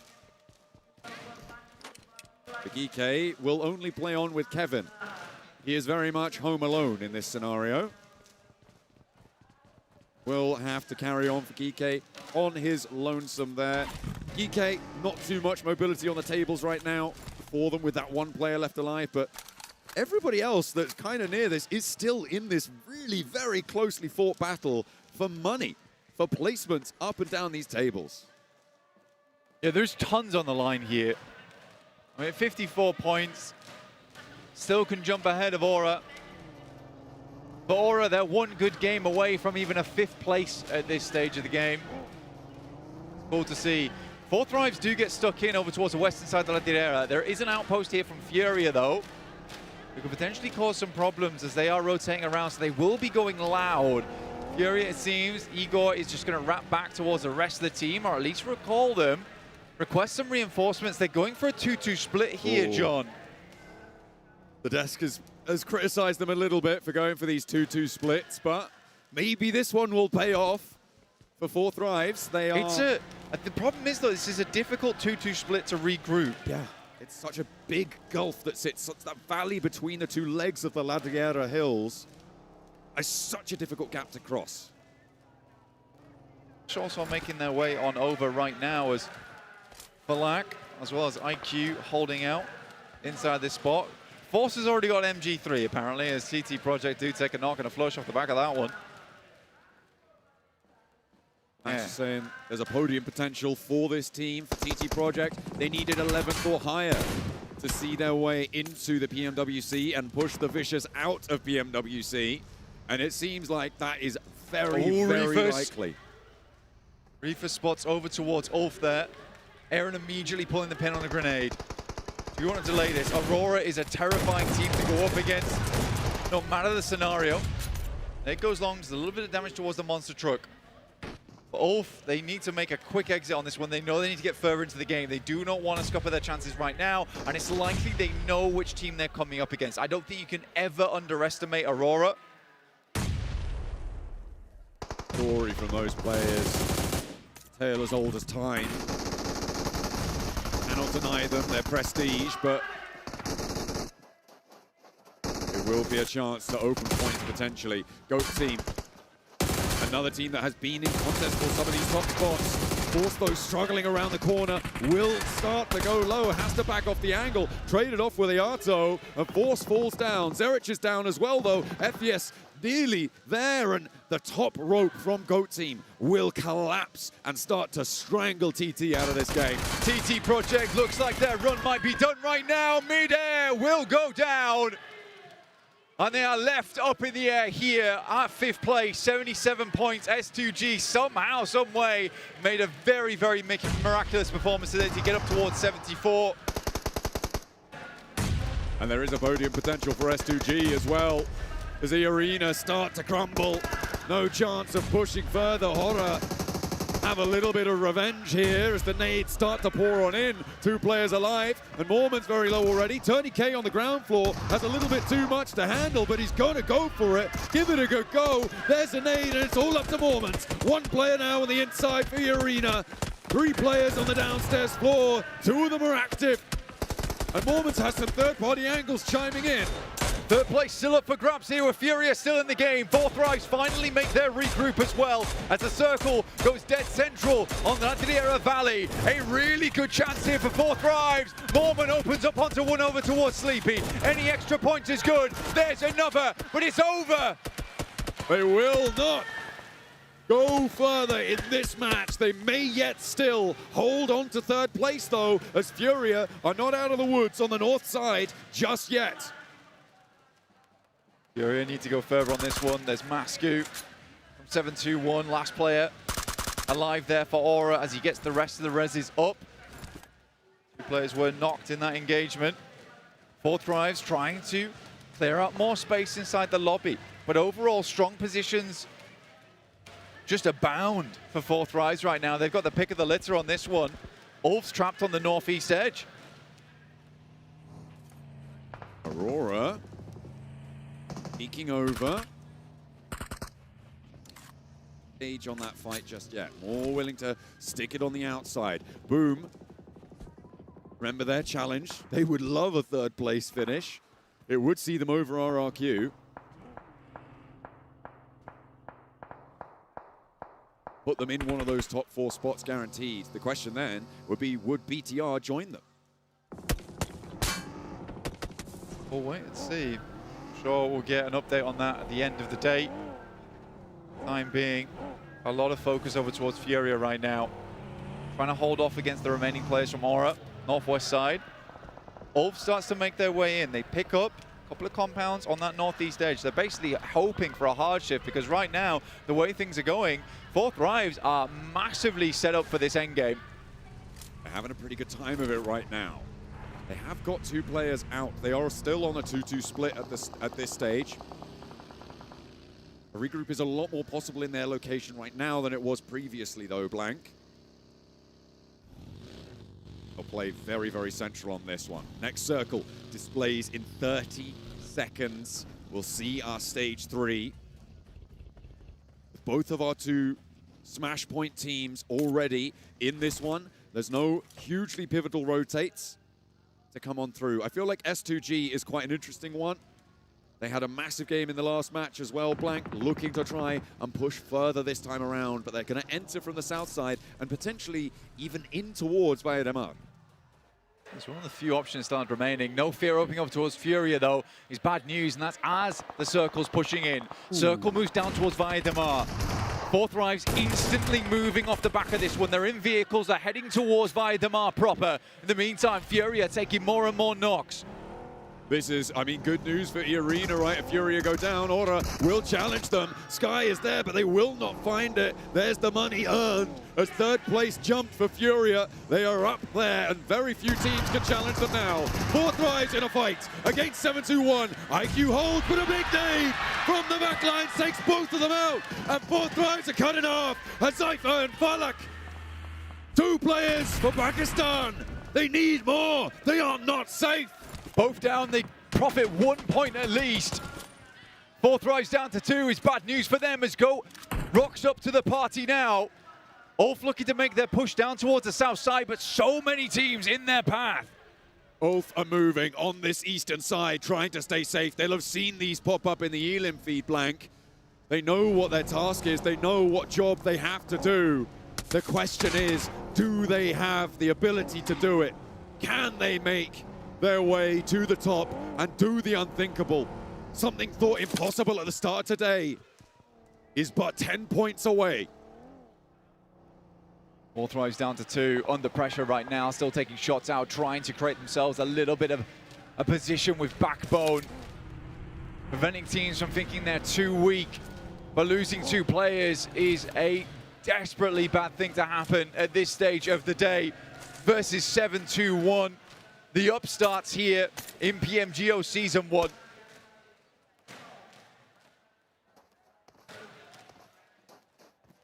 Four Thrives had so many opportunities, and it seems like this one may be going the way of all the others now. Sure, they're central. Sure, they've got Falak and Hazaifa. But it may just not be enough. They are bleeding. And Ulf still have 4. They're only 10 points behind. 10 points though. It is an absolute canyon at this stage of the game. It feels very, very hard to hit those points. They also know that they're attempting to hit a moving target, but they should have seen in the elimination feed at least 2 going down here. But again, their rotate in is so difficult. 4 Thrives through the rocky, tumultuous day might just still win it out off the back of points alone. Furia, they want to go further. They've already pretty much locked in 3rd place if they can survive a little bit longer. And on the western side, they have to move further in. The circle doesn't cut either 4 Thrives or Ulf out of this one just yet. We weren't expecting it to. They were both very, very central. It does have a little bit of water in, but we're not getting any crazy bridge shenanigans like we saw previously on Miramar. Well, not yet. I'll caveat it with that. No one looking to assault towards 4 Thrives position just yet. They know that it's honestly, at this stage of the game, it's not massively valuable to anyone just yet. We'll have to wait and see. Is Pandem actually making a mad dash over towards the south side? 4 Thrives will take shots over towards them. I don't know if that's ill-advised, though, exposing a position like that. I mean, you've got to at least pretend you've got 4 players, if nothing else. And are only a duo also. will severely diminish their capabilities. Furia taking up a position with only Silence for now on the high ground of the bridge, which has so much oversight onto the rest of Valladamar. Rest of Furia likely to look to regroup onto this and play on that crossroad. Incredibly tense game right now for everybody involved. With the circle where it lies currently, not likely to cut 4 thrives out in this next one. We'd have to go hard over towards that eastern side, so they can still stick around here a little bit longer, try and place a bit higher in this game, eat into those placement points and see if that'll take them higher up the tables. They can also take shots over towards Panda, maybe find a couple of eliminations there. Still see the shots start to ring back over towards 4 thrives now. Ooh, a knock onto Panda. Leon does go down. Hopefully looking to flush that one away, but Falak, I mean, he may be over-peaking on this angle. Pandem, to be fair, maybe not Pandem, but a team should be looking to line up, return fire onto this spot and make this harder than it is. They should be able to find that res too. Furia go underneath the bridge with Silence on the oversight. They've been allowed to move on in. Kevin, who is playing as that last player home alone for Geeky, will also be playing underneath the bridge. Very slow game here on this side of the map. No one want to make any sudden movements here. Pandem dropped in a Groza as well as level 3s. Nice to see here. Take it. I don't think they flex out for the drop right now, though. Incredibly tense right now. Pandem saying goodbye to the crowd. Hello, Leon. We see you. Playing for the Indo Pride. Sure, you might be bottom of the tables, but at least he's having a good time. But you made it here. At the end of the day, you made it here. It's more than most. It is more than most. Win rocking 600 bullets is not something I thought I would see, but he's very much ready to play all the way through to the end and still have about 200 bullets remaining. Circle will be popping soon. Critical moment for a lot of teams. Let's see where it ends up heading. 4 thrives just would like a central shift on this one, even over towards the west. Ooh. And that is fantastic news for them. It's interesting. I mean, this north side has got 3 teams playing here, right? You've got Team Flash, you've got Gaming Stars, you've got Aurora. Until that fight is entirely concluded, there's really no danger from the north. There's no real danger from the south either, because teams aren't really going to push through Valladamar. Maybe Furia could look to move up that hill, but I think 4 thrives have a long time to go left in this one, which means placements. Okay, and Ulf what is have this? to make their move because they are not in this zone. Where are they going to go?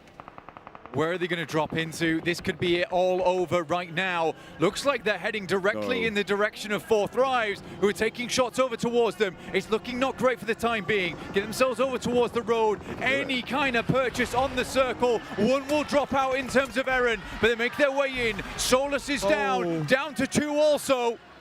The likelihood of a Smash victory has just been diminished so greatly. For Ulf, they are only 2 players now, and there is no team with that Smash boundary with a full 4. Being cut in half and put into Valladamar on a circle like this, where it's such a heavy presence on the south side, is terrible news for Ulf. It was a slow roll-up as well from them. It took a while for them to identify the positions that were taken and were not. I also understand how difficult that kind of push can be. If perhaps they'd maybe got 1 more player into that building, it would have been tenable, but right now, you do feel like those 10 points is going to be like climbing up a mountain. It is tooth and nail from here on out, and 4 thrives may have just been thrown a lifeline. This north side yet to conclude. Team Flash, Aurora, Gaming Stars as well. All full 4 rosters, or maybe I'll take that back, as Goat have spotted Ziol and will get the flush as well. It's going to diminish the power of the team that is probably the most mobile into this zone. No one looking towards 4 thrives right now. They sacrificed 2 players, but they gained an incredible spot. Aurora working their way down. They lost one player in Zol. Doc grabbed himself a care package. Hopefully he can put it to good use. Oh, what a crazy turn of events today has been.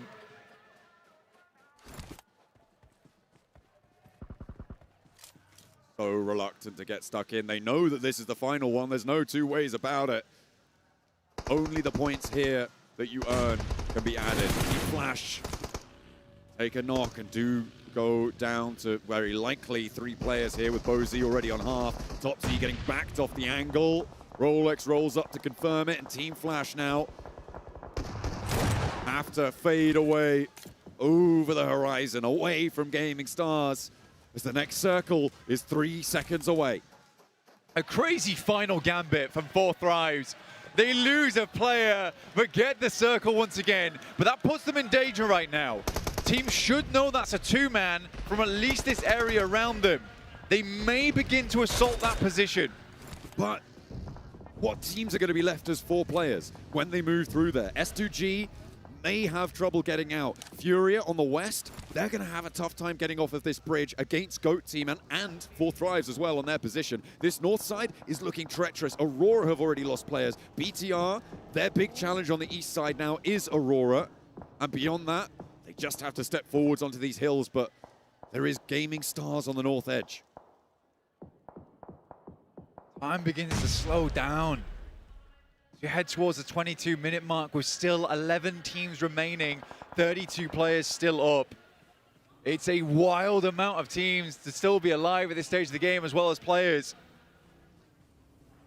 Everyone knows just how important these final points on the day can be. For S2G on 75 points, like I said, a miraculous run from them on the final day. This has such a big angle over towards BTR. They're going to know everything about their movements, but everybody has to move forwards. A nade over the top, looks good. No, just a little bit long, but the damage is still pouring in. A BTR trying to flee, trying to flood on down, but Doc can't quite stay alive for it. Federalis is down.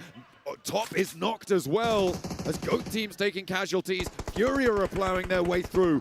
4Thrives potentially under threat here, but the teams with 4 players are starting to fumble, are starting to crumble. Hamzy goes low, and Razak's on the inside. Sulke, though, is able to handle the unwelcome caller at the top of the stairs, as S2G stay as 4, as BTR fall. 2G staying as 4, fantastic work for them. Still not a peep out of 4Thrives just yet. A slow burnout towards the finish. But a finish it still will be. The get-go on the checkered flag, they are just about limping through now to the finish line. I think the only danger for 4Thrives right now in the next minute 2 is Pandem. Is Pandem pushing across the road and trying to take their compound from them. We're slowly getting in towards those placement points now, and although 4Thrives have only found 1 elimination on the game, there's not enough here. Scarface trying to hold off against Aurora Gaming as they make their way in. Ketch still playing on the outside, not messing about here. Knows he needs to find knocks, knows he needs to cripple other teams around the lobby if they want to stay alive as 2. Aurora finds a player from Ulf. Scarface has been knocked. Ketch desperately moving in now to look for this res, and will stick it entirely, will not be on the angles to watch for approaching players now, but luckily seems like nobody's really going for it. S2G have taken a knock as well. Gaming Stars want to roll down this hillside. If they get rid of Flash and Aurora, that's when 4Thrives need to worry. The next circle is about to show us where it's going. No way. No way. Teams are going to have to leave by Edemar.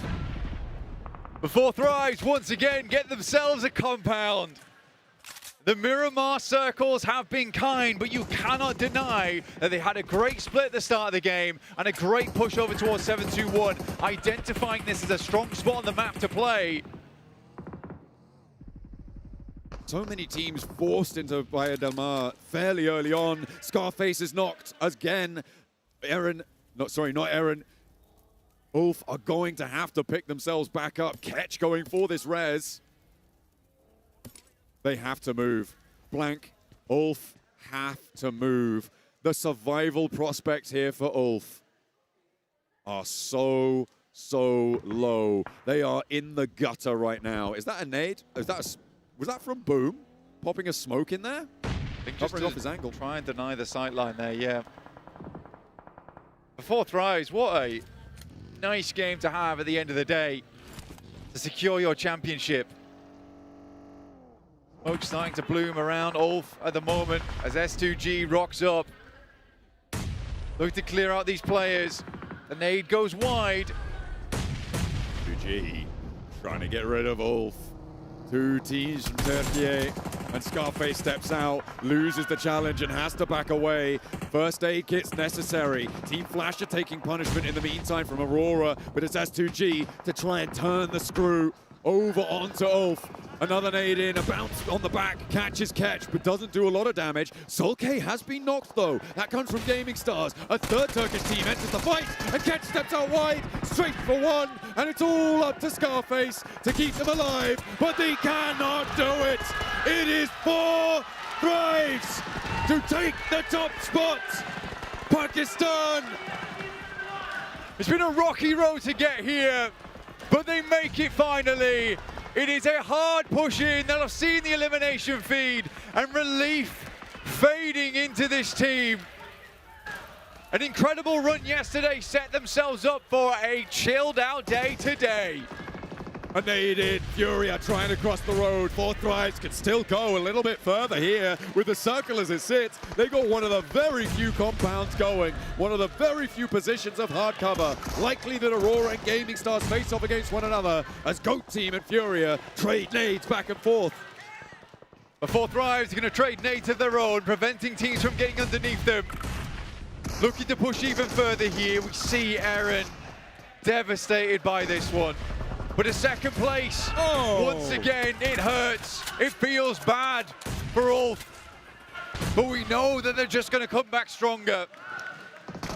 They are still pouring damage in. Igor gets knocked by a nade. Fury are suffering, but there's still one left going. Ayala will stand tall on the inside. Potential to get the res, but they have to leave. They don't have time. Silence, I think he's dead in the water. Committing for this res is just too risky. You don't have the time. Furia likely to go down here to the blue as it starts to just usher them in or usher them out of this match. Rolex from Gaming Stars will look over towards Pandem down the hill. But it's 4Thrives with the only compound in the circle right now. And every single other team is tearing chunks out of each other. Blank, nobody has more than 3 players. It's Aurora and Gaming Stars and Pandem who have got that accolade. Fury are moving in and not sweeping through 4Thrives' position. Instead, they turn their attention over towards Aurora. Gaming Stars have lost another to a knock and a third.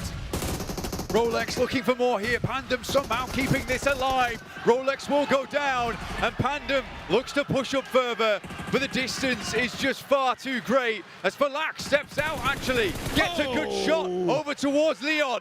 Down he goes. They should know that they've done it now. They will be very confident. With all the cameras surrounding 4Thrives, the pressure is lifted. They can play unleashed. Is this where Falak and Hazaifa come alive to close us down for a smash? Potentially. You never know here as Hazaifa will pick up Leon, leaving Aurora as the only 3-man squad left remaining. A last hurrah from them. 2 players from Pakistan already crowned kings, now looking to ascend. Up the hill they go. Aurora's there for the challenge, and it is Pandem who are bearing the brunt of Falak's wrath here. As he dips back behind the smoke, they will fall, but Falak is the trade. Furia could take down Hazaifa now. He can't go for the res. They may fall in third. Falak will finally go down. Hazaifa, the last player alive here for 4Thrives. A podium finish, but they will sit atop it at the end of the day. They are finally out, and it's down to just these 2 teams. Furia with a massive game. 13 eliminations, a guaranteed second place at least. But it is just too little. It is just too late. I don't think that they can overtake on the tables either. They're just a little bit too far out of reach. With a 1v3, is that possible? Is it possible that Furia could take it if Chief is able to get a 1v3? This might actually be a second place. Stolen away from Ulf, but it's not going to happen. Aurora finally find a chicken, but it is not about them. 4 Thrives take the top spot. The champions of this tournament, Hazaifa the pile driver, IQ the team's glue, Falak on the attack, and T24 shuts the door here at PMGO 2026 Season 1. What a finish! 4 Thrives able to hold out right until the last. It was so close. Ulf gave them a run for their money, but they kept their heads high. And Pakistan This trophy is for Pakistan and for all the fans who has been supporting us since long time. Thank you so much, guys. Zaifa, you want to say something? Alhamdulillah. So anyway, this victory earns you the title of the strongest team in the world right now. Do you feel confident that you guys can say you are the best team in the world now? Pakistan!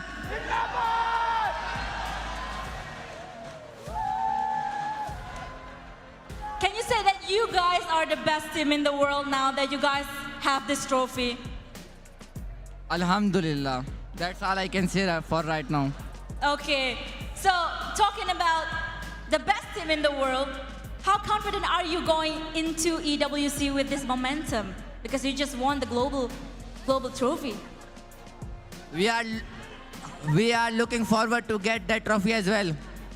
All right, we are going to wait for that moment. So, any final words that you guys want to say to everyone who supported you throughout the tournament?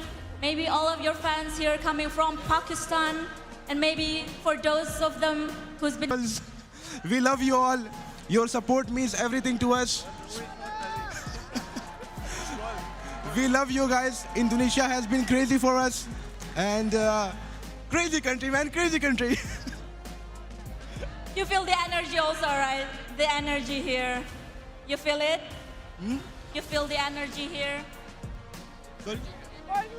I feel the energy everywhere where I go. Ah, okay. And do you want to greet or say something to all of your fans there? I believe that's from Pakistan, right?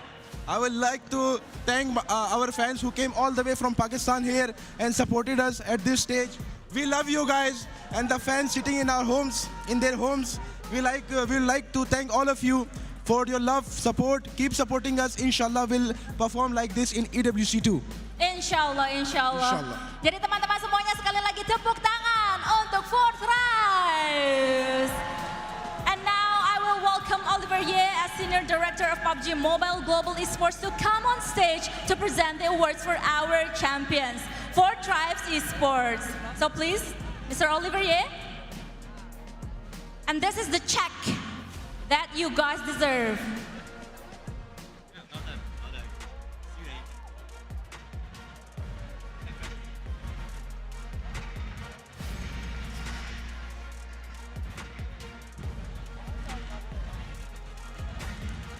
You guys can take a picture together. $50,000 US for the champions of PUBG Mobile Global Open Season 1.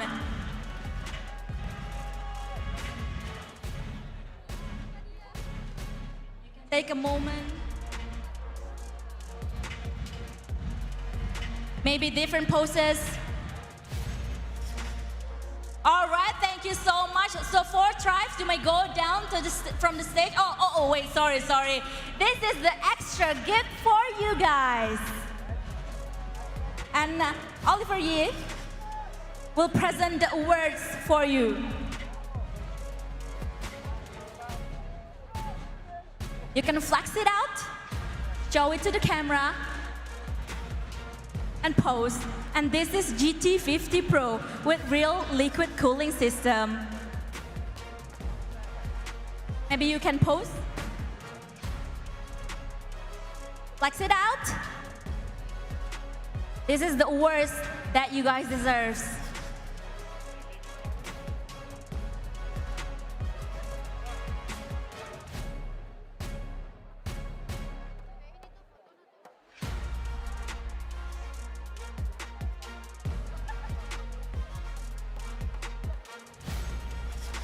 Okay, once again, congratulations for Tribes. And now you may go down from the stage as we will welcome the runner-up. Olivier, you can stay right here. You may go down here, all right.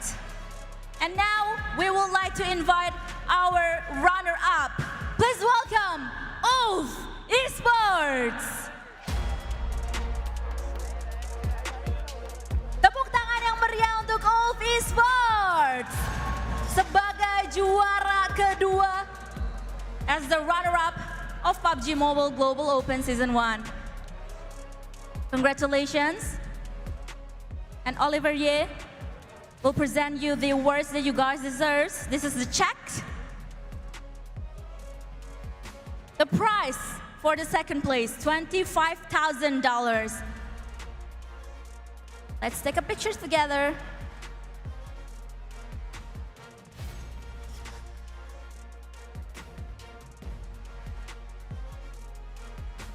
And this is your moment.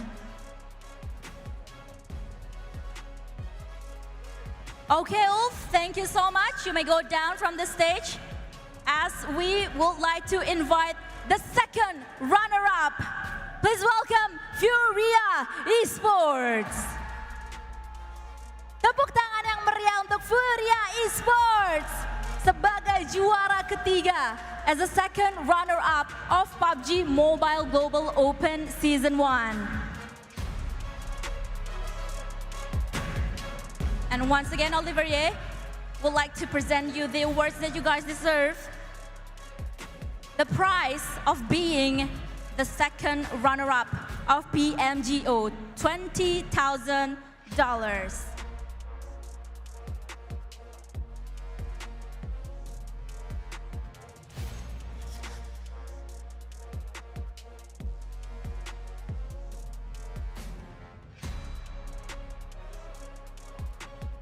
Okay, thank you so much. You may now go down from the stage. Thank you, Olivier. Thank you, everyone.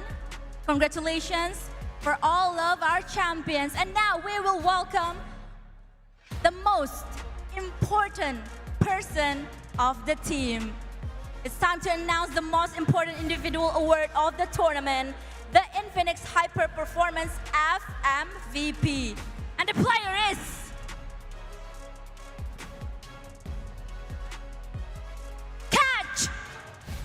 Bravo!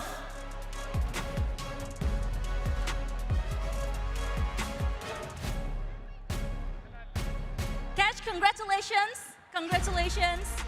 So Catch, we have gonna talk a little bit here about you being the final MVP. Oh yeah, of course. Welcome. So, talking about the final MVP, talking about the entire tournament here. So being the MVP of this event, what message would you like to share with your fans who look up to you and want to reach your level? Bu şampiyonun en iyi oyuncusu olarak ne söylemek istiyorsunuz? Öncelik olarak çok mutluyum. Sonuç ne olursa olsun. Four Tribes'ı tebrik ederim. Bugün elimizden geleni yaptık ama bu kadar oldu. Herkesin eline sağlık. Firstly, I'm very happy to be here. We've already done our best and we congratulate Four Tribes as the winner. Oh, selamat untuk Four Tribes, kata Catch ya, sebagai pemenang dari PMGO season yang pertama ini. So lastly, is there anyone you would like to thank or give credit to for supporting you throughout this journey? Sizin özel birinize teşekkür etmek istediğiniz biri var mı? Buradan öncelikle tüm Türkiye'ye ve onun dışında bizim gizli planda, arka planda menajerimiz Gülce ve kulüp sahibimiz Onur Alp'e buradan çok teşekkür ederim. I would like to thank all of Turkey and also our manager and also the owner of our club. Okay. Sekali lagi tepuk tangan dong untuk Catch.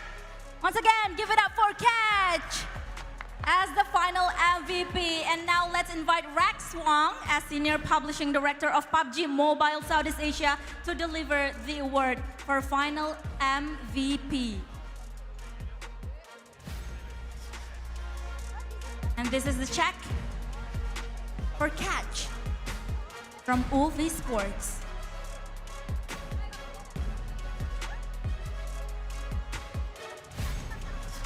This is also the awards for being FMVP.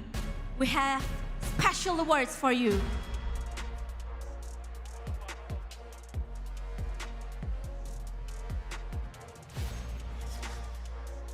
This is the final MVP ring. The ring brings excellence in premium jewelry manufacturing, timeless design, and lasting value.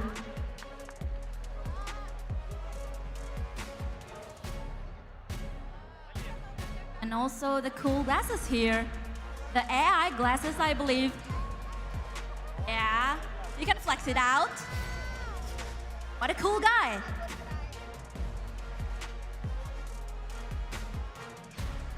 And of course, the GT50 Pro with real liquid cooling system.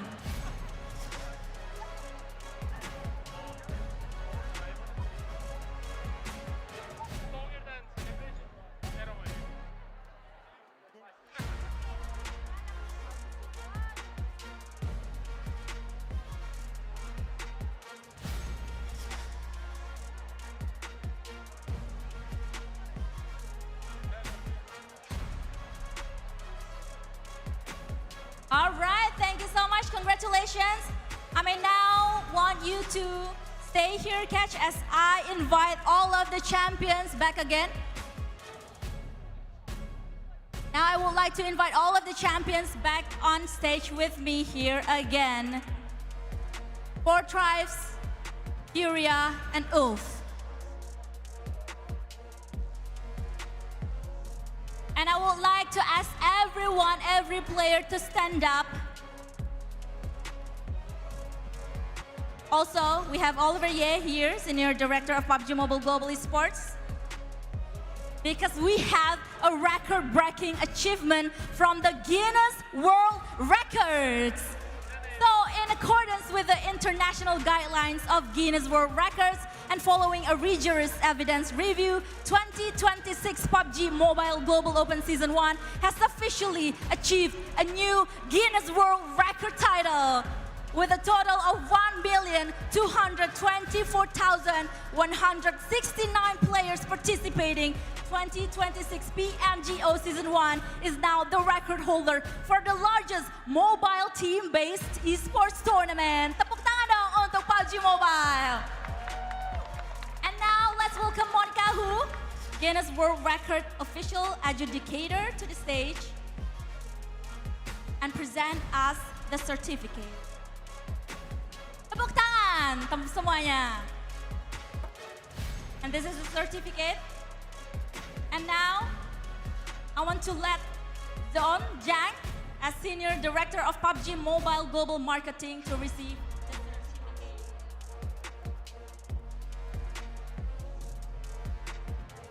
This is the certificate of Guinness World Records as the largest mobile team-based esports tournament. A new world record has been set. This achievement belongs to every player, every fan, and every member of the PUBG Mobile community around the world. PUBG Mobile Esports is for everyone. Tonight, we celebrate more than a tournament. We celebrate history. Thank you, everyone, for making history with us.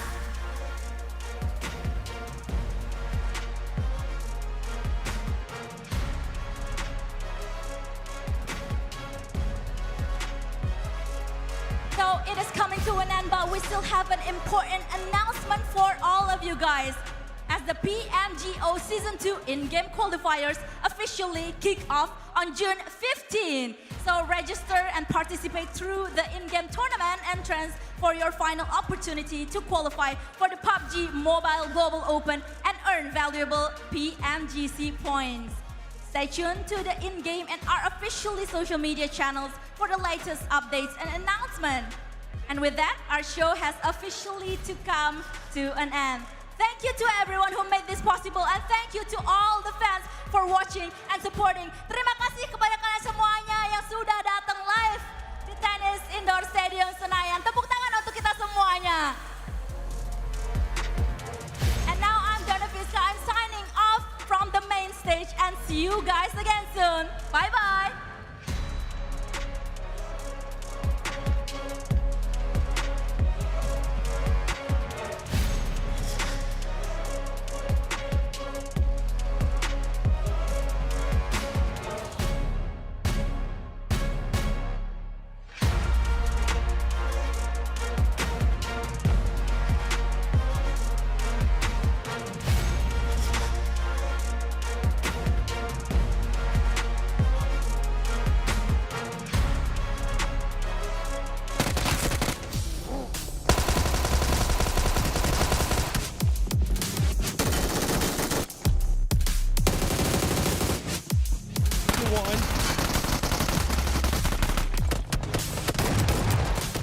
Global team in the world is from Pakistan. Damn right it is. I nearly lost my voice just screaming so much for that squad because, boy, I was going through it just like I'm pretty sure all of Pakistan was in that last match. From them only finishing the match with just 2 players, and then also, at one point, it seemed like they were actually going to crash 4 Thrives. Oh, they lost 2 players after, and all of Turkey was like, oh no! Oh no! Yeah, 2 countries just sweating it out at the end of that game, but still heavily deserved. They deserve to get this one. They had so many good moments throughout the entirety of this first season of PMGO. It was a bit dicey at the end, right? But they still eke it out. It was very dicey at the end, and IQ said we're coming for that PMWC. 4 Thrives. I'm a big fan. Congratulations here. But in a 3-day tournament, that might not end up happening. There's a lot of issues to be fixed in the future, but for right now, just celebrate and enjoy the money and the trophy. Hey, that 3-day tournament's coming right around the corner, and I'll tell you one thing, guys. 7WG is going to need a manicure because that man's nails are gone. Yep. You're absolutely right. Oh, man. Let's take a look here at the winner chicken dinner team stats as we look at Aurora. GG's. Wait, they won?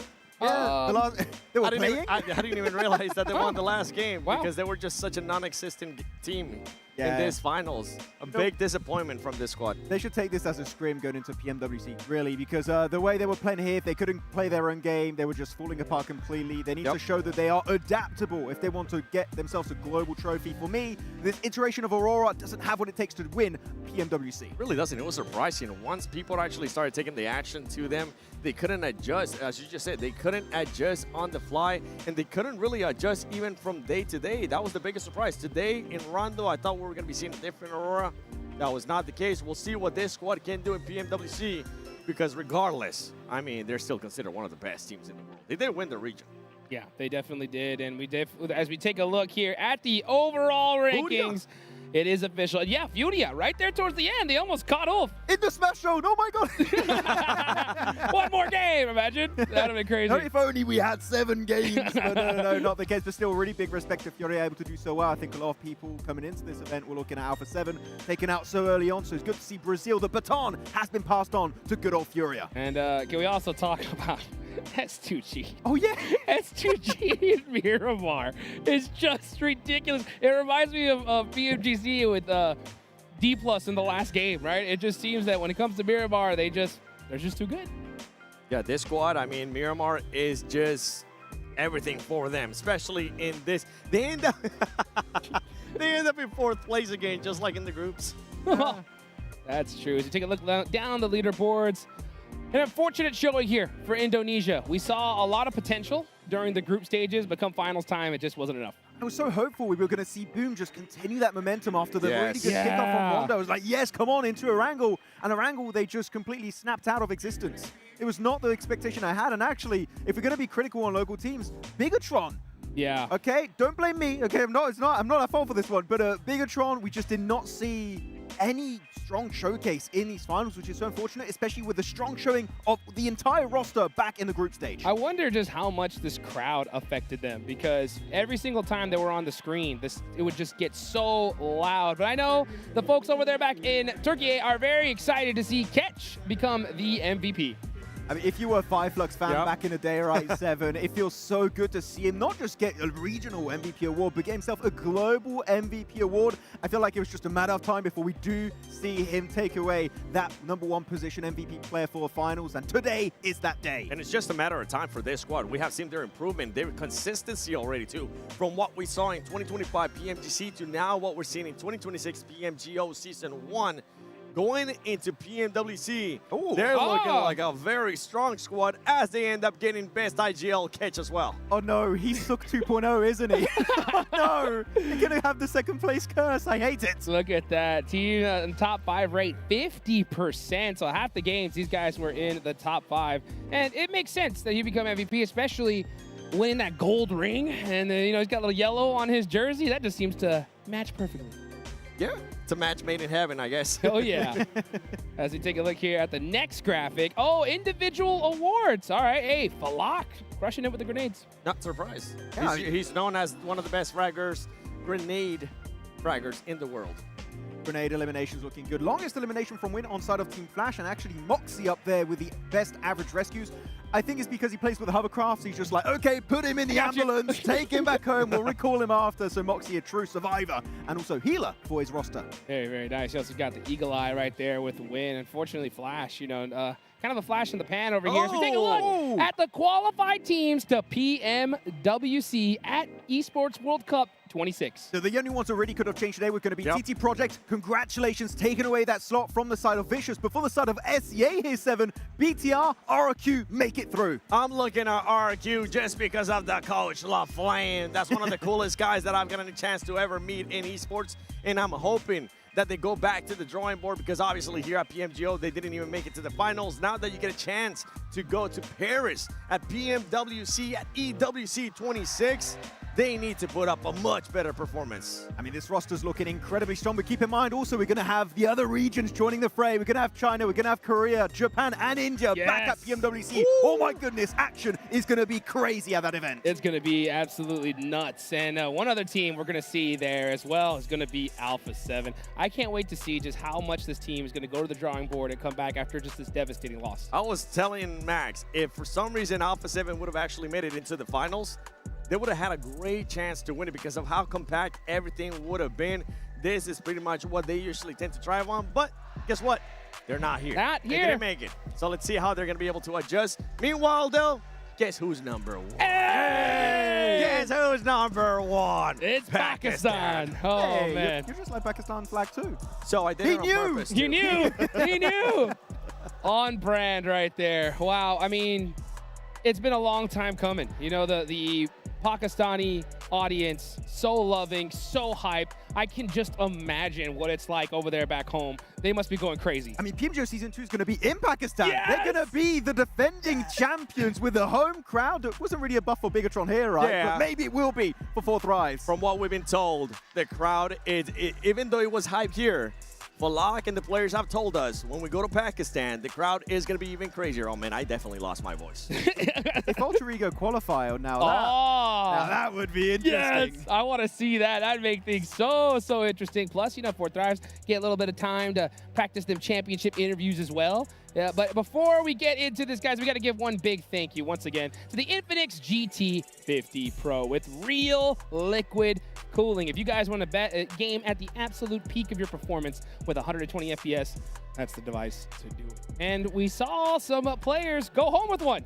here at the end of the day, Max. Yeah, there were so many given to everyone, it feels like. You get a vote. The entirety of 4th Rise, and Ketch also getting one for himself. Something to keep in mind is that PMGO Season 2 in-game qualifiers officially kick off June 15, Jukes. Yes, as you can see right there, you got that QR code right there at the bottom. Scan it. Maybe we get another world record in just a minute, in just a short amount of time. Look, I'm going to sign up again. Can I have a team, please? I didn't find anyone for Season 1. I'm going to try again this time. I'd rather you don't sign up and you stick right here with me on the desk. Yeah, it would be I would not qualify. Well, it's the thought that counts. Guys, it's been an absolute just fiesta over here in Jakarta, Indonesia. The people have been so welcoming. It's been incredible. Do you have any final thoughts before we wrap the show? You want to go first? Go first. I go Max. first. No, it's been really exciting here. PMGO Season 1. Different regions every time. First one, it was going to be for Japan. Then you had the side of Regnum Kara taken away for Turkey. Now another region takes home the trophy of PMGO Season 1. PMGO Season 2 is not that far away, realistically, just after PMWC. So I cannot wait to see what the rest of 2026 has to offer. This just set the tone for everything that's coming our way. Usually PUBG Mobile Esports start off slow, and then it picks up, and then it's just on full-on blast towards the end. PMWC is going to be super exciting. As you mentioned, we're going to have other regions, and I can't wait to see if Pakistan can represent over there as well, and maybe get back-to-back global championships. Hey, mark your calendars. That's going to be happening August 6th to the 16th. For myself, Hot Jukes here with Maxman, the 7WG, Blank John Allen, all the talent, everybody that put this together. One big thank you, and thank you guys for watching. That is it. Jakarta, Indonesia, done. Congrats to 4 Thrives, and y'all have a wonderful night.